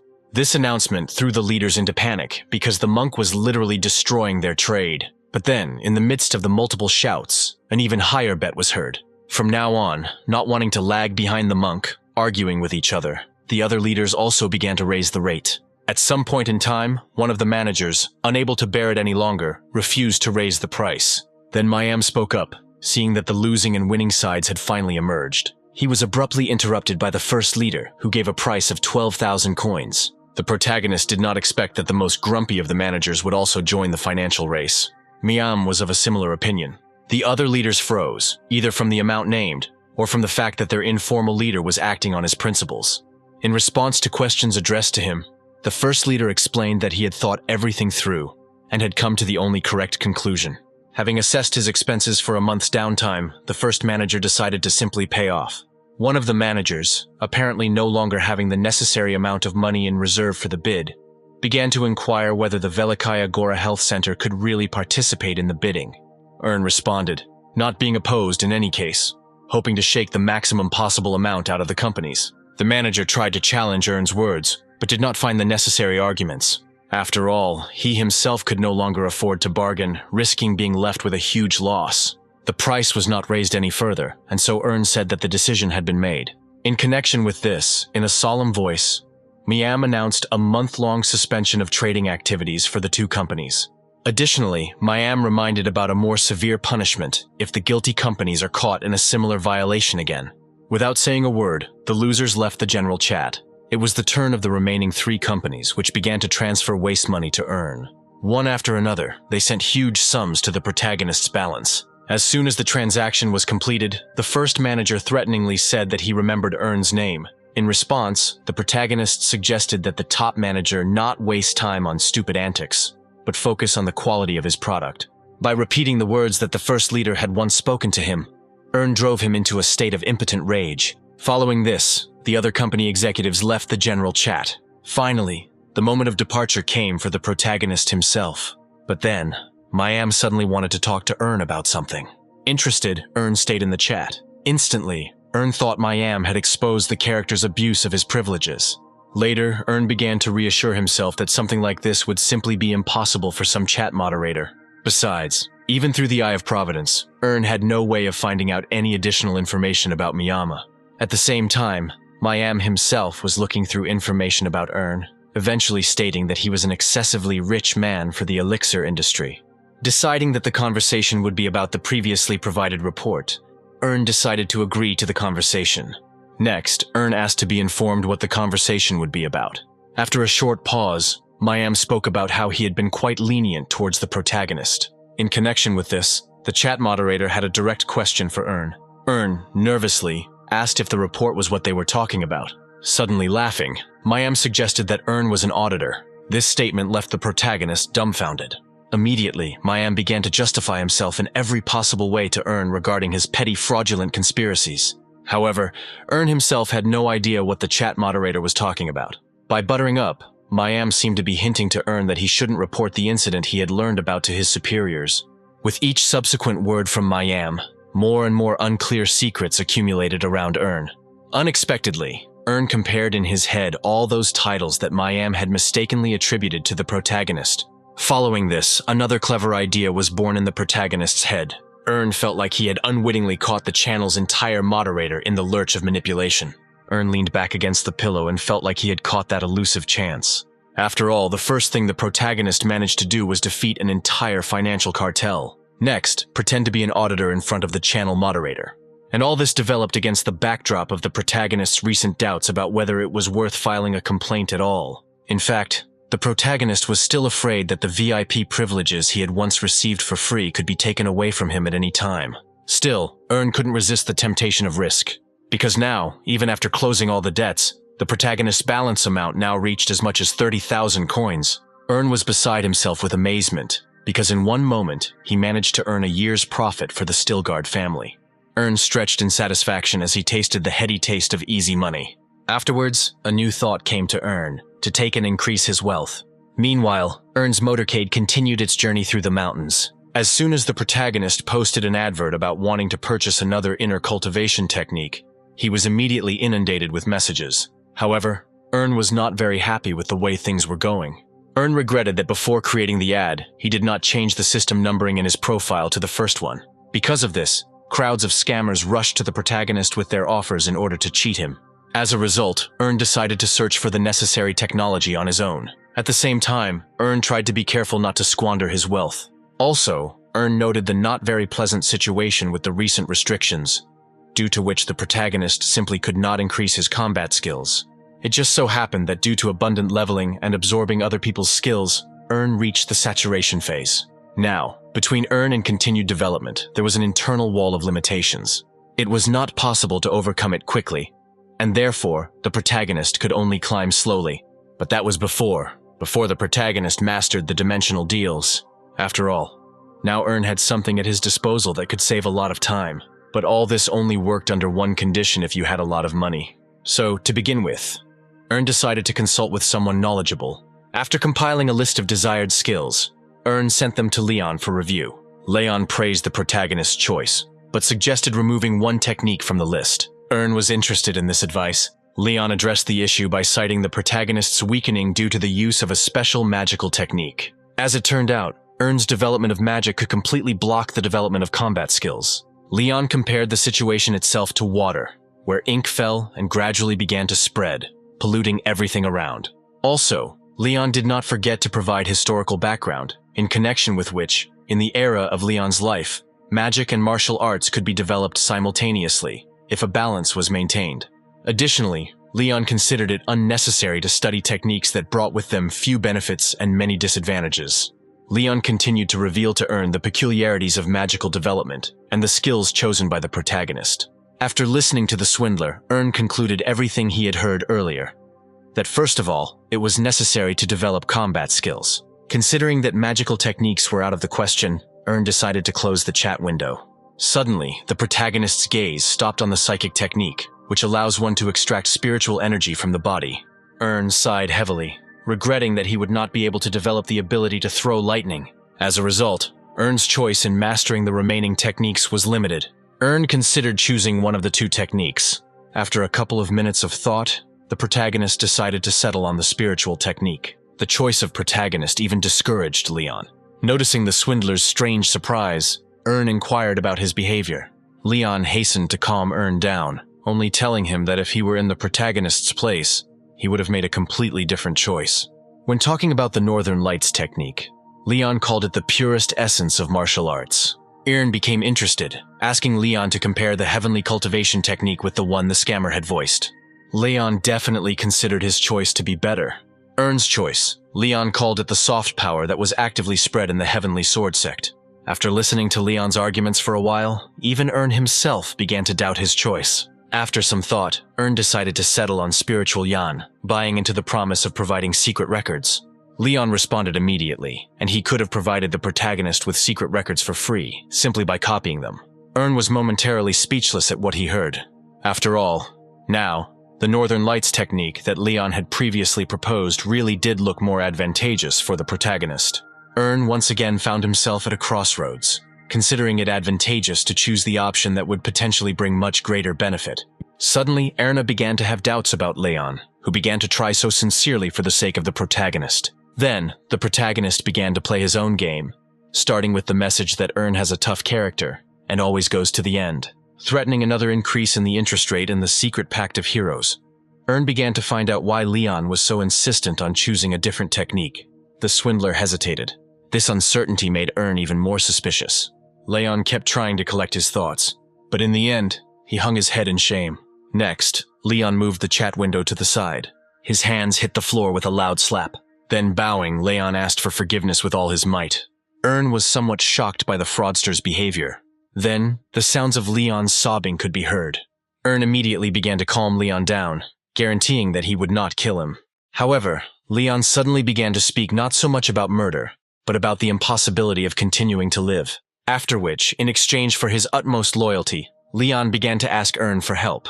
Earn froze when Leon asked him to give back the heavenly cultivation technique. It just so happened that the world in which Leon lived could not imagine itself without martial arts. Salesmen, children, beggars, they all had some form of fighting skills. Each of them always had at least 2 low-level talents. And life for Leon, who had suddenly transformed from a first-class warrior into a newbie, had now become invariably difficult. Overnight, the fraudster became a defenseless victim in the middle of a jungle of predators. Sobbing, Leon reported that he no longer had any excuses and was afraid of being beaten even by his wife. Earn sighed, partly realizing the difficult situation the swindler was in. Earn could have made concessions to Leon, but in this case, he would have lost his status. Leon stopped whining and responded, saying that it was for this very reason that he had recommended an absolutely similar technique to Earn. Leon did not hide the fact that Earn would suffer some losses, but would also be able to quickly cover them. Additionally, through secret recordings, Leon ensured that the protagonist would only rise even higher. In some ways, Earn agreed with Leon, but nevertheless, he was not very eager to blindly trust him. And yet, the protagonist decided to take a risk once. And so, Earn began by saying that he had known Leon for a very long time and extremely well. The swindler could only listen to Earn in confusion. The protagonist continued his speech, stating that it was very easy for Leon to pretend to be weak in front of someone from System Zero. Next, Earn seemed to voice Leon's plans to achieve when the protagonist would weaken his attention. A feeling of confusion overwhelmed the swindler again. Earn noticed another strange behavior in Leon. Leon's distressed cry was heard, again asking for forgiveness and at the same time assuring Earn of his loyalty. Now Earn himself didn't really understand whether Leon was lying or was being honest for the first time.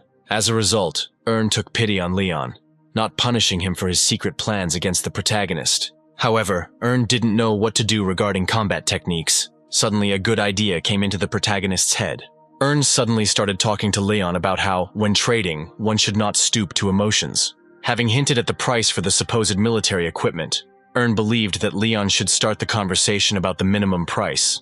After which, Earn gave Leon only one single day to formulate a worthy proposal, upon completion of which, the swindler could get his equipment back. Confused, the swindler asked again about 1 day. Earn linked his harsh conditions to Leon's words about loyalty, which was currently being tested. Subsequently, the events of the story moved to the residence of the Albrecht family. There, Dirk knelt before someone. Apparently, the head of the family, clearly confused by Kunz's escape, was reading the letter. In response, the captain characterized Kunz as an overly self-confident person who could take such a step. Having finished reading the letter, Marquis Dorian concluded that it was indeed written by Kunz's hand. However, Dirk himself expressed doubts, calling for not believing the words on paper. Realizing what the captain was getting at, Dorian wondered if Dirk really thought that Kunz had been threatened. For some reason, the captain remained silent, to which Dorian took this silence as confirmation. Suddenly, Dorian started talking about how Kunz was greedy and lacking in talent, and that he wouldn't run away from that. Dirk only added to the Marquis's guesses by saying that no one had noticed Kunz's disappearance. In such a situation, the Marquis could only think that Kunz had been kidnapped.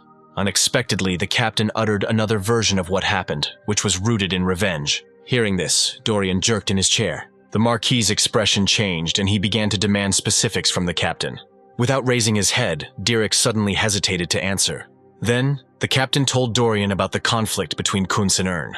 A few minutes later, in the Marquis's office, various utensils were actively flying down and breaking. Dorian was angry that Dirk did not stop the conflict with the Stilgard family. For all this, the captain could only ask for forgiveness. However, the Marquis did not calm down, complaining that he was simply wasting money if the knights did not do their job. After which, Dorian began to smash the furniture, tipping over forms to support scrolls, turning everything upside down, while threatening to throw Dirk out of service. After the short pogrom ended, the Marquis finally stopped. Turning to the wall, Dorian sighed heavily and cursed. Afterwards, Dorian concluded that Earn, as the youngest of the Stilgards, was a surprise. Unexpectedly, Dirk concluded that Earn could be the true successor of the legendary Rabahan.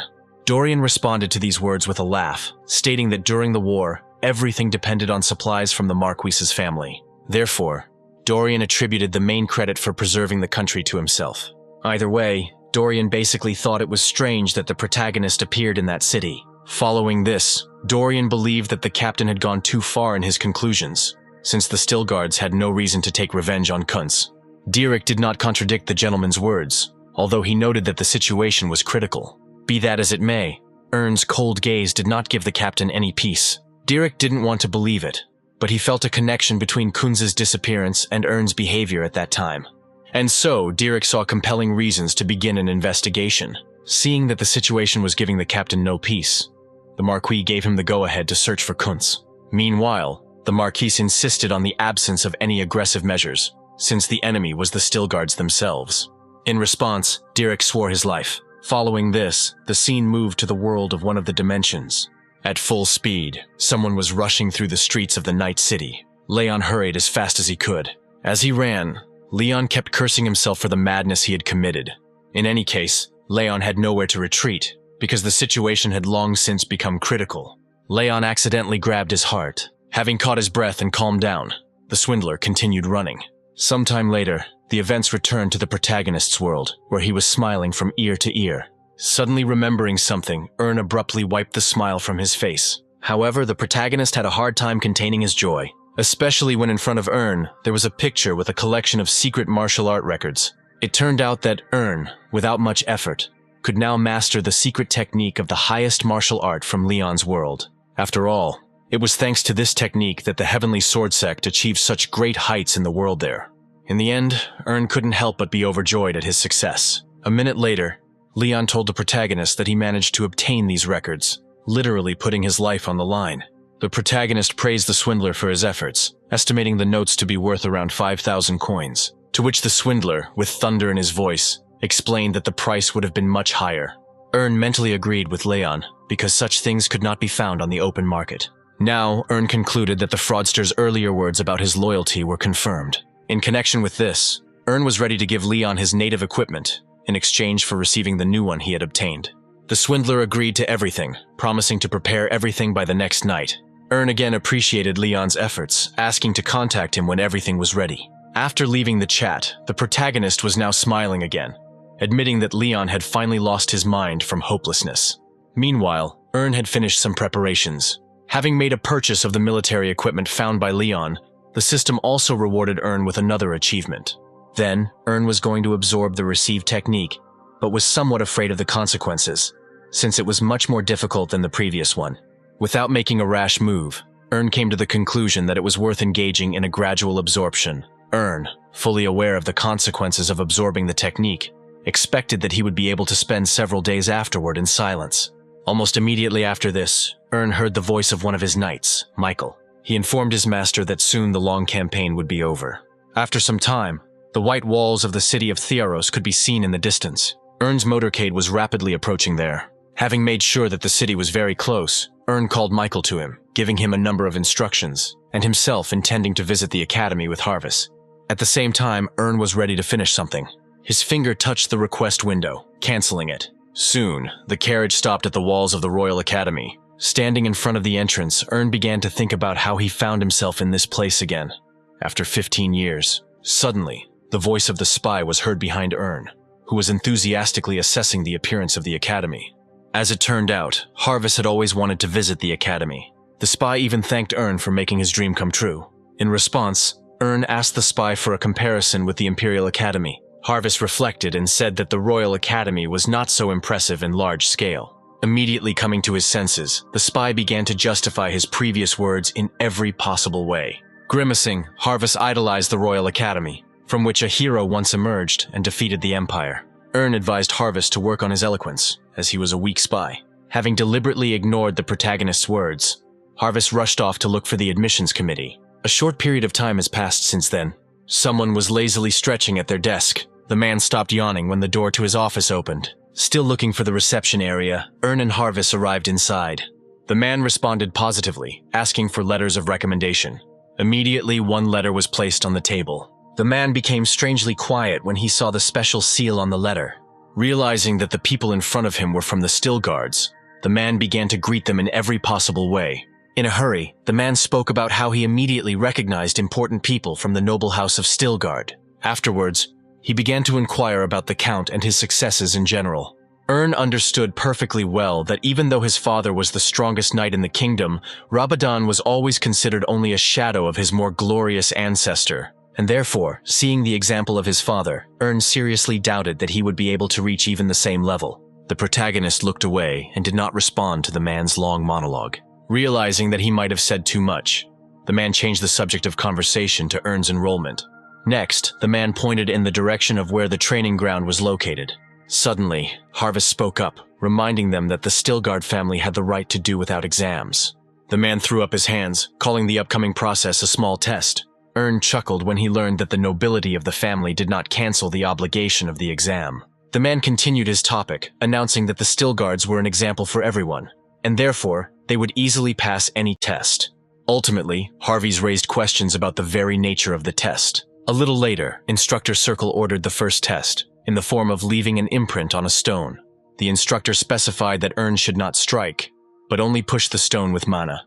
Additionally, the instructor informed Ern that for any violations he would receive the lowest score. In response, the protagonist asked how far the stone had to be pushed to get a perfect score. The instructor took his time answering, clearly seeing that Ern was not behaving like a typical pompous noble offspring. For the first time, there was an interesting specimen in front of Circle. Then the instructor asked Ern to push the stone as far as he could. Immediately after this, the protagonist began to remember his past life, in which he knew nothing about this test. Now Ern knew that the test was built on a balance between output and mana control. Next, Ern looked at the prints in the stone, finding nothing worthy in any of them. Suddenly, Ern's gaze stopped on something. One of the prints nevertheless attracted the protagonist's attention. Unexpectedly, Ern remembered that, just like that time, he was among those entering. Erna was pulled out of his thoughts by the instructor, who was rushing him through the test. Even Harvest, looking at Ern, found him somehow agitated. But then the protagonist pressed his palm against the stone. Ern closed his eyes and let out a long breath. A couple of seconds passed and it seemed like nothing had changed. The gazes of those present were riveted on the protagonist. At the same time, Ern himself froze. The next moment, an aura appeared around the protagonist. The huge stone block cracked and moved forward a couple of dozen centimeters. Seeing this, the instructor felt a lump in his throat. After all, the trace that Ern left was not deep or blurred. Considering that it was all about the blood, the instructor, grimacing, rated the protagonist's efforts at 5 points. Ern was even surprised that he was given the highest score. The instructor then continued by stating that Ern had only received a 5 out of 10. Even Harvest himself didn't know how to react to such a rating system. A couple of minutes had passed since the first test, and already clicks were heard from wooden swords colliding with each other. Ern was subjected to another test. Defending himself with only one hand, Circle found that Ern's fencing style was also extremely strange. The instructor believed that the protagonist, without any talent, was trying to appear to be an ace in the eyes of others. Now, however, Circle believed that the future of the Stilgards was not so cloudless. After several dozen parries, the instructor announced that the test was over. Then he turned to Ern. Circle listed the tests he had conducted, coming to the general conclusion that the protagonist was middle class in everything. The exams were over, and the action moved to the courtyard of the academy. There, Harvest did not understand why Ern allowed such an assessment, because according to the plan, the protagonist was going to graduate from the academy early. Ern sighed wearily, reminding the spy of the report, according to which he had to match the forces stated in the letter. Harvest admired Ern's patience, but did not understand how long he was going to hide his powers. The protagonist was willing to maintain secrecy until he could bring down the Empire. The spy was dumbfounded by what he heard. True, the spy did not consider Ern's words to be empty chatter, since he saw hidden powers in them that corresponded to Rebahan himself. Because of this, the spy had a clear idea of the possibility of the Stilgards breaking up the Empire again. Ern turned to look at Harvest, catching his gaze on him. Then he asked why the spy had such a distrustful expression on his face. The spy responded by stating that he had no secret thoughts, and understood Ern's desire for great achievements. Then, the protagonist let Harvest know that the next 2 years would be a non-stop grind. Meanwhile, Harvest himself had to spend the next 2 years of his life working for Ern in every way possible, in order to eventually earn his freedom. Having no choice, the spy still had to go through with it. Ern himself expected that Harvest would be able to bring good results from his work. Ern then handed Harvest a bag of gold, asking him to have a good rest with the other knights, and return to the Stilgard's domain. Ern also made it clear to Harvest that he was not going to waste time and shorten his studies as much as possible. After hearing this, the spy made it clear to the protagonist that the other knights would be upset if Ern did not say goodbye to them. Ern said that he was not saying goodbye forever, again asking Harvest to arrange a worthy feast for the knights before their departure. The spy had no choice but to accept the bag of gold. Then bowing, he wished Ern success, after which he began to leave the protagonist. Now, mentally, Ern was preparing himself for future events, in particular the inevitable collapse of the family in 2 years. Without further ado, the protagonist's gaze moved to the fortress tower. Looking at the Academy's coat of arms, Ern encouraged himself that he had once again embarked on the path of a cadet. The protagonist urged himself not to relax and to act to the fullest extent of his strength. Literally the next day, the training program started at the academy. One of Ern's classmates, Dmitry Tolobriman, talked about the upcoming fight against each other. The protagonist lazily listened to Dmitry, in fact, knowing absolutely everything about the internal rating battle. The protagonist remembered very well that in his past life, Ern had achieved a similar rating with great difficulty. However, Dmitry continued to pester Ern with specific details and the uniqueness of the function of the duel itself. At the same time, Ern's thoughts touched upon Dmitry himself, who was a guy with not the best memory. Despite the fact that Ern himself had no intention of communicating with Dmitry in any way, the guy, on the contrary, did not shut his mouth at all as soon as he was near the protagonist. Barely containing himself, Ern cursed himself for choosing Dmitry as his roommate. At some point in time, an instructor appeared in the classroom. Ern sighed with encouragement, hoping that the instructor would save him from the annoying chatter. Then the instructor commanded everyone to take their places. The cadets were alarmed. A second later, they sat down in the audience. The instructor made it clear to everyone that he was now responsible for the class, and the cadets had yet to get to know Sirkal. However, first of all, the instructor ordered the duel to begin. The instructor immediately outlined the strict rules of the fight. In particular, a decrease in rating in the event of elimination. After which, Sirkal asked the entire audience if they understood. The cadets responded to the instructor in chorus. Next, the instructor ordered everyone to gather on the training ground. A minute later, wooden swords cut through the air. The cadets' training swords met in a duel. In one of the duels, literally in the very first attack, someone was defeated. Loudly, Cadet Holland rejoiced at his victory. The instructor did not give any comments on this matter, only calling out the next cadets for a duel. Under Dmitry's encouragement, Ern entered the field. Seeing that the protagonist was next on the list, the instructor even felt a little sorry for him. As it turned out, Ern was up against Franz, a skilled swordsman who, with due diligence, could achieve quite a lot. Unlike Franz, according to the instructor, Ern was average in absolutely everything. The instructor even thought a little about why the offspring of the Stillguards was so standard. In any case, the instructor was preparing to witness a very pitiful sight. A minute later, the instructor was only becoming convinced of his judgment. After all, time after time, Franz's powerful attacking blows fell upon the protagonist. The instructor noted that Ern was skilled at defending himself, but was completely unable to find openings for a counterattack. With horror in his eyes, the protagonist barely withstood the blows to himself. Ern never imagined that Franz could turn out to be such a formidable opponent, but in reality, Ern was just skillfully playing his role. While continuing to defend himself, Ern briefly thought about how he could defeat Franz without arousing suspicion. At the same time, Franz himself was full of rage, since Ern still did not bend under the blows of others. After which, uttering a battle cry, Franz was about to unleash a blow on Ern that the protagonist had never seen before. It was in this action that Ern saw his moment. Dodging at the last moment, Ern allowed Franz's powerful blow to go wide. Realizing that the protagonist had dodged, Franz cast an angry glance at him. In response, Ern himself grinned. Ern then skillfully attacked Franz in the leg. Even the instructor secretly praised Ern's efforts. Afterwards, Ern looked in surprise at Franz, who fell to the ground, screaming from the pain in his knee. Immediately after this, the instructor's voice was heard proclaiming Ern the winner. Having come to his senses a little, Franz promised himself that he would still get even with Ern. Ern mentally chuckled at the expression on Franz's face, correctly suspecting his intentions for revenge. After which, Ern made a plan for himself, during which the protagonist only needed to always remain at a certain level so as not to stand out too much, but also not to be at the bottom of the rating. Then, Ern began to look out for the next pair of duelists. A minute later, at the instructor's command, Barand and Dmitry entered the field. Looking at all this from the outside, Ern already knew how the fight should end. As soon as the fight was announced, it immediately went against Dmitry. With the very first blow, the wooden sword hit him on the hand, after which, Barand hit Dmitry again, preparing to break the sword on his opponent's body for the third time. However, before the final blow was about to come, the instructor interrupted Barand. He laughed arrogantly. Once again, he began to whip Dmitry with the wooden sword. Covering himself with his hands, the boy screamed from unbearable pain. When the next round of blows came from Barand, his wooden sword was suddenly intercepted. Unexpectedly, the instructor intervened in the situation. Holding the wooden sword tightly, Circle wondered what Barand had not understood after the first order.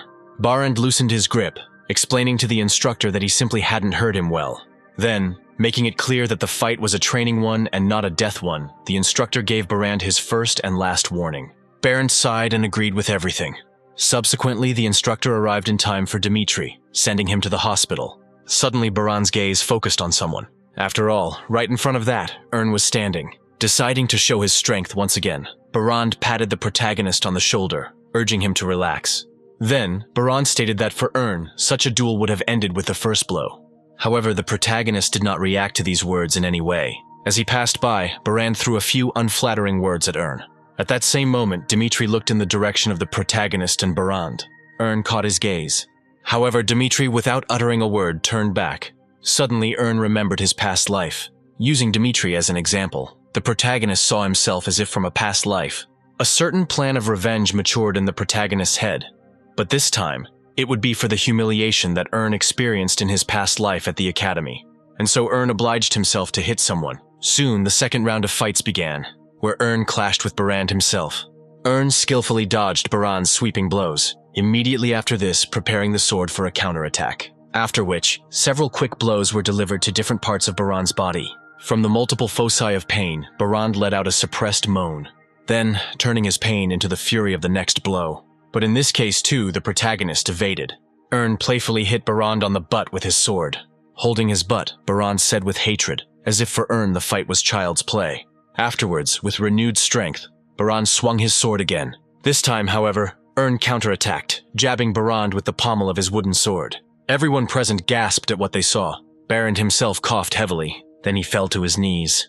Ern even apologized to Barand for not allowing him to show off to his heart's content. The instructor was in shock, not understanding how the average Ern managed to defeat Barand. The instructor noted that the duel between Ern and Barand was more like a game than a fierce fight. The instructor had no choice but to declare the protagonist the winner. However, Barand himself refused to admit defeat, calling on Ern to continue the fight, but without cheap tricks. Following this, Barand again applied for a duel. In response, only a chuckle was heard from the instructor, making it clear that a duel could be organized no more than once a week. Barand had no choice but to curse. Next, Barand began to threaten Ern with retribution. In response, Ern shook his head in disappointment, although he was not against teaching the bully a lesson once again. Unexpectedly, Barand loudly shouted out his name, title, and surname, thereby trying to scare Ern into remembering it all. Immediately after this, a stunning laugh was heard coming from the instructor. Barand became even more incensed, believing that Sirkal was mocking his family. The instructor brushed off such accusations against him. The instructor then explained that Barand, it turned out, was trying to elevate himself at the expense of the heroic Stilgard family. Having learned who exactly Ern was, the other cadets began to loudly discuss it among themselves. Now they all understood why Barand had lost the duel. The stunned Barand even decided to personally find out from Ern whether he really was Stilgard. The protagonist cheerfully replied that no one had asked about that. A certain amount of time passed, and a new day began at the academy. When Ern woke up, the first thing he did was look at his neighbor's bed. While getting dressed, the protagonist had no idea where Dimitri could have gone at such an early hour. Ern decided to consider that the recent loss motivated Dimitri to train hard. In fact, he was much more courageous and resilient than Ern had been in his past life. However, it was time for Ern himself to move forward. As he left, Ern threw a metal shield to Sari to eat, asking him not to make noise in his absence. Having already bitten the shield, the little animal yelped approvingly.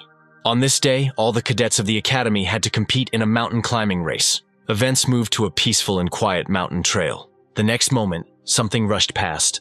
Ern ran along the path, activating his running ability. Suddenly, Ern felt that climbing the mountain was incredibly easy. But then, the protagonist noticed something ahead. Urgently, Ern slammed on the brakes. Stopping, Ern saw a guy who seemed to have once been his opponent in a duel. While the protagonist was remembering the man's name, the blue-haired man himself hesitantly said that he was waiting for Ern. Ern asked in return why the blue-haired man had waited for that. Clearly worried, the blue-haired guy mentioned Dimitri and that Erna should have seen something. However, the protagonist was not particularly interested in Dimitri's fate, especially not even considering him his friend. The blue-haired man was somewhat taken aback by the protagonist's revelations, but nevertheless continued, telling that Dimitri had been caught in a rockfall. Also, Blue-haired told that Dimitri, for some reason, kept calling only Ern. The protagonist didn't really believe in such a tearful story. In his mind, Ern even gave the blue-haired man advice on how to create better plans for his traps. Meanwhile, Ern understood that if he ignored the blue-haired man now, in the future, he would only be bothered even more. Deciding to deal with all his enemies now, Ern asked the blue-haired man to show him the way. Immediately after this, the characters set off on a short journey. At the end of the journey, the blue-haired man called Ern an idiot, who fell for a rotten trick. Having pushed Dimitri to the ground with his foot, Barand praised the blue-haired man for his efforts. Then, the blue-haired man reminded the protagonist of his retribution. Along with this, Dimitri's groans were heard as more and more pressure was exerted on him. Ern looked down at him wearily. Next, Barand spoke up, asking about Ern's feelings, who saw how his friend was being offended. After a short pause, Ern took the floor and said he wanted to ask something himself. Ern wanted to clarify whether, after the recent defeat, Barand was really ready to stoop to such a level. However, Barand only became furious, mentioning that it was Ern's fault that he had dropped in the rankings. But most of all, Baranda was infuriated by the loss due to Ern's clever blows and the fact that the protagonist did not even try to agree to a rematch. When the characters' conversation turned to Dimitri again, Ern once again reminded them that he was not a friend of the protagonist. However, Barand thought completely differently. Ultimately, Ern understood perfectly well that the words about Dimitri were just a pretext to cover up his true motives. Ern also surprised Barand considerably by announcing that only 5 people had gathered to attack the protagonist. In his explanation, Ern cited his powers of observation. Meanwhile, Ern was very interested in whether Barand would dare to take the consequences if the attack took place.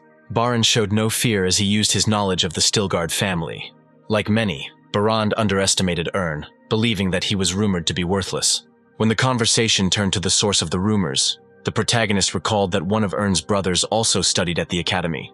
Warming his fists, Barand voiced the thoughts of his brother Ern, who was absolutely not against any action against the protagonist. Meanwhile, Ern did not understand why Barand was chatting at all. Ern then reminded Barand that he had just beaten him up yesterday. In response, Barand threatened Ern with his fist and called on everyone else to attack the protagonist. The other cadets immediately followed the call. Ern sighed wearily. Then he raised his head.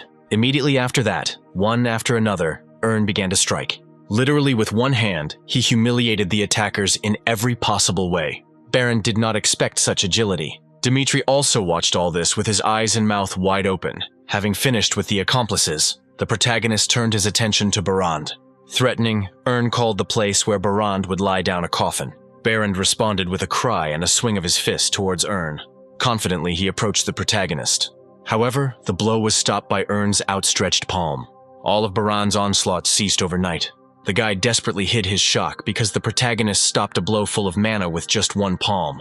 Immediately after this, Ern grabbed Barand's fist with his palm and bent it. A pulse of terrible pain ran through his body. Then, letting go of his hand, Ern became disappointed in Barand and the amount of his mana. Next, Ern prepared his fingers for a mana-filled snap. Next, he clicked on Barand's forehead. Afterwards, with a smoking area of his forehead, Barand fell to the ground. The protagonist looked at the lifeless body of the man. Dimitri continued to watch all this, fascinated. Ern caught him looking at him. Suddenly, the protagonist addressed him by name. Right after that, Ern grinned villainously and made it clear that the boy hadn't seen anything. After this event, some time passed and Ern's life at the academy became completely simple. The only problem was that Ern saw a level of teaching that was not at all in keeping with the protagonist's rank. Sometimes, Ern even thought about going to the upper class, but immediately abandoned this idea, since the difference was insignificant. First of all, the protagonist intended to graduate from the academy as quickly as possible, and to do this, he needed to return the chi energy. Unbeknownst to those around him, the protagonist began to manipulate the system to absorb new skills. To Ern's delight, the process was completed fairly quickly. But as for the capital itself, where the academy was located, this place was known for its fusion of light and darkness, and at this moment in time, Ern had to be on the side of darkness in order to get what he wanted. In order to gain guaranteed freedom, the protagonist would have to get his hands on a certain person in any case. After a long wait, Ern finally saw his goal. Someone in a white cloak was walking through the city streets. Ern was extremely confident in the results of his surveillance, always recognizing a person by their gait and height. There was no doubt that Ern was keeping an eye on Instructor Circle. Having thrown the mask and voice-changing pills in his hand, it was now up to the protagonist himself to move forward. Unnoticed, Ern followed the instructor. However, he was very worried about something. Unable to change your burden.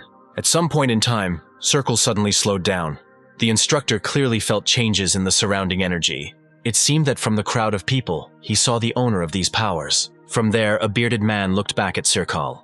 For just a couple of seconds, his image was visible in the crowd. People were actively wandering around until someone blocked the mysterious man. Eventually, it seemed to dissolve. The instructor was amazed by the strange man, who instantly disappeared from sight, and, moreover, seemed to note Sirkal himself. A bad feeling came over the instructor, and he hurried to get away. Gradually, his quick step began to turn into a run, until at some point, the instructor again saw a stranger in front of him. He brazenly blocked Sirkal's way. The characters' gazes crossed again, and after them there was a painful pause. Suddenly, the mysterious man began to list the instructor's dirty hobbies, which included women and alcohol. Right there, the stranger characterized everything that had been said earlier as trifles, in contrast to the love between the waitress and the knight. Like the threat, the mysterious man suggested that the instructor would face problems if the story came to light. The mysterious man did not introduce himself, asking to consider himself Destiny. While the moment presented itself, the instructor tried to comprehend the degree of threat from the stranger and how much he knew. Almost immediately after this, Sirkal came to the right decision. The instructor decided to grab the stranger and shake all the information out of him. The first swings of Sirkal's fists did not reach their target.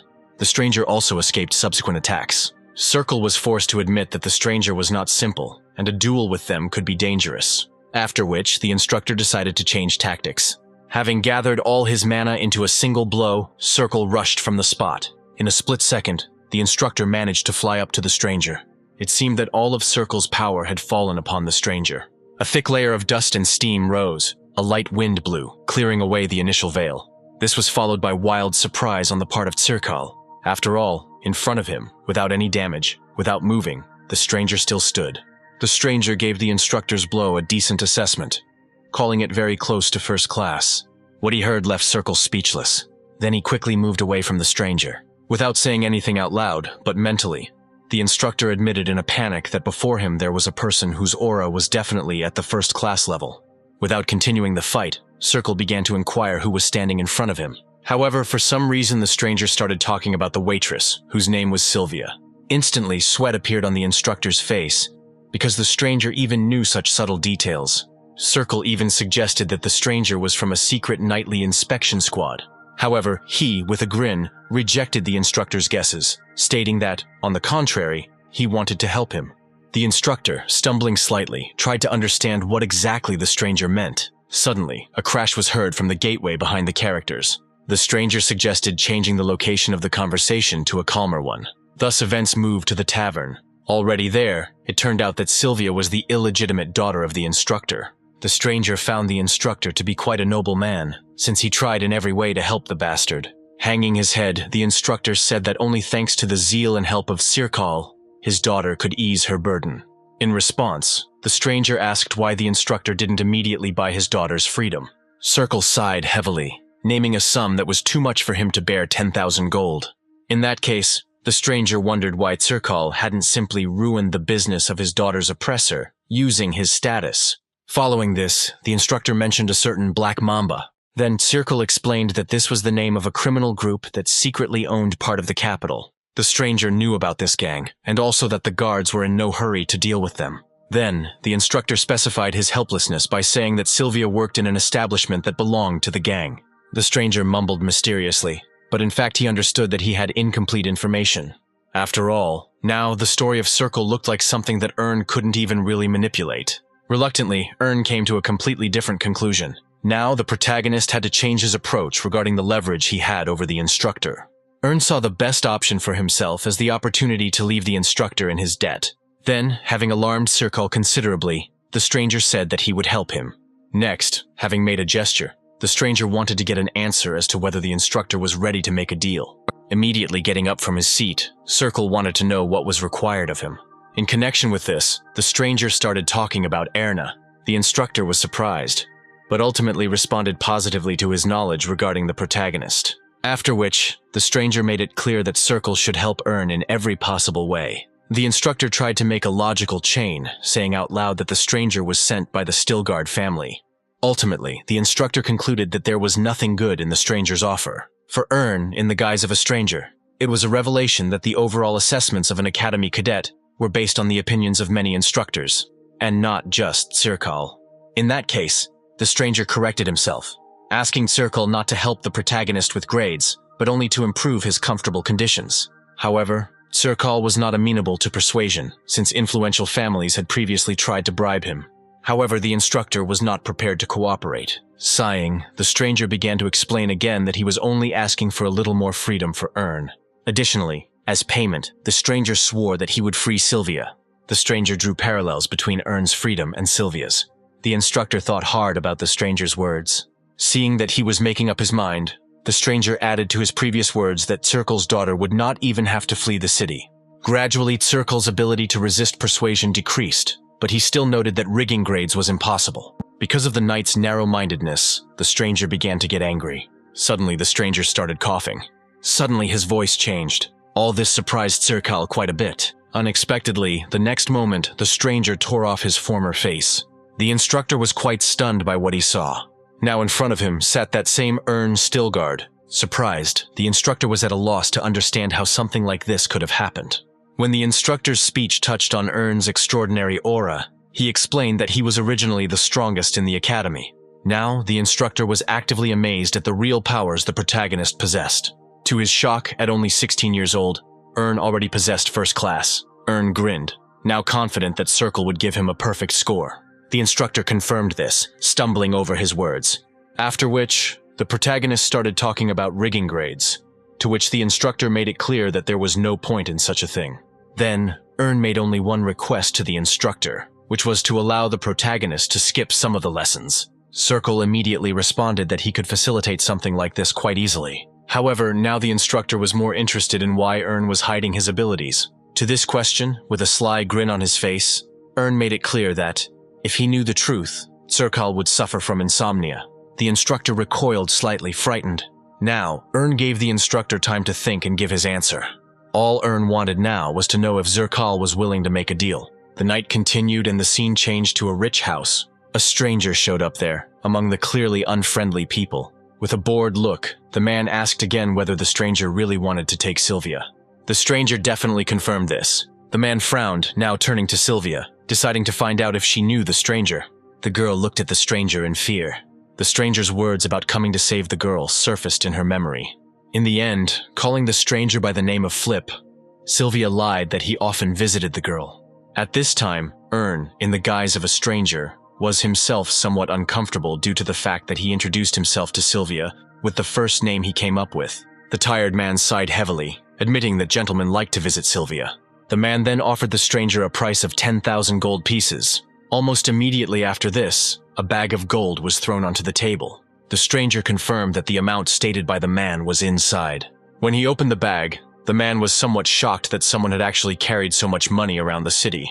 Apparently deciding that the matter was closed, the stranger began to take the girl away with him. Unexpectedly, the man asked the stranger to wait. The man didn't like that the stranger was trying to leave so quickly, without even listening to his interlocutor. Turning around, the stranger did not understand what the problem was, because the required money had been paid. To this, the man replied that he was a businessman and actively weeded out scumbags. Next, the businessman voiced a problem regarding how much Sylvia could earn in a year. Without waiting for an answer, the businessman named the figure of 12,000 gold, from which it followed that the businessman, not directly, wanted to receive much more money for Sylvia in order to cover his expenses. Earn, in the guise of a stranger, logically inquired about the new number. The businessman chuckled and said that he could use Sylvia for 10 years. But even in this situation, the businessman planned to use the girl as a concubine and also make money from this. Having briefly calculated the profit for future years, the businessman named the total figure of 130,000 gold. Subsequently, the businessman began to wait for the stranger's reaction to the new pricing policy. Having received no answer, the businessman said with sorrow that he had been counting on the stranger as a very wealthy man. The businessman then threw the previously received bag of gold at the feet of the stranger. The stranger stared at his own gold coins at his feet. Unexpectedly, putting his hand into the bag, the stranger said that he was also giving the businessman a chance. The businessman asked again, uncomprehendingly. Taking only a couple of coins from the bag, the stranger offered them or a fight. In response, the businessman laughed. Meanwhile, the stranger himself was not upset by the results of the negotiations, because he suspected that everything would turn out that way. And the stranger also considered it important to teach the businessman a lesson. At that very moment, Sylvia spoke up, afraid of what Flip was about to do. In response, the protagonist said that the girl simply had to stand behind him. Then the businessman's voice was heard asking his people to deal with the stranger. But before he could finish his speech, one of the guards was already killed. Opening his eyes, the businessman saw that his face was covered in someone else's blood. Everyone present in the room froze, until the businessman himself slowly turned to the slain guard. Then Flip's voice sounded, making it clear, under the guise of a smoking finger, that such a tragedy could have been avoided. At the same time, it seemed to Flip that the businessman was starting to get quite angry. The next second, under the influence of magic, Flip threw out projectiles in the form of gold coins with his thumb. Without a sound, the coins hit the heads of the dealer's men, completely stunning those. The number of living people in the business was rapidly decreasing. Not wanting to put up with this, the businessman drew his sword, after which he activated the Hellfire skill. However, before the cast was complete, Flip fired the last coin at the businessman. Having reached the businessman, the coin greedily bit into his hand. Immediately after this, the businessman dropped the weapon from his hands, feeling that it would no longer be subject to control. Following this, Flip jumped up to the businessman in order to teach him a lesson for attempting to use dark magic. Before striking, Flip wondered if it was worthwhile to talk to the businessman in the language of the criminal world. The businessman even asked the stranger again, not quite understanding what he meant. In response, Flip hit the businessman once. Having turned around himself, the businessman collapsed to the floor. Throwing threats, Flip began to slowly approach the businessman. Being frightened, the businessman himself was ready to give the stranger money. Flip stopped, curious. The businessman continued speaking, mistaking Flip for a troubleshooter and now promising him a payment for sparing his life. Flip seemed intrigued when the businessman raised the ransom to 3 times the amount. The businessman even smiled, guaranteeing that he would be able to pay Flip back thanks to his wealth. Then the businessman raised the amount even higher, on the condition that Flip would reveal the name of the customer. Flip pretended to think about the offer, but still didn't want to lose sight of the very reason for the fight. The businessman actually thought that Flip wanted to get recommendations for himself and his firm. Sighing, Flip suddenly said that to begin with, he should have taken the order to eliminate the businessman. This news stunned the businessman. Then Flip said that he had come only for Sylvia and nothing more. Taking out a new coin, Flip said that the businessman should have accepted the original offer and not made things worse. The stranger's murderous gaze was imprinted and hung on the little business. He, being horrified by future events, began to beg Flip to wait, but a second later, a gold coin hit the villain's head. Immediately after this, a shocked gasp was heard from the girl behind Flip. Flip glanced at her instantly. The girl herself jerked in fear. Afterwards, Ern, in the guise of a stranger, hastened to apologize to Sylvia for the cruel scene. Stammering in horror at the scene that had happened earlier, the girl wanted to know who Flip was. She completely didn't understand how Flip could pull off something like this on his own. After thinking for a few seconds, Flip said that he was a man from Circle. At the same time, Flip called himself the man who gave the girl freedom. Then the scene changed to another establishment in the city. There, piles of gold coins were pouring out onto the table. Flip rented the entire top floor of the tavern, at the same time asking to feed the girl who was with him. The tavern keeper beamed with happiness at the abundance of coins, guaranteeing that everything would be fulfilled. Having already climbed up to the second floor, Flip asked the girl to have a good rest. She thanked her savior, after which she hurried to go into her room. Ern, being in the form of Flip, did not expect the consequences, since he had previously destroyed the traces of the massacre with acid. All this meant only one thing to Ern. After moving to his room, the protagonist dropped his mask. Next, starting to meditate, Ern ran through all the abilities he had previously used in his head. Now, the protagonist knew exactly what he might need to master the Northern Lights technique. Likewise, Ern spent the entire night in meditation, trying to grasp the basis of the fighting technique. Morning came, and with it, Ern's mastery of the technique was complete. Exhaling heavily, the protagonist was sure that he had now achieved what he wanted. All the scattered threads of technology were collected together by the protagonist. Next, Ern grabbed the sword. He stood up and walked to the door. The next moment, the protagonist felt how the energy from the mastered technique began to overflow him.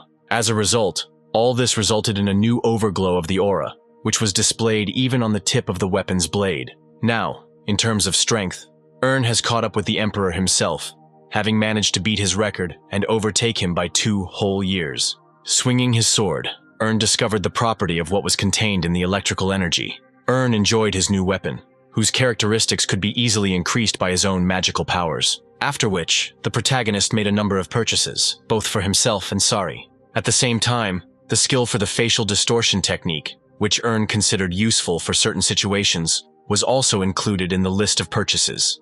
Now, while warming up, the protagonist wanted to test the effectiveness of what he had just bought. Next, the action moved to Sylvia's room. The girl had already woken up a long time ago and was humming something under her breath. Suddenly, there was a knock on the door of her room, and a voice familiar to Sylvia was heard. The girl jumped out of bed and hurried to open the door. As soon as she saw who was standing in front of her, Sylvia took a couple of steps back. Now, practically filling the doorway, a blue-haired guy was looking up at her from below. Frightened and screaming, Sylvia tried to close the door. However, the new stranger stuck out his leg, not allowing this to happen. Earn yelped in pain and hurried to explain that he was the girl's savior yesterday. Pointing to himself, Earn came up with another story that yesterday, Sylvia saw another face created by Flip. Realizing that she was not in danger, the girl apologized. Right there, Earn noticed that the girl was quite tired. As it turned out, due to considerable anxiety, Sylvia was never able to get much sleep. After a short conversation, Earn suddenly handed the girl a bucket. Sylvia looked inside, finding a bucket full of appearance-altering devices. The protagonist insisted that Sylvia would have to change her appearance in any case in order to avoid being caught. Sometime later, Circle looked at someone mysteriously. Now, in front of the instructor, there were two people who were completely unknown to him. After a moment of inactivity, Circle apologized to the couple, believing he was in the wrong room. Suddenly, a charming girl greeted Circle as if he were a family member. The instructor stood there, shocked. Sylvia explained that she simply dyed and cut her hair. Earn spoke up after her, calling the girl's transformation weak magic. Additionally, the protagonist noticed the girl's pendant, which was supposed to protect her from persecution. The instructor was surprised by such a thing. The next moment, the button on Circalius's cape vibrated. It seemed as if she was starting to pull out her clothes. A few moments later, the button was pulled forward quite far. Then, with a bang, it burst free. In shock, Sylvia's scream was heard. But the next moment, the button turned into a small animal, flying into Earn's hands. The little animal began to whine pitifully and lick the protagonist in every possible way out of longing for him. To the gentle howls of the little animal, Sylvia and Circali gradually came to their senses. Meanwhile, Earn was interestedly studying the behavior of Sari, who could recognize his master in any guise. Next, the protagonist introduced the animal. Chirping softly, the girl reached out to Sari. The little animal grunted in confusion, going through a thought process in its head regarding the girl's hostility. Ultimately, Sari found no reason to attack. The cuteness of the little animal struck the characters right in the heart. Next, the protagonist ordered the animal to play with the girl. Having diverted Sylvia's attention, Earn approached Circalius. Now, Earn was interested in his request. The instructor made it clear that he had signed the protagonist up for a closed training session. This was the name of the training hall where only geniuses could practice. Finding this useful, Earn immediately asked how long the training period covered. As it turned out, the instructor was only able to knock out time until the next full moon. A little nervously, the instructor informed Earn that despite the time restrictions, the attendance restrictions were not significant. This outcome did not particularly impress the protagonist, which is why he again needed to come up with something else. Having decided to temporarily stop there, Earn also suggested conducting a count. The protagonist approached an unremarkable cabinet. Afterwards, he looked slyly back at the instructor. Suddenly, Earn called out to Sylvia. Immediately after this, a bag of gold appeared in the girl's field of vision, which Earn presented to her. Sylvia was stunned, unable to even respond properly.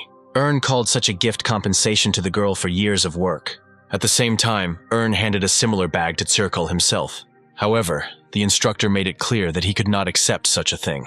Both gifts, Earn called money that had been illegally obtained by the Black Mamba and were now being returned to their owners. Then the bag of money was thrown into the instructor's hands. Circle didn't know what to think, because in one moment his problems were solved.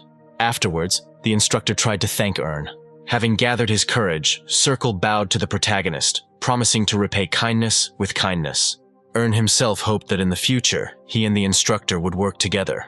Next, Earn's attention turned to the girl, wondering what her plans were. Sylvia couldn't give the protagonist a precise answer because she too had an overly quick story. At this, Earn hummed thoughtfully. Almost immediately, the protagonist suggested that the girl help him.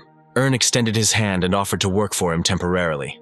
Next, the events moved to the Black Mamba establishment, where two people were discussing breaking into a safe. Two men were discussing the behavior of the missing boss, who had recently been frequently forced to rob and blackmail. However, Bass was sure that it was not one of the gang who broke the safe. The man standing next to him, named Titan, thought otherwise, blaming the missing boss for everything. Bass specifically noted to Titan that the safe was only half broken open, with the inner compartment opened with a key. Putting 2 and 2 together, Titan came to the conclusion that the missing boss had ordered his men to do this. Then, Bass also emphasized that among the boss's people, there were no people who could cut the steel plates. In connection with all this, Bass expressed no doubt that it was not without an aura. Now Titan himself asked the logical question, why would the owner of the aura rob a safe? Bass didn't answer, but began to look around the room. The unnatural cleanliness, in particular, seemed suspicious to him. Noticing something under the furniture, Bass darted to the floor. Titan looked at Bass's behavior with surprise. After a few moments, Bass stood up, holding a gold coin in his hand and asking how many men he could kill with aura and gold. However, Bass was not particularly interested in the true identity of the one who killed the other members of the gang. After all, for Bass, the main insult in principle was that someone dared to attack their gang. At the same time, Ern was again indulging in meditation. Having previously used many elixirs, Ern hoped to awaken the chi energy within himself. The flower, which represented a special technique, gradually blossomed. In the blink of an eye, the flower petals opened. A new energy began to permeate the protagonist. Ern was a little nervous because he could not overcome the barrier he had previously achieved in enlightenment. Gradually, the elemental winds of the aura began to subside. Getting up tiredly, Ern decided not to torture himself with unnecessary attempts to overcome the barrier for now. Stretching, Ern decided that for now, it would be best to take a temporary rest. Moreover, believing that Flip's image would be useful, Ern bought himself a mansion in the capital, where he now lived. Looking at the mansion's landscaped grounds, Ern admitted that the investment had clearly been worth it. But along with this, something else caught the protagonist's attention. Watching Sylvia every now and then, Ern believed that the girl was quite capable. The girl knew how to read, she knew how to write, and in principle she could complete any job. Ern even suggested that Sylvia might have belonged to some fallen aristocratic family. But he did not pursue the topic further. Ern was afraid that with his questions he might touch on some painful topics for the girl. The protagonist expected that Sylvia's story might be somewhat similar to Ern's own fate from his past life. Having decided not to interfere, Ern concentrated on the topic of closed training. Without wasting a minute, the protagonist called the system and entered the exchange. There, upon request, Ern found a special mana stone. Ern even expressed surprise when he saw the price and rarity of flow attainment. As it turned out, such goods were mainly handled by Hearthstone, which by that time had become quite popular. In fact, Ern didn't even hope that he would be so lucky. Ern was quite pleased to note that Hearthstone turned out to be quite the sneak. In this regard, the protagonist has a good opportunity to cast his line. Next, Ern posted his trading lot, where he sold the mana stones he had previously secretly bought from Hearthstone, while at the same time agitating for a rebellion against the tyranny of the Merchant Alliance. Many of the stock exchange's inhabitants were beside themselves with happiness, because Ern was selling such rare mana stones for 5 coins less. For some, on the contrary, joy turned to despair, because the mana stones were not sold by the Alliance. Others, however, saw no problem with this, enthusiastically noting that the famous Ern had returned to the stock exchange. As in life, so in trading, the protagonist was now skimming the cream. Absolutely everyone and everything rushed to buy goods from the protagonist. While eating the cake, Ern watched with amusement as his balance was replenished by spontaneous purchases. A couple of minutes later, Ern received a message from Hearthstone. As soon as the protagonist accepted the request for communication, insults began to rain down on him. Shocked by the font size of Hearthstone's messages, Ern greeted him. Ern also didn't forget to thank Hearthstone for being able to sell the mana stones. Hearthstone was taken aback for a second or two, only now realizing who had been putting spokes in the wheels of the Merchant Alliance all this time. However, despite Hearthstone's pressure, Ern did not reveal his secrets. Hearthstone's world order seemed to crack from irritation, after which he again began to insult the protagonist in every possible way. At the same time, Ern made it clear that he would disappear from sight as soon as he earned 10,000 coins. Meanwhile, Hearthstone himself was not willing to sit idly by, threatening Ern with a complaint, since his actions had slandered the Merchant Alliance. Although he didn't say it out loud, Ern was forced to admit that he had gone a bit overboard with his announcement. But even for such cases in life, the protagonist always had a special plan prepared. After all, as it turned out, Ernu was still actively assisted by Mayam, providing carte blanche for actions in System Zero. Then Ern thanked Mayam for his support. In response, the channel master only laughed awkwardly, pretending to be flattered by the protagonist's words. However, Mayam clearly hoped that one day, Ern would be able to repay him. In part, Ern even made it clear to Mayam that such a day would come one day. In this regard, the protagonist, once again, mentally wished Hearthstone good luck in all sorts of complaints. While Earn was thinking about how else to screw over Hearthstone, the protagonist received a message. Earn had a feeling that the official protest had come so soon. Upon opening the message, Earn saw that someone, under the pseudonym Golden Dragon, was offering the protagonist a part-time job. In order to learn more about the stranger, Earn used the Eye of Providence. Alarmed, the protagonist was at a loss to guess what such an influential person could have forgotten on the stock exchange. As it turned out, the heir to the trading guild named Joe contacted Earn. Earn was absolutely amazed, because even from the brief reports it was clear that Joe, in terms of his characteristics, skills, and level of wealth, was a wildly outstanding person. Next, the protagonist began to think about the things that could lead Joe to Earn. Earn was hesitant to answer, believing that there was some kind of catch to the whole story, since Joe was very actively trying to recruit the protagonist for hourly work. Finally, Earn chuckled and decided to play his own game. Hours have passed since then, and evening has come. After a fair amount of stalling, Earn was now ready to give Joe his answer. After logging into the exchange, Earn sent a request to communicate with Joe. To Earn's surprise, Joe responded a second later. Joe seemed a little nervous, apologizing in every way for interrupting Earn's work. Skipping the pleasantries, Earn suggested getting straight to the point, to which Joe again apologized for the urgency of his messages. Getting to the point of the conversation, Joe revealed that he knew about the conflict between Earn and the cartel over the sale of elixirs. The protagonist realized that Joe was most likely sent to deal with Earn on behalf of the cartel. However, Joe dismissed Earn's conclusions, saying that the story of the conflict was being actively passed on by word of mouth. The protagonist snorted in disbelief, still not understanding the essence of their conversation. After a few seconds of silence, Joe suddenly said that Earn had 10 tickets to submit reports. The protagonist was amazed at the power of the rumors, in particular, which were probably spread by Mayam as well. After all, in a recent conversation with the channel master, he had assured Earn that he would turn the whole situation into an accident during a prank. Meanwhile, even Earn himself was not averse to adhering to this legend. At the same time, Earn was not averse to adding some spice to the unfolding situation. Then, the protagonist pretended that Joe had obtained secret information. Joe believed in his luck, after which he again inquired about tickets. To this, Earn answered positively. Then the protagonist discouraged Joe, saying that he had already spent all the tickets. Disappointment overwhelmed Joe, and he hurried to say goodbye to Earn. At that very moment, the protagonist stopped Joe, notifying him that Earn still had the right to provide the report. At the same time, Earn made it clear that the protagonist had only 5 attempts left to achieve this right. To this, Joe even asked again about the number of attempts. The protagonist merely replied that there was no point in lying. Following this, Joe grinned slyly. And later, he burst out laughing like a madman. Joe was overjoyed at the chance to take revenge on his enemies. Still hearing the endless laughter, the protagonist even doubted that he was still communicating with the same person. At some point, Joe came to his senses. He hastened to apologize to Earn for his lack of restraint. Further, Joe told that he had enemies who had unfairly killed his parents. And so, specifically in Earn, Joe saw a ray of hope for revenge. Earn himself began to connect Joe's story together, concluding that his enemies were engaged in exchange. Joe agreed with everything completely. Then, Earn began to pretend that he couldn't just throw away such privileges. Understanding everything at a half-word, Joe made it clear to the protagonist that he was ready to pay Earn's services for 50,000 coins. After the amount was announced, the protagonist became thoughtful. In Earn's guesses, there were many indications that Joe was not just a simple man from a wealthy family. After researching Grandpa Joe, Earn came to the conclusion that he definitely wasn't involved in stock trading.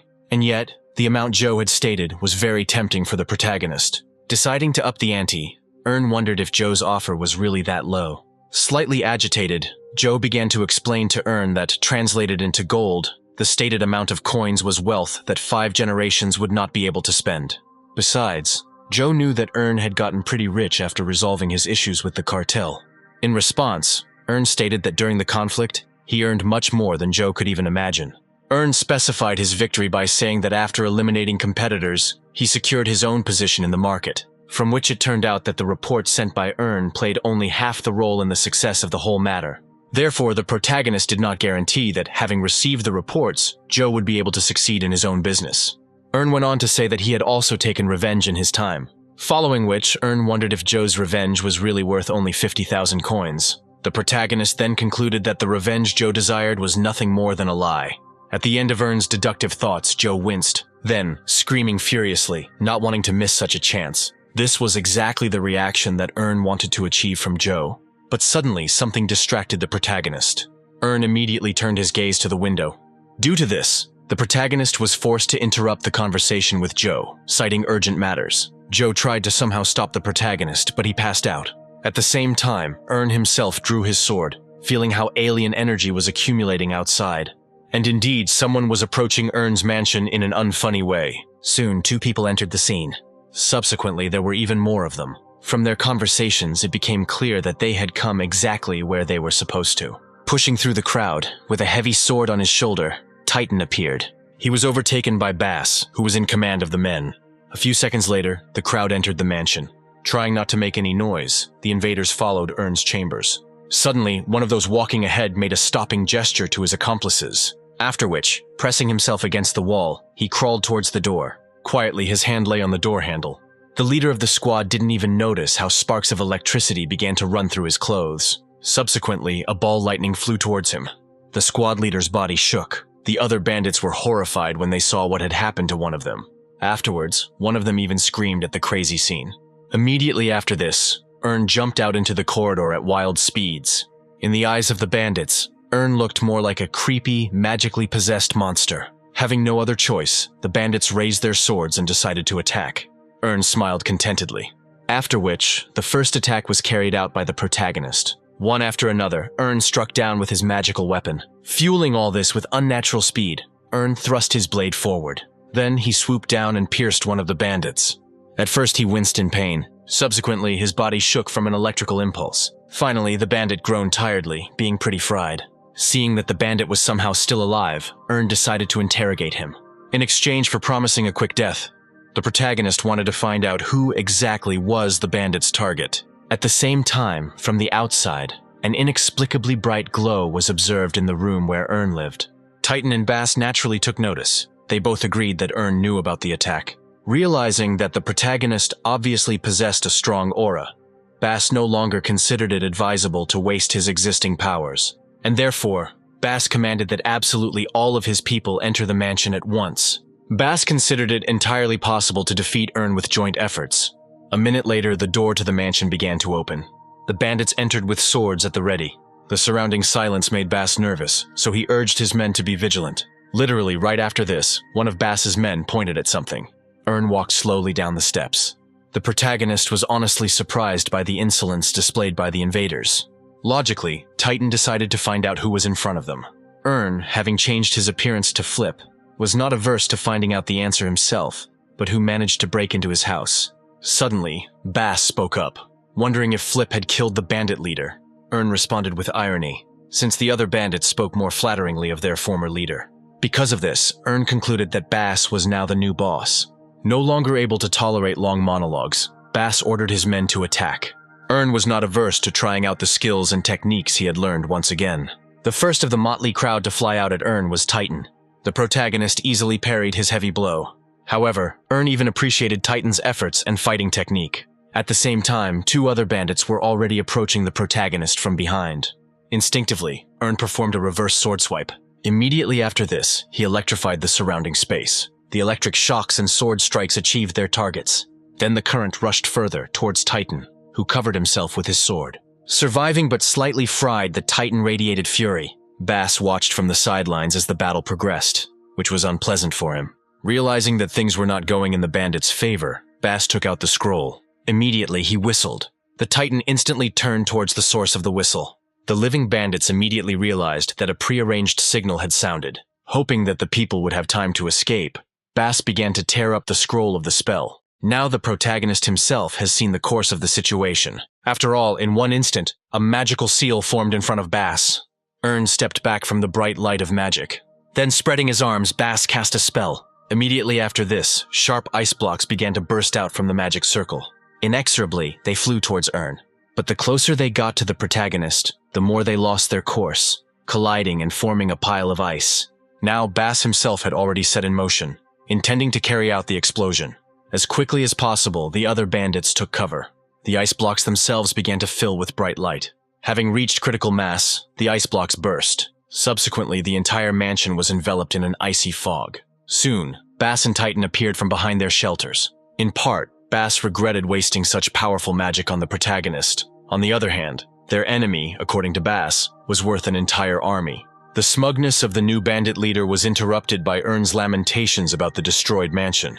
Appearing in front of everyone again, Ern wanted to understand whether the bandits were ready to fork out money for the repairs. In a panic, Titan shouted out that the protagonist didn't receive a single scratch. Bass also saw this, but he absolutely did not understand how something like this could happen. As it turned out, thanks to the previously learned skills and the raised level, Ern could easily block magic. Looking at his thawing hair, Ern concluded that he had not managed to preserve everything in himself. Then, Erna's anger grew because his hair was completely ruined. Eventually, the protagonist burst into a cry of indignation. Ern then swung his sword to teach the bastards a lesson for ruining their hair. The bandits were confused, because Ern had become wildly enraged. First of all, because of some hair. Subsequently, an electrical chirping and glow engulfed the mansion. Sometime later, when everything had calmed down, Bass appeared, barely breathing. Almost immediately, he fell to the floor. Having let off steam, the protagonist finally exhaled. Afterwards, Ern told himself that he barely managed to restrain himself from destroying the entire mansion. On the other hand, the protagonist has completely avenged his hair. Suddenly, Ern noticed that the number of dead bandits was slightly less than those who had originally broken into the mansion. As Ern scanned the grounds of the first floor, he came across a door that was slightly open. Deciding that the survivors were hiding there, Ern followed the open door. Yurko, the protagonist, slipped through the door, but right after that, Ern froze. His gaze was met with a picture of a couple more dead bandits. The protagonist looked closely at the bodies. Absolutely everyone had a wound in the same place that was not typical of a sword. Ern wondered to himself who could do something like this. Suddenly, an unusual noise was heard from the far corridor. Ern turned his gaze to the source of the noise, seeing a strange figure in the shadows. Preparing for the worst, the protagonist held out his sword. At the same time, the shadow began to click its tongue towards Ern. It seemed that Ern was beginning to guess who was hiding there. Soon, the unicorn appeared to the protagonist in full form. In all its majestic glory, the unicorn straightened its mane. Recognizing Sari, Ern was amazed by the animal's transformation. Sari nodded when Ern hinted at the dead bandits. Suddenly, Sylvia appeared from the next room. The girl was safe, and now, first of all, she was interested in Sari's condition.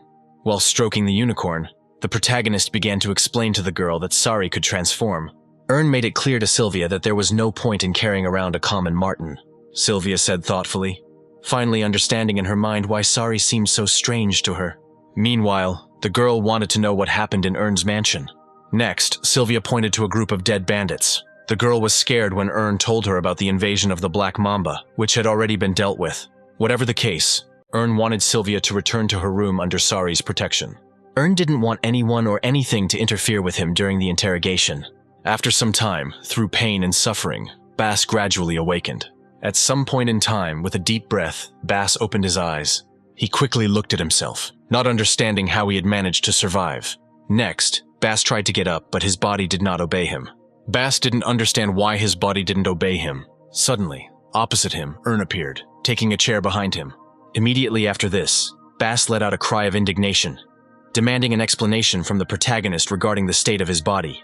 Ern grimaced because he believed that someone who was left alive should not behave like that. At that very moment, Titan also showed signs of life. Like Bass, Titan, after a brief moment of joy at his survival, was horrified by the state of his own body. Bass's voice was heard from the left, urging Titan not to waste time, since they were obviously under the influence of magic. Their conversation was interrupted by the clapping of hands from Ern, who wanted to know the names of the attackers. Next, putting a chair down and sitting down on it, Ern introduced himself as Flip. After which, the protagonist made it clear to the bandits that he had the power to kill and resurrect the villains. The bandits were stunned by such revelations. The protagonist did not stop, promising that he would do this throughout the night. The scoundrel's former self-confidence was melting away before their eyes. With trembling voices, they finally introduced themselves to Ern. Ern then suggested that Bass and Titan were not top-level members of the criminal group, as they took part in the attack. Sighing, Titan partially confirmed the protagonist's suspicions, after which he made it clear to Ern that their group was simply thrown at the owner of the aura. As it turned out in the end, Ern was up against some of the weakest fighters, who were simply thrown to the slaughter. Ern even laughed, as if the bandit organization was trying to resemble a knightly order. Titan sighed heavily again, naming a certain Kamazan as the source of all the troubles. The protagonist listened attentively to his speech. Considering that Kamazan was the new leader of the bandits, Ern assumed that Bass and Titan were not on the best terms with him. Ern ended his thought by saying that the protagonist's attackers were ultimately nothing more than expendable material. The protagonist added to his words that Kamazan would benefit from both death and the successful return of Bass and Titan. Having received some information, Ern decided it was time for the next questions. When the topic touched upon the protagonist himself, Bass spoke up, explaining that he had taken up the trail due to the unusual disappearance of one of the waitresses. Bass continued his story, complaining that given the circumstances, there were few options for what happened.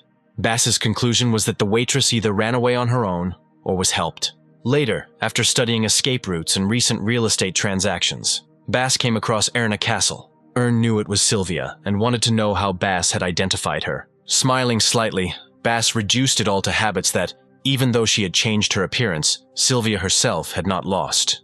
Listening to Bass, Ern found him to be a very astute man for a criminal. The following picture emerged, in which Titan was the muscles, while Bass played the role of the brain center. Suddenly, the protagonist became inspired by the idea that those two scoundrels could be useful. Having finished the interrogation, from now on, Ern decided to openly think about what fate awaited the bandits. The protagonist grinned and called death not the worst option. Hearing this, the bandits shuddered in fear. Bass suddenly spoke, stammering, seeing no benefit to Ernu in his death. Playing on feelings, the protagonist explained that he would simply get rid of anxiety. Additionally, Bass mentioned his importance in the organization, which would definitely avenge the death of one of its most important people. Bass frowned and said that Ern would hardly be able to withstand the wrath of the Black Mamba. The protagonist only partially agreed with Bass's threats, although without expressing any alarm. In connection with all this, the protagonist started talking about some kind of agreement in which all parties would be satisfied. Bass repeated Ern's suggestion thoughtfully, somewhat stunning Titan. Meanwhile, Ern waited attentively. After a short pause, Ern said that there was one way for coexistence. A little later, the remaining surviving bandits exclaimed in unison in surprise when they learned about the plan to kill Kamazan. Bass approached them and offered to take over the entire criminal organization. As a boost to the action, Bass hinted at Ern, who could not be killed even on the 10th try. The other bandits turned their gaze to the protagonist sitting behind them. Now, Ern's face, radiating madness, looked back at them. Feeling the chill of death in such a look, the bandits immediately abandoned their thoughts regarding revenge against the protagonist.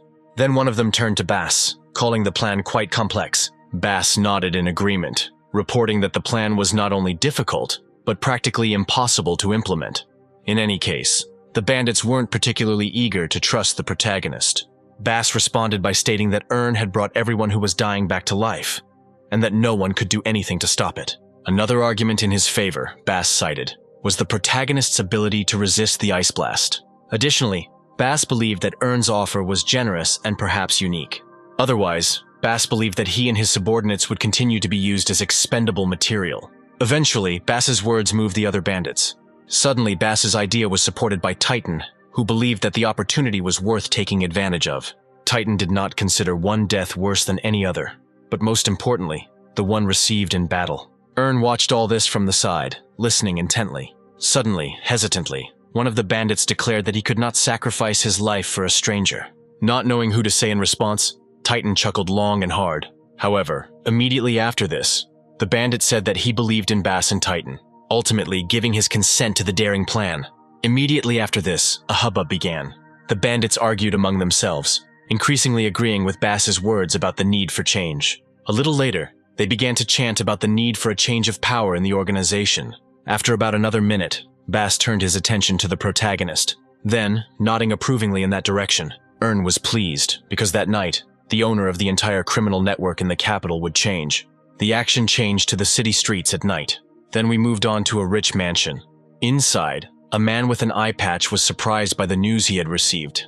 The confidant explained that the object that was supposed to be captured was currently located on the first floor of the mansion. Although he didn't say it out loud, the one-eyed man was unhappy that the suicide mission had succeeded. Next, he inquired about the condition of the prisoner. Clearly overjoyed, the confidant reported that the prisoner was on the brink of life and death. Thinking that the captive was at about the 3rd rank of cultivation, the one-eyed man ordered him to be brought in. Additionally, just to be on the safe side, the one-eyed man ordered that a couple of strong guys be brought in. Having bowed, the confidant went to carry out the order. One Eye was a little upset because he had hoped to get rid of Bass and Titan. A couple of minutes later, a man in shackles entered the one-eyed man's office. His clothes were pretty tattered, and his body was covered in bruises. Pushing from behind, Bass and Titan followed Earn in. Looking at the protagonist, the one-eyed man said that he didn't know him. In connection with this, the one-eyed man wanted to know who they had brought to him. Hanging his head tiredly, the protagonist introduced himself as Flip. Having learned the name, the one-eyed man condescended to shout, demanding that his money be given to him. Without taking his eyes off the floor, Earn suddenly said that the money belonged to the former leader of the Black Mamba. Then, suddenly opening his eyelids, the protagonist said that from now on, it was Earn's money. The one-eyed man cursed at such rudeness. In a commanding voice, the one-eyed man made it clear that everything in the Black Mamba belonged to him. Then the one-eyed man turned his attention to Bass, wanting to know where the stolen money was now. In response, with an incomprehensible movement, Bass nodded his head. The one-eyed man cursed again, considering Bass's silence and all his incomprehensible movements to be insolence. The one-eyed man slammed his fist on the table and demanded that Bass obey and maintain subordination. Suddenly, Bass replied that he saw no point in communicating with a corpse. Such rudeness made the one-eyed man even more furious than before. Then Bass gave another barely noticeable signal, shaking his head from side to side. The faces of the bandits present changed. Those who were loyal to the one-eyed man looked at them with obvious distrust. Suddenly, Bass said that no one should leave the room alive. This news was joyful for Earn. In an instant, an aura appeared that enveloped the protagonist's body. Earn jerked his hands, tearing apart the links of the chains. Almost immediately, all of the protagonist's previous bonds were destroyed. Seeing this, the bandits present opened their mouths in shock. The one-eyed man himself was filled with emotions. Immediately after this, Earn commanded Bass and Titan to leave the room if they did not want to become corpses. Afterwards, the air began to be cut by the sound of chains whipping all around. The chains hit the bandits and caused them terrible injuries. Some of them lost their heads, others were cut in half. As if in a war dance, Earn began to wield the chains. No one could dodge his blows. Screaming in pain, the floor of the room gradually filled with the bodies of bandits. The one-eyed man stood to the side and watched this dance of death. Sweating, he mentally noted that from the very first glance, he felt something was wrong with Erna. Then, moving behind him and snatching a dagger, the one-eyed man rushed at the protagonist. But out of the corner of his eye, Earn managed to see movement behind him. Getting closer and closer, the one-eyed man was already anticipating how he would deal with the protagonist. However, just before the blow, Earn dodged, responding by intercepting the one-eyed man with chains. Too late for himself, the one-eyed man realized that he had fallen into a trap. The protagonist jerked his hands, squeezing the chains on the villain's throat. Then, without losing his grip, the protagonist went behind the one-eyed man. For some reason, Earn addressed the one-eyed man by name. After thanking Kamazan, Earn announced that he would absorb the Black Mamba. Panicking, Kamazan tried to stop Earn. But after this, the protagonist made sharp, tearing movements with his hands. Sometime later, Bass and Titan entered Kamazan's office. Not knowing what to say, they looked at Earn, who was wiping away the blood. At some point, the protagonist noticed their presence. In a commanding voice, Earn ordered them inside. The protagonist inquired about the fate of the lower floor, to which Bass indicated that all of Kamazan's supporters had been killed.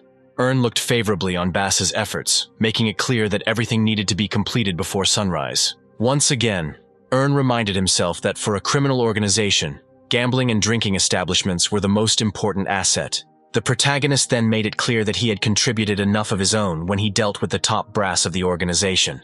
However, the protagonist wanted to know whether Bass would be able to win over the other opponents to his side. Bass started talking about the smugglers and their intractability, but then hinted at Titan, who knew how to find a common language with the people there. Next, Bass mentioned the trade association, which was opposed to Kamazan. Thus, although Bass had supporters, he was still afraid, because there was no justification for the actions for the coup. After thinking for a bit, the protagonist said that any justification could have been invented.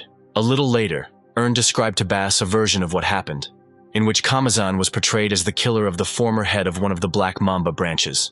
Bass gasped in amazement, because with such a version, even more people would have gone over to the side of the rebels. Earn also confirmed this because, having remained in the minority, all other dissenters will have to make concessions. These discussions were interrupted by Titan, who did not really believe that the branches could believe such a story. With this situation in mind, Earn brought up the topic of how Bass and Titan managed to capture the protagonist.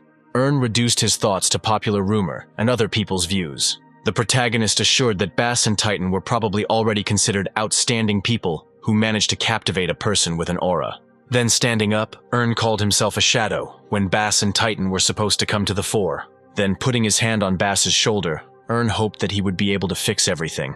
At this moment, the protagonist radiated trust and hope. This conviction was passed on to Bass and Titan, who began to assure Earn of their success. Earn wanted to receive a further report on the progress in his mansion. Sometime later, Erna was drying his head after washing. The protagonist was amazed at how much he had managed to accomplish in just one night. Finally, it was Earn's turn to see what decision Joe had made. As soon as he opened the system and called up the chat, Joe immediately wrote to Earn. Then, Earn was confused, because Joe wanted the protagonist's grandfather to talk to him. A second later, Guillaume, the king of trade, spoke. Listening closely, Earn understood that such a sign could not promise anything good. Also, Earn didn't have any information about Guillaume, which is why the protagonist should probably be more careful. After a short pause, Earn greeted Guillaume. The king himself would have been somewhat flattered by Earn's manners. In response, Earn revealed that he knew something about the king, as well as his grandson. Guillaume was once again surprised at how much a person from the Zero system could know. Continuing, Guillaume let Earn know that the protagonist's proposal earlier seemed too extreme to the king. Next, Joe spoke up, recalling the enormous sums of tens of thousands of coins that Earn had announced. Afterwards, Guillaume took the floor again, trying to catch Earn in a lie, believing that he could not have earned the money that Joe had previously talked about. Guillaume didn't think it was impossible, just incredibly difficult. Thus, Guillaume reduced his speech to the fact that Earn was simply raising the price out of thin air. The protagonist could not object to Guillaume in any way, since he had calculated everything. In this case, the protagonist tried to reduce everything to the value of 5 circulation tickets. However, the king did not lose his grip, considering the price announced by Earn to be exorbitant. In response, Earn asked how Guillaume valued revenge. As an experienced merchant, Guillaume believed that everything had a price, and therefore, even for the opportunity for revenge, the king saw the sum of 50,000 coins as quite sufficient. The protagonist thought for a moment, not knowing how to get to the life-hardened Guillaume. Be that as it may, Earn had already seen that Guillaume had made one significant mistake. Biting his finger, the protagonist was not averse to playing a game of chess with the old merchant. Subsequently, the protagonist returned to the topic of 50,000 coins. Earn operated his words in such a way that Guillaume himself could regret something. The king asked the protagonist again. Cleverly, Earn reduced his words to revenge on Joe, which could have easily failed. In a veiled manner, Earn hinted that he could have made a deal with Joe's enemies, as a result of which Joe could have died. Worried about his grandson, Guillaume tried to answer something, but couldn't. As Earn waited for an answer, he was now acutely aware that Joe's revenge was not personal, but extended to the entire family there. Continuing to press on the sore spot, Earn diluted the silence with statements about his exceptional help. At some point, having given up, Guillaume decided to find out about Earn's conditions. Silently, the protagonist exclaimed from the sudden success, because he managed to put pressure on the buyer. Earn folded his arms and suddenly began to talk about how he only needed trust, not money. Stroking his beard, Guillaume considered Earn to be a very clever boy. Nevertheless, he was not averse to listening to him. After which, Guillaume asked Joe to convey some words to Earn. Jim went on a rather long tirade that for the sake of Earn and his services, he would not open a branch of his trading empire in the Zero dimension. Guillaume found Earn too greedy and unable to get his fill. In his mind, Guillaume praised Earn for his impudence, while having no right to engage in interdimensional trade.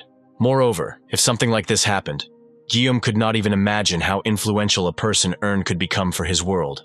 A minute later, Joe informed his grandfather that Earn had made another counteroffer. Guillaume sighed but decided to listen. Confused, Joe reported that Earn wanted an investment of 200,000 coins. The old man coughed when he heard such a sum. Joe also revealed that Earn had promised to return the sum with interest. As assurances, the protagonist only asked the old man to sign the exchange contract. Guillaume was not sure about such an action, because in fact, he did not know anything about the protagonist as a merchant. Having conveyed his grandfather's words, Joe soon received an answer from Earn that in a similar case, there is a way to solve it. Guillaume became interested. At the same time, Earn, through the absorption skill, absorbed various training manuals for trading. However, no matter how many times Earn repeated this practice of absorbing skills, he still could not get used to this process. After a couple of minutes, Earn finished absorbing the skills, now wondering about the fate of the person from whom these skills were taken. Guillaume informed the protagonist that the skills belonged to a man who once began his journey with the king. For such a gift, Earn would not be averse to even thanking this person. Guillaume evasively told the protagonist that there was no need for such a thing. In this way, Guillaume fulfilled his old friend's dream, allowing him to now enjoy the ordinary rural life. On the other side of the chat, the protagonist listened attentively to this story. In any case, Guillaume asked Ern not to worry about strangers. The protagonist readily agreed to this. However, in all the recent actions, Ern saw one inconsistency. Since Guillaume had previously sworn that he had never engaged in interdimensional trade, Joe chimed in, explaining to Ern that the transfer of skills was not a deal between a company and an individual, but only an exchange between private users. Not knowing how events would unfold next, the protagonist was already sure that he had won the jackpot, since he had acquired such valuable knowledge. Additionally, Erna was given a contract and even some money. Next, Guillaume spoke up, reminding Ern that he had made these concessions only for the sake of his grandson and now expected the protagonist to fulfill his part of the deal. In turn, Ern gave his word that within 3 years, he would provide goods for revenge. Meanwhile, Guillaume was somewhat ashamed of himself for making such big concessions to the most ordinary stockbroker. Then Guillaume stood up, saying that the deed was done. The old man hoped that he had helped his grandson, while Ern hoped for future cooperation. True, Guillaume no longer gave any comments on this matter. As he left, bowing to his grandson, Guillaume hoped that fortune would smile upon their family in the future. Having finished the farewell gestures, Joe watched his grandfather leave. Deciding not to waste any time, Joe provided the protagonist with a list. After studying the list, the protagonist came to the conclusion that all the names there belonged to people from Joe's world. They were all different people, but with one common pattern, which was the transcendence of martial arts. Even though Joe himself was on par with these people in terms of his strength, Ern doubted that he would be able to resist them. In any case, Ern did not want to interfere in other people's family affairs and simply sent the requested file. After sending the report, the protagonist notified Joe about it as well. After a while, Joe thought Ern was trying to make a joke about it. Suddenly, Joe started talking some kind of unrelated nonsense, at the end of which, Joe even tried to accuse the protagonist of fabricating data. To all this, Ern responded in the same way that the leader of the cartel expressed himself when he received evidence against himself. Joe hung his head sadly when he heard from Ern that the report could not be faked. Realizing that something was wrong, the protagonist wondered if perhaps the report didn't include Joe's enemies. With undisguised fury, Joe informed Ern that the report had said nothing about the main culprit. Because of all this, Joe was forced to ask again whether Ern really had not made any changes to the report. Having done nothing wrong against Joe, Ern stubbornly stood his ground. Meanwhile, Joe gritted his teeth from the accumulating anger. After thanking Ern with difficulty for his efforts, Joe left the chat. The protagonist, in turn, although he sympathized with Joe and understood his emotions, could do nothing more. At the same time, Ern thought about Joe's 5 enemies, who must have had something in common. After checking a couple of names with the Eye of Insight, Ern was convinced that 2 of the names on the list had been implicated in the massacre. Meanwhile, in another place, looking at the Black Mamba symbolism, Bass and Titan couldn't believe their luck. While Ern was still a threat to them, it was the protagonist who helped the 2 rise to power. Ultimately, Titan agreed with Bass about the importance of Ern's role. When the time came to share power, Titan gave up his position as leader to Bass, as the smartest one. Titan honestly admitted that he preferred banal physical work. Smiling, Bass thanked his friend for his trust. Following this, Titan suddenly mentioned some unfinished business. Bass reduced the problem to the absence of the right person. At this point in time, they have decided to leave this topic behind the scenes. Suddenly, Bass mentioned that even Titan suffered that same pain, but continued to work. The action moved a little into the past, when Ern, in the guise of Flip, offered to have a drink with his new allies. As in the case of the spy Harvest, the bandits looked at the glass filled with a cloudy liquid. Then, Ern insisted that the special drink had to be drunk to the bottom. Without delay, Bass and Titan fulfilled Ern's request. Later, Ern's true motives came as a terrible revelation to them. In any case, a new sunny day has arrived. The action took place in the part of the city where the Black Mamba's main hideout was located. There, sitting at the table, the protagonist inquired about the well-being of his subjects. Bass responded, describing his health as poor, since, first of all, no one knew what to expect from Ern. The protagonist asked Bass not to worry about anything because Ern was always ready to help. Ern, in principle, intended to give the bandits maximum freedom of action, since he himself was not interested in affairs in the criminal world. Such revelations greatly surprised Bass and Titan. Next, Ern put a letter on the table with conditions, by following which the bandits would avoid the fate of Kamazan. Quickly, Bass grabbed and opened the letter. The very first point in the letter was Ern's prohibition on getting rid of parasites. Further, The list included further conditions that were equivalent to treason, as well as a non-negotiable monetary income in favor of the protagonist. Then, the rhetoric of the letter changed, moving towards demands for unconditional cooperation with Flip Trading Company. Having read to the end, Bass even voiced that in general, the conditions were acceptable. With obvious indignation in his voice, Earn even asked again that the demands were acceptable at the general degree, and not unconditionally. When Bass assured Earn of his full acceptance of the conditions, the protagonist became sweet and affectionate again. The bandits watched with obvious apprehension such metamorphoses in the protagonist's behavior. In any case, now Bass had no choice but to agree to Earn's terms. After which, the conversation turned to Flip's trading company, to which Earn made it clear that it was his brainchild. It came as a surprise to the bandits that a merchant had secretly seized power in the criminal organization. Earn confirmed this guess, making it clear that he has as much as 50 years of experience. Completely confused, Bass and Titan exchanged glances. Several hours passed since that conversation, and evening came. The action moved to the closed training hall of the academy. At some point, the heavy front door opened by itself. Footsteps and relaxed sighs were heard, followed by the door closing just as quietly. As he removed the invisibility effect from himself, Earn even doubted that it was worth using something like this at the academy. On the other hand, the protagonist saw the need for excessive caution, since misdeeds could easily lead to expulsion from the academy. Having walked a little further into the hall and sat down there, Earn began to reflect on the fact that over the last 15 days, he had managed to achieve a great deal. So, in the list of Earn's achievements, it was indicated that he had received the excellent rank. There was also a difficult but super profitable deal with the King of Trade. Thanks to the knowledge gained from Guillaume, the protagonist was able to buy out a bankrupt guild and open his own company in its place. Moreover, at the head of the capital's criminal world was Erna's man. After all these accomplishments, Earn looked at the world in a completely different way, as a canvas filled with possibilities. Ultimately, even dimension trading always improved the protagonist's situation in reality. Perked up, Earn thought he should ask Circle for a couple more closed training sessions. A minute later, Circle himself entered the room. Earn was glad of such a meeting, especially since he himself planned to meet with the instructor. The protagonist was about to start talking about closed training, but the instructor interrupted him with words about a more important matter. Earn became interested. Circle said that a certain person from the prosecutor's nightly corps had sought a meeting with Earn. The protagonist became wary, however, wanting to know what Circle had answered him. The instructor made it clear that he had gotten rid of the knight for a short time, but had no idea why he was looking for Earn himself. The protagonist honestly answered that he had no idea why he might be wanted.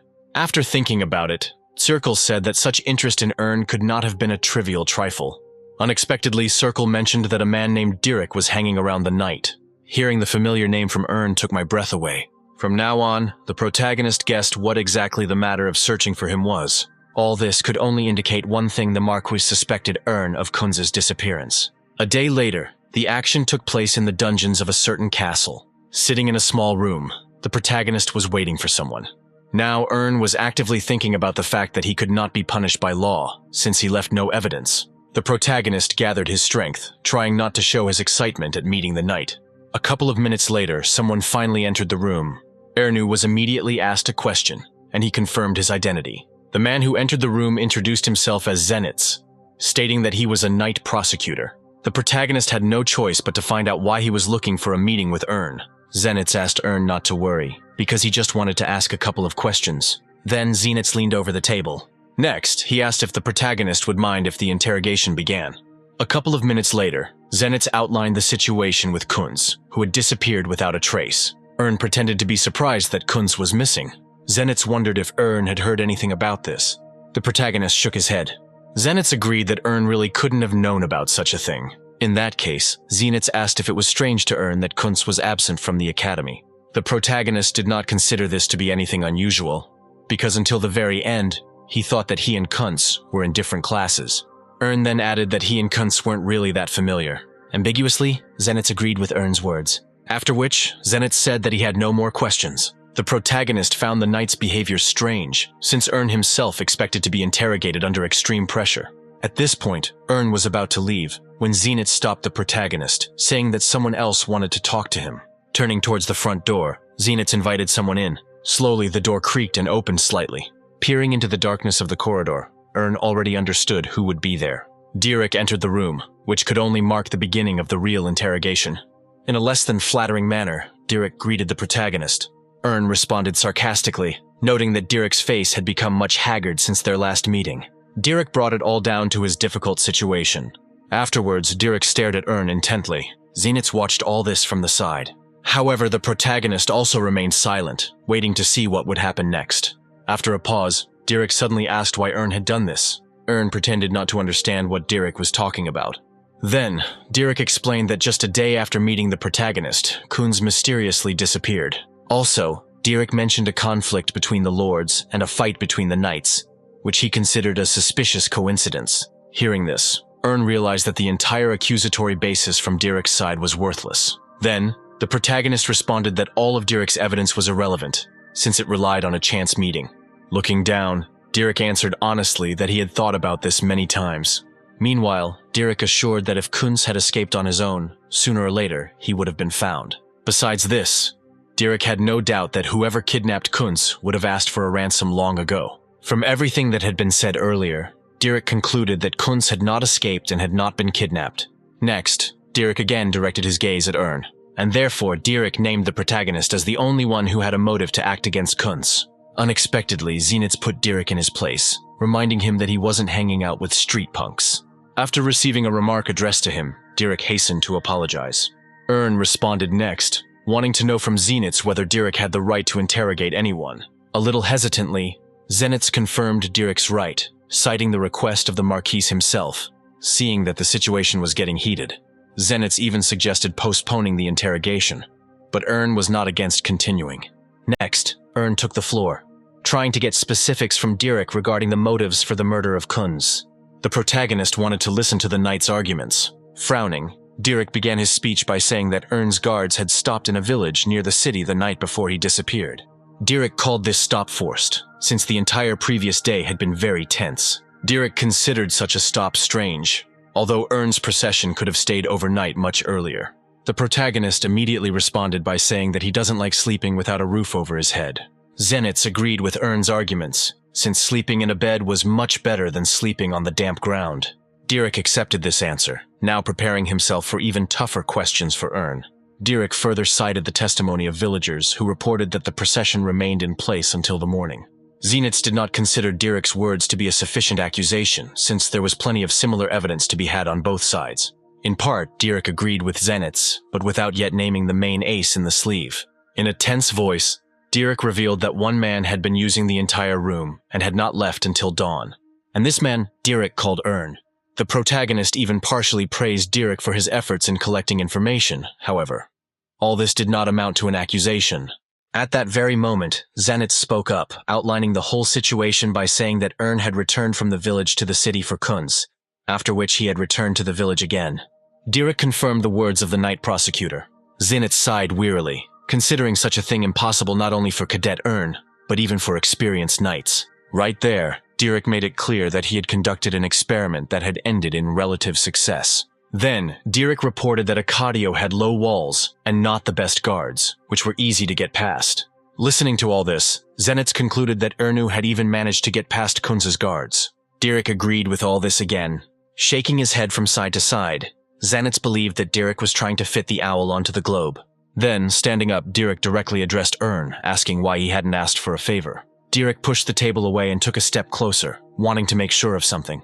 Dirk was absolutely sure that the protagonist was hiding his true abilities. Their gazes met again. At that moment, looking at Earn, Dirk felt a very strange energy emanating from him, not typical for a young man.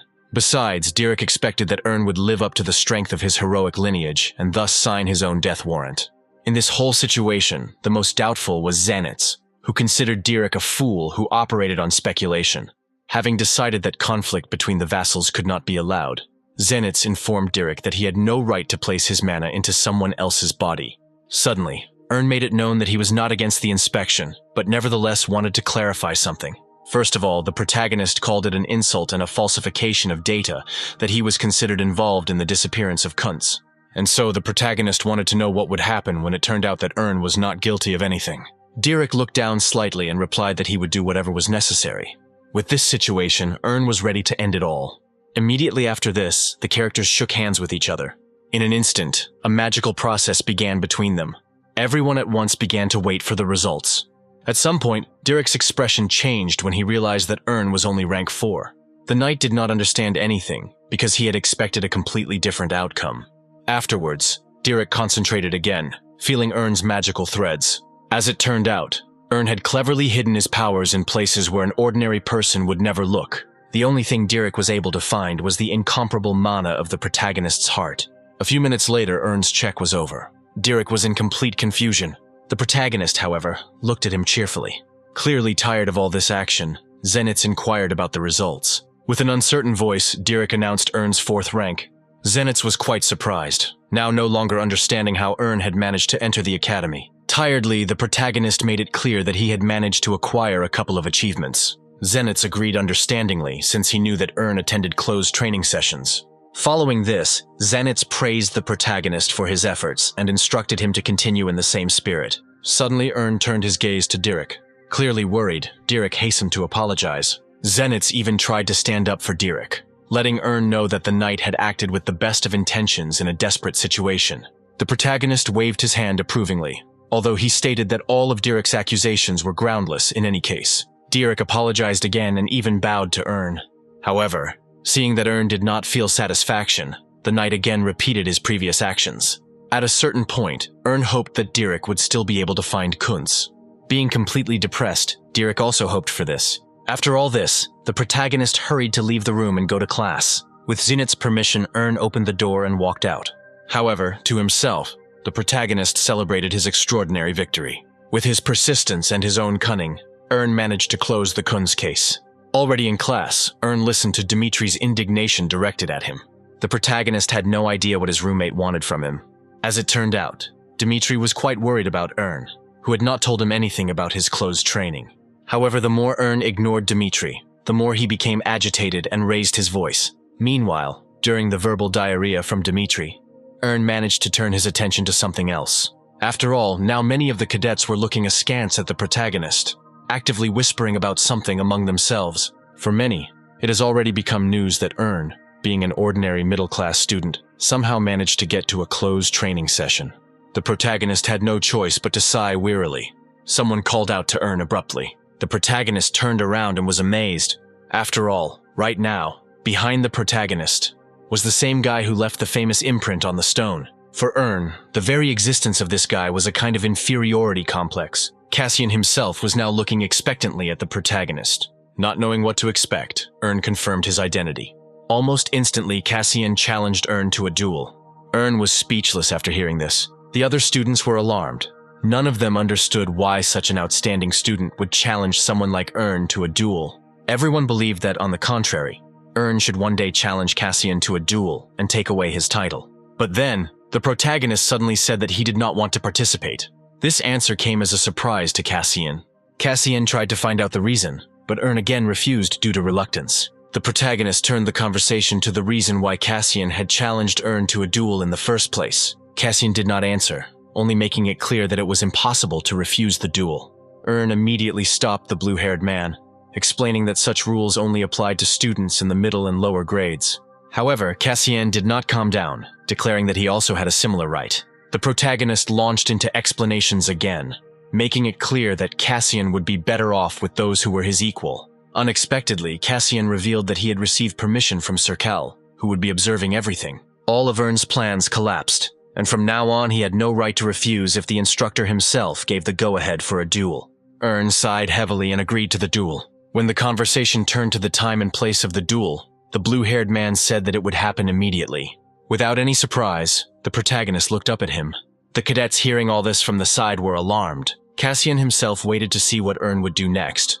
Tiredly, Earn stood up from his desk. Believing that this would not last long, the protagonist asked the blue-haired man to go forward. A few seconds later, Earn and Cassian began to leave the auditorium. The cadets watching them were delighted with what had happened, now wanting to see how that duel would unfold. A little later, the action moved to the fighting hall. There, armed with wooden swords, Earn and Cassian stood opposite each other. At some point, Circle caught the protagonist's clearly displeased gaze. The instructor silently asked for forgiveness for not being able to go against the rules. The protagonist had no choice but to sigh in displeasure. Next, Earn looked at the blue-haired man. Thinking that now was the right moment, Earn wanted to know why he had challenged the protagonist to a duel. Blue-haired reported that Earn was the first freshman to attend closed training. Earn agreed with this, remembering to himself that only a few people in the entire history of the academy could boast of something like this. Afterwards, Cassian told Earn that he didn't understand how something like this could have happened at all, especially when all of the blue-haired man's applications were rejected. Earn suggested in a disgruntled voice that the whole point was simply that Cassian's right of primacy had been taken away. Instantly, Cassian descended to shouting, calling Earn's guesses nonsense. Earn called Cassian's argument unconvincing, given that training was based on potential, not ranking. Earn explained that he had overcome the wall of restrictions, and therefore earned the right to train. Growing increasingly irritated, Cassian made it clear that he already knew these rules. In such a case, Earn did not understand the reasons for Cassian's behavior at all. The blue-haired man protested again when Earn suggested that he only wanted to be first in everything because of some complexes. The protagonist enjoyed such a violent reaction from Cassian, who in fact turned out to be an ordinary child. Cassian thrust his sword forward and growled that Earn was no better. The protagonist chuckled mockingly, hoping that the blue-haired man would not lose face. Cassian responded with similar rudeness. As soon as the signal was given to begin the duel, Cassian was already swinging his sword. In a defensive stance, Earn skillfully repelled Cassian's first attacks. However, at some point, the blue-haired man twisted, which captured the spirit of all the spectators. It seemed that the sword had managed to find a gap in the protagonist's defense. Many are frozen in anticipation of how it will all end. However, Earn was still not defeated. Some facts about Cassian from his past life surfaced in the protagonist's memory. After all then, until the end of his days, the blue-haired man showed off with his head held high. Meanwhile, in this reality, Cassian had one problem. In the form of Earn, he made a mistake in choosing an opponent. For the protagonist himself, Cassian was nothing more than a roadblock on the way. With even greater tenacity, their duel continued. As he struck, Cassian was angry that Earn had gone into deep defense, not even trying to counterattack. This whole situation made Cassian quite angry, as he was already burning with the desire not just to win, but to kill Earn. Earn herself did not dare to show her strength to the public and now wondered how he could have lost better. At some point, the protagonist had an idea. Earn recalled that Cassian, although he was magically gifted, did not really know how to control his mana. At that very moment, Cassian himself struck again. The protagonist jumped in time, preventing the blow from reaching him. Afterwards, a certain distance formed between the combatants. By this point in time, Cassian looked quite exhausted. Earn looked at him with a certain amount of bragging, expectantly. Only now the blue-haired man himself noticed something strange. Cassian noticed how Earn held the sword. Earn explained his fighting style as elegance, ease, and cunning. After all, his father bequeathed him to fight. Cassian sighed in surprise, because he had never heard anything like this about Rabadon before. The cadet spectators were somewhat upset that the fighters, for some reason, began to chat among themselves. Mesmerized by Earn's words, Cassian wanted to hear any more revelations, but Earn made it clear that he had received no further instructions. Further, according to the protagonist, Rebadon demonstrated the rest of the teachings to Earn personally. Afterwards, Earn extended his hand with his sword raised towards Cassian.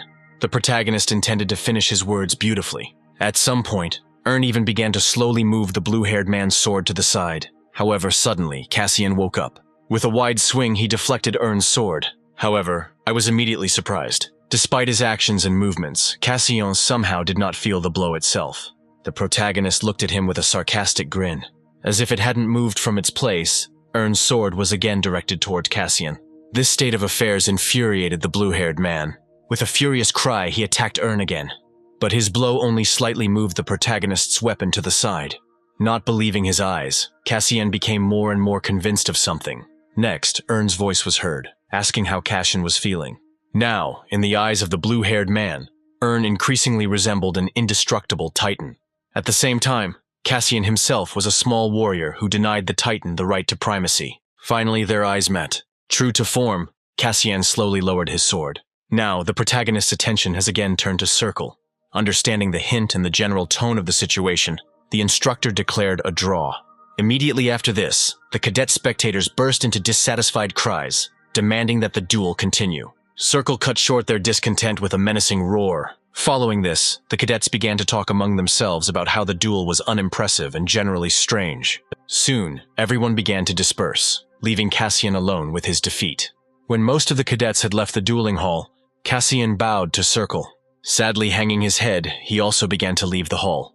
Now, the protagonist could boast that he had completed the duel perfectly. Circle was a little dubious about Earn's words, not really believing that his original plan looked exactly like this. Then, Circle made it clear that Earn had gone a bit overboard, since he had used an art that even the instructor could not comprehend. Earn agreed with everything that Circle had said earlier. The protagonist elaborated on his technique, which turned out to be the 8-star sword martial art. Visibly sweating, Circle was somewhat worried about Cassian, who was faced with such a powerful rebuff. Chuckling, Earn made it clear that everything happened as planned, the result that Circle himself wanted to achieve. The instructor reminded Earn that he had demonstrated his strength too much, although he had intended to hide it. Smiling, the protagonist reduced everything to the fact that he wanted to teach the blue-haired man a lesson, and he was not eager to lose. Next, the protagonist asked Circle to prepare a pass, since Earn wanted to leave the academy for a short time. Surprised by such a request, Circle even asked where Earn had gone this time. A couple of hours passed since then, and evening came. The guild that Earn had bought out was actively unloading. Heavy boxes were shifted and records were kept. In the guise of flip, Earn watched all this, enjoying his possessions, and in general, the overall appearance impressed him. At some point, someone called out to Earn as the head of the trading company.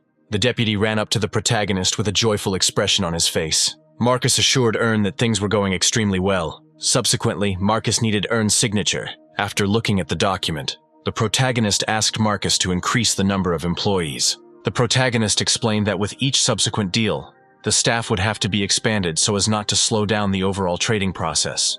For Marcus himself, such a number of employees was something unthinkable, despite the number of deals that Earn had already agreed on. Earn even shared his desire to quadruple the number of employees, but for now, he was in no hurry. According to the protagonist, it will take at least a couple of years to become a monopolist. After a detailed explanation, Marcus assured that he had understood the protagonist's idea. Suddenly, Earn remembered one important detail and asked Marcus to take care of repairing the roof of the former guild building. Marcus dared to give advice in return, suggesting that they wait with this decision, since Earn had only just opened his own business. Sighing, the protagonist again reminded Marcus of his thoughts about development plans. Earn was counting not only on getting rich, but also on gaining a reputation, something that a shabby warehouse could not help with. Marcus hastened to confirm all the previously given orders of the protagonist. Next, Earn began to think about Marcus. Based on the skills he learned from Guillaume, Earn saw Marcus as a diligent deputy, but one whose bad trait was timidity. In any case, Earn had no reason to fear that Marcus would dare to stab him in the back. Having finished his thoughts, the protagonist asked where the secretary was now. The action moved to a certain part of the warehouse that was set aside for the secretariat. Earn knocked lightly on the door. At that moment, Sari and Sylvia appeared from behind a pile of accounting books. Entering inside, the protagonist hoped that there were no complaints about the secretary's office. Sylvia and Sari exclaimed with joy at the sight of Earn. In particular, the little animal, Jingling, rushed into the protagonist's arms. Afterwards, they exchanged mutual emotions. Earn even felt that he had put too many things on the girl. Sylvia herself was beaming with happiness, assuring that she was only glad to work under Earn's leadership. The protagonist was quite pleased with the girl's work, and therefore was ready to help her in every possible way at the slightest request. Suddenly, Sylvia remembered that a certain order from Earn was ready. The protagonist was even surprised that everything was done so quickly. Sylvia said that Earn's order is now in the backyard. However, the girl did not understand where the protagonist was going to use something like this. With a wink, Earn announced that this was an order for Sari. After hearing this, Sylvia was filled with unanswerable questions. A couple of minutes later, in the backyard, a completely metal carriage was in front of the protagonist's eyes. As a treat, the protagonist presented that Sari, the little animal, was beside himself with happiness.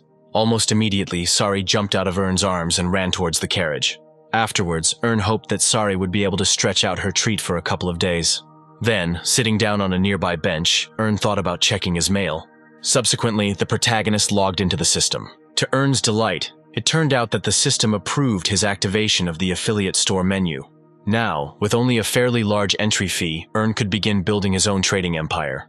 In his mind, the protagonist thanked Mayam, who had put in a lot of effort to make such a function available to Earn.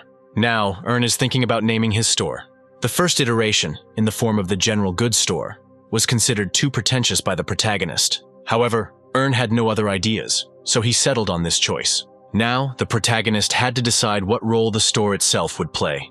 Earn thought about the fact that he had no intention of producing anything, only of acting as an intermediary in trade operations, and therefore, Earn decided to consider diversity itself as his advantage. However, for now, many of the necessary goods were not in stock, and Earn himself often operated with what was in the inventory. Deciding to take a break from this whole topic for a while and remembering martial arts, Leon unexpectedly contacted Earn.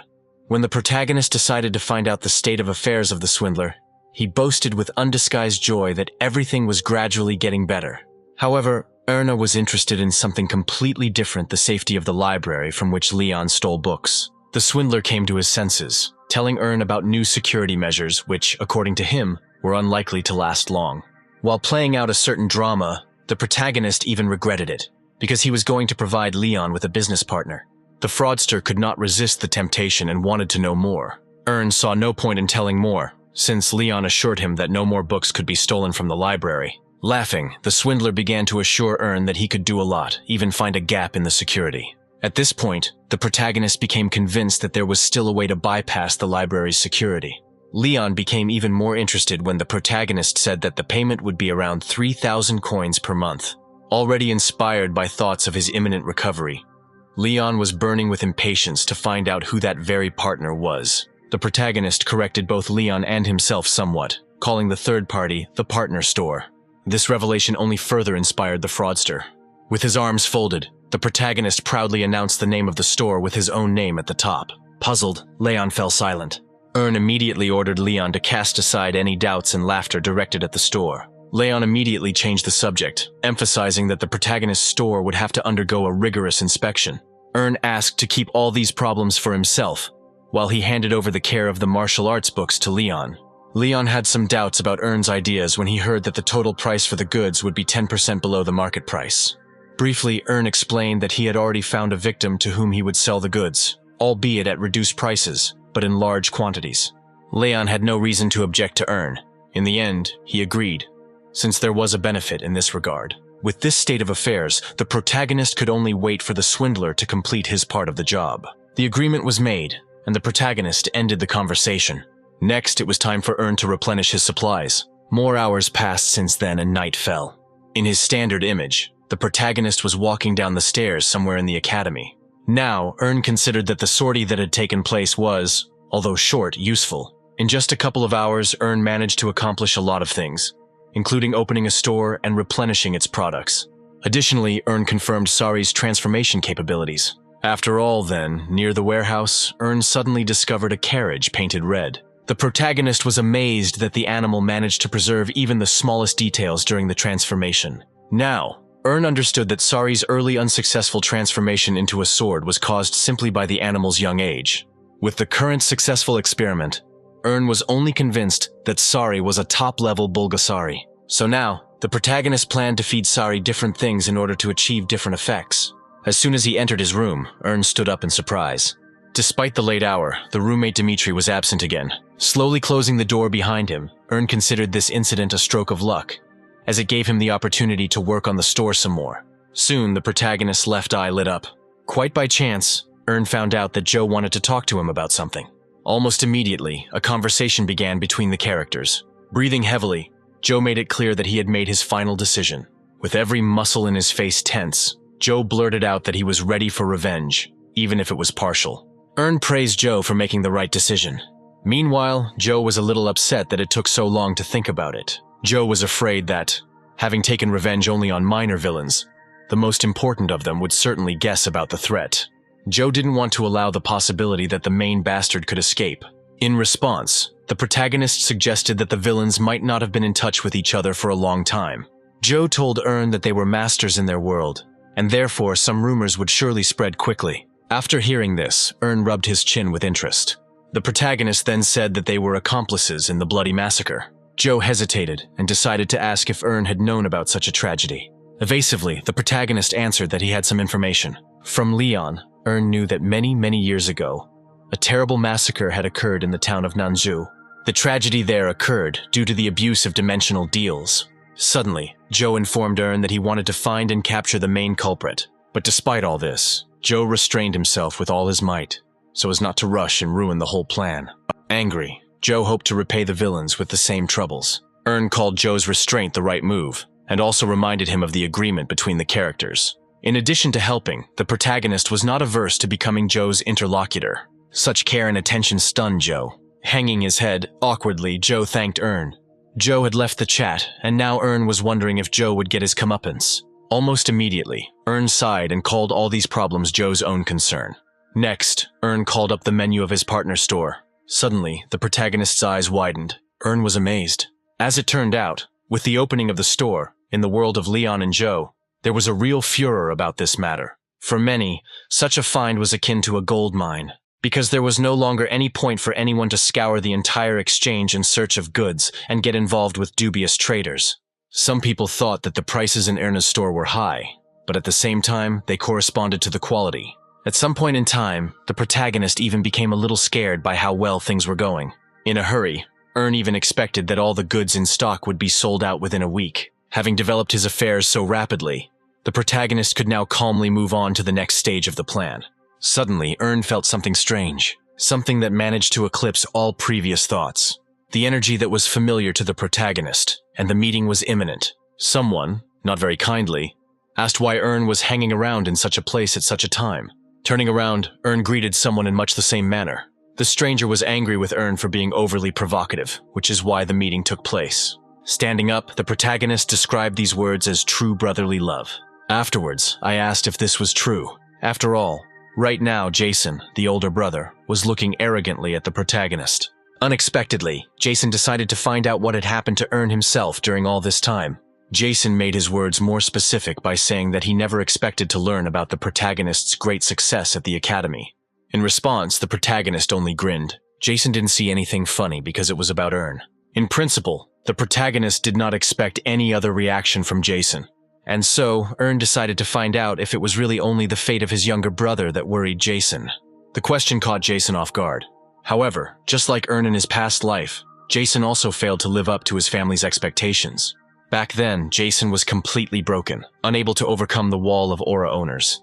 It was for this reason that Jason always looked at Ern with concern, considering him his direct competitor. Of all of them, it was Jason's attention to Ern that was the most intense. Jason expected to take a position somewhere in the middle of the family, all the while realizing that he didn't stand a chance against Kieran. The brothers' gazes met, and only now, having tested Jason with his gaze, Ern finally understood that he was extremely weak. There was a short pause during which the brothers looked at each other silently. Having given in first, Ern asked Jason to tell him why he had come.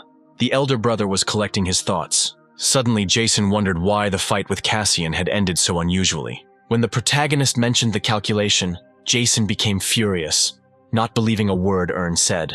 Ern was surprised, deciding to find out if it was really impossible for him to do this. Like many, Jason was concerned about the draw between first and 72nd place. The protagonist expressed himself in a secret way. Right there, Jason made it clear that someone wanted to see the protagonist. Jason sniffed and said Thane's name. Being interested, Ern even asked again. Jason nodded his head in confirmation.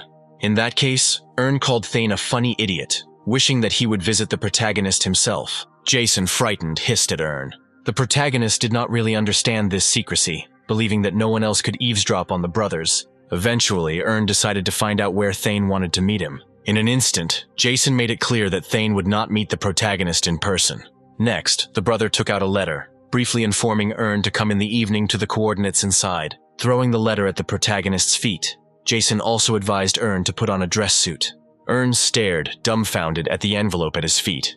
Jason, barely containing himself, told them that Ern had been given the great honor of being accepted into the freshman club. Picking up the letter in the envelope, Ern thought completely differently, describing the invitation as a dummy. Words like these and Ern's reaction worried Jason more and more. Finally, turning around, he urged the protagonist not to be late, after which he hurried away. Looking at the envelope, Ern wondered whether he should accept the invitation. Be that as it may, there Ern would encounter both future enemies and future allies. Club 21 itself was an elite place for the most outstanding students of the Royal Academy. Often, the connections created there were reinforced for life. It followed from this that many people were eager to get there at any cost. Others regarded the club as a gathering of outstanding people who would be destined to play an important role in society in the future. As always, the club was full of lively conversations. Wine flowed, and the girls laughed. Unexpectedly, this atmosphere was drowned out by loud footsteps. The idle members of the club immediately turned their attention to the source of the noise. Their gaze fell on Ern, who was walking steadily. Almost everyone looked at the protagonist with interest. None of them had ever seen Ern before, but they considered him to be quite elegant. Earn knew that all eyes were on him only because of the tag on his clothes. Clothes that were made only for high society. Among the motley crowd, someone caught the protagonist's attention. More than the others, the red-haired girl looked at Earn. Almost immediately, Earn recognized her as Selena.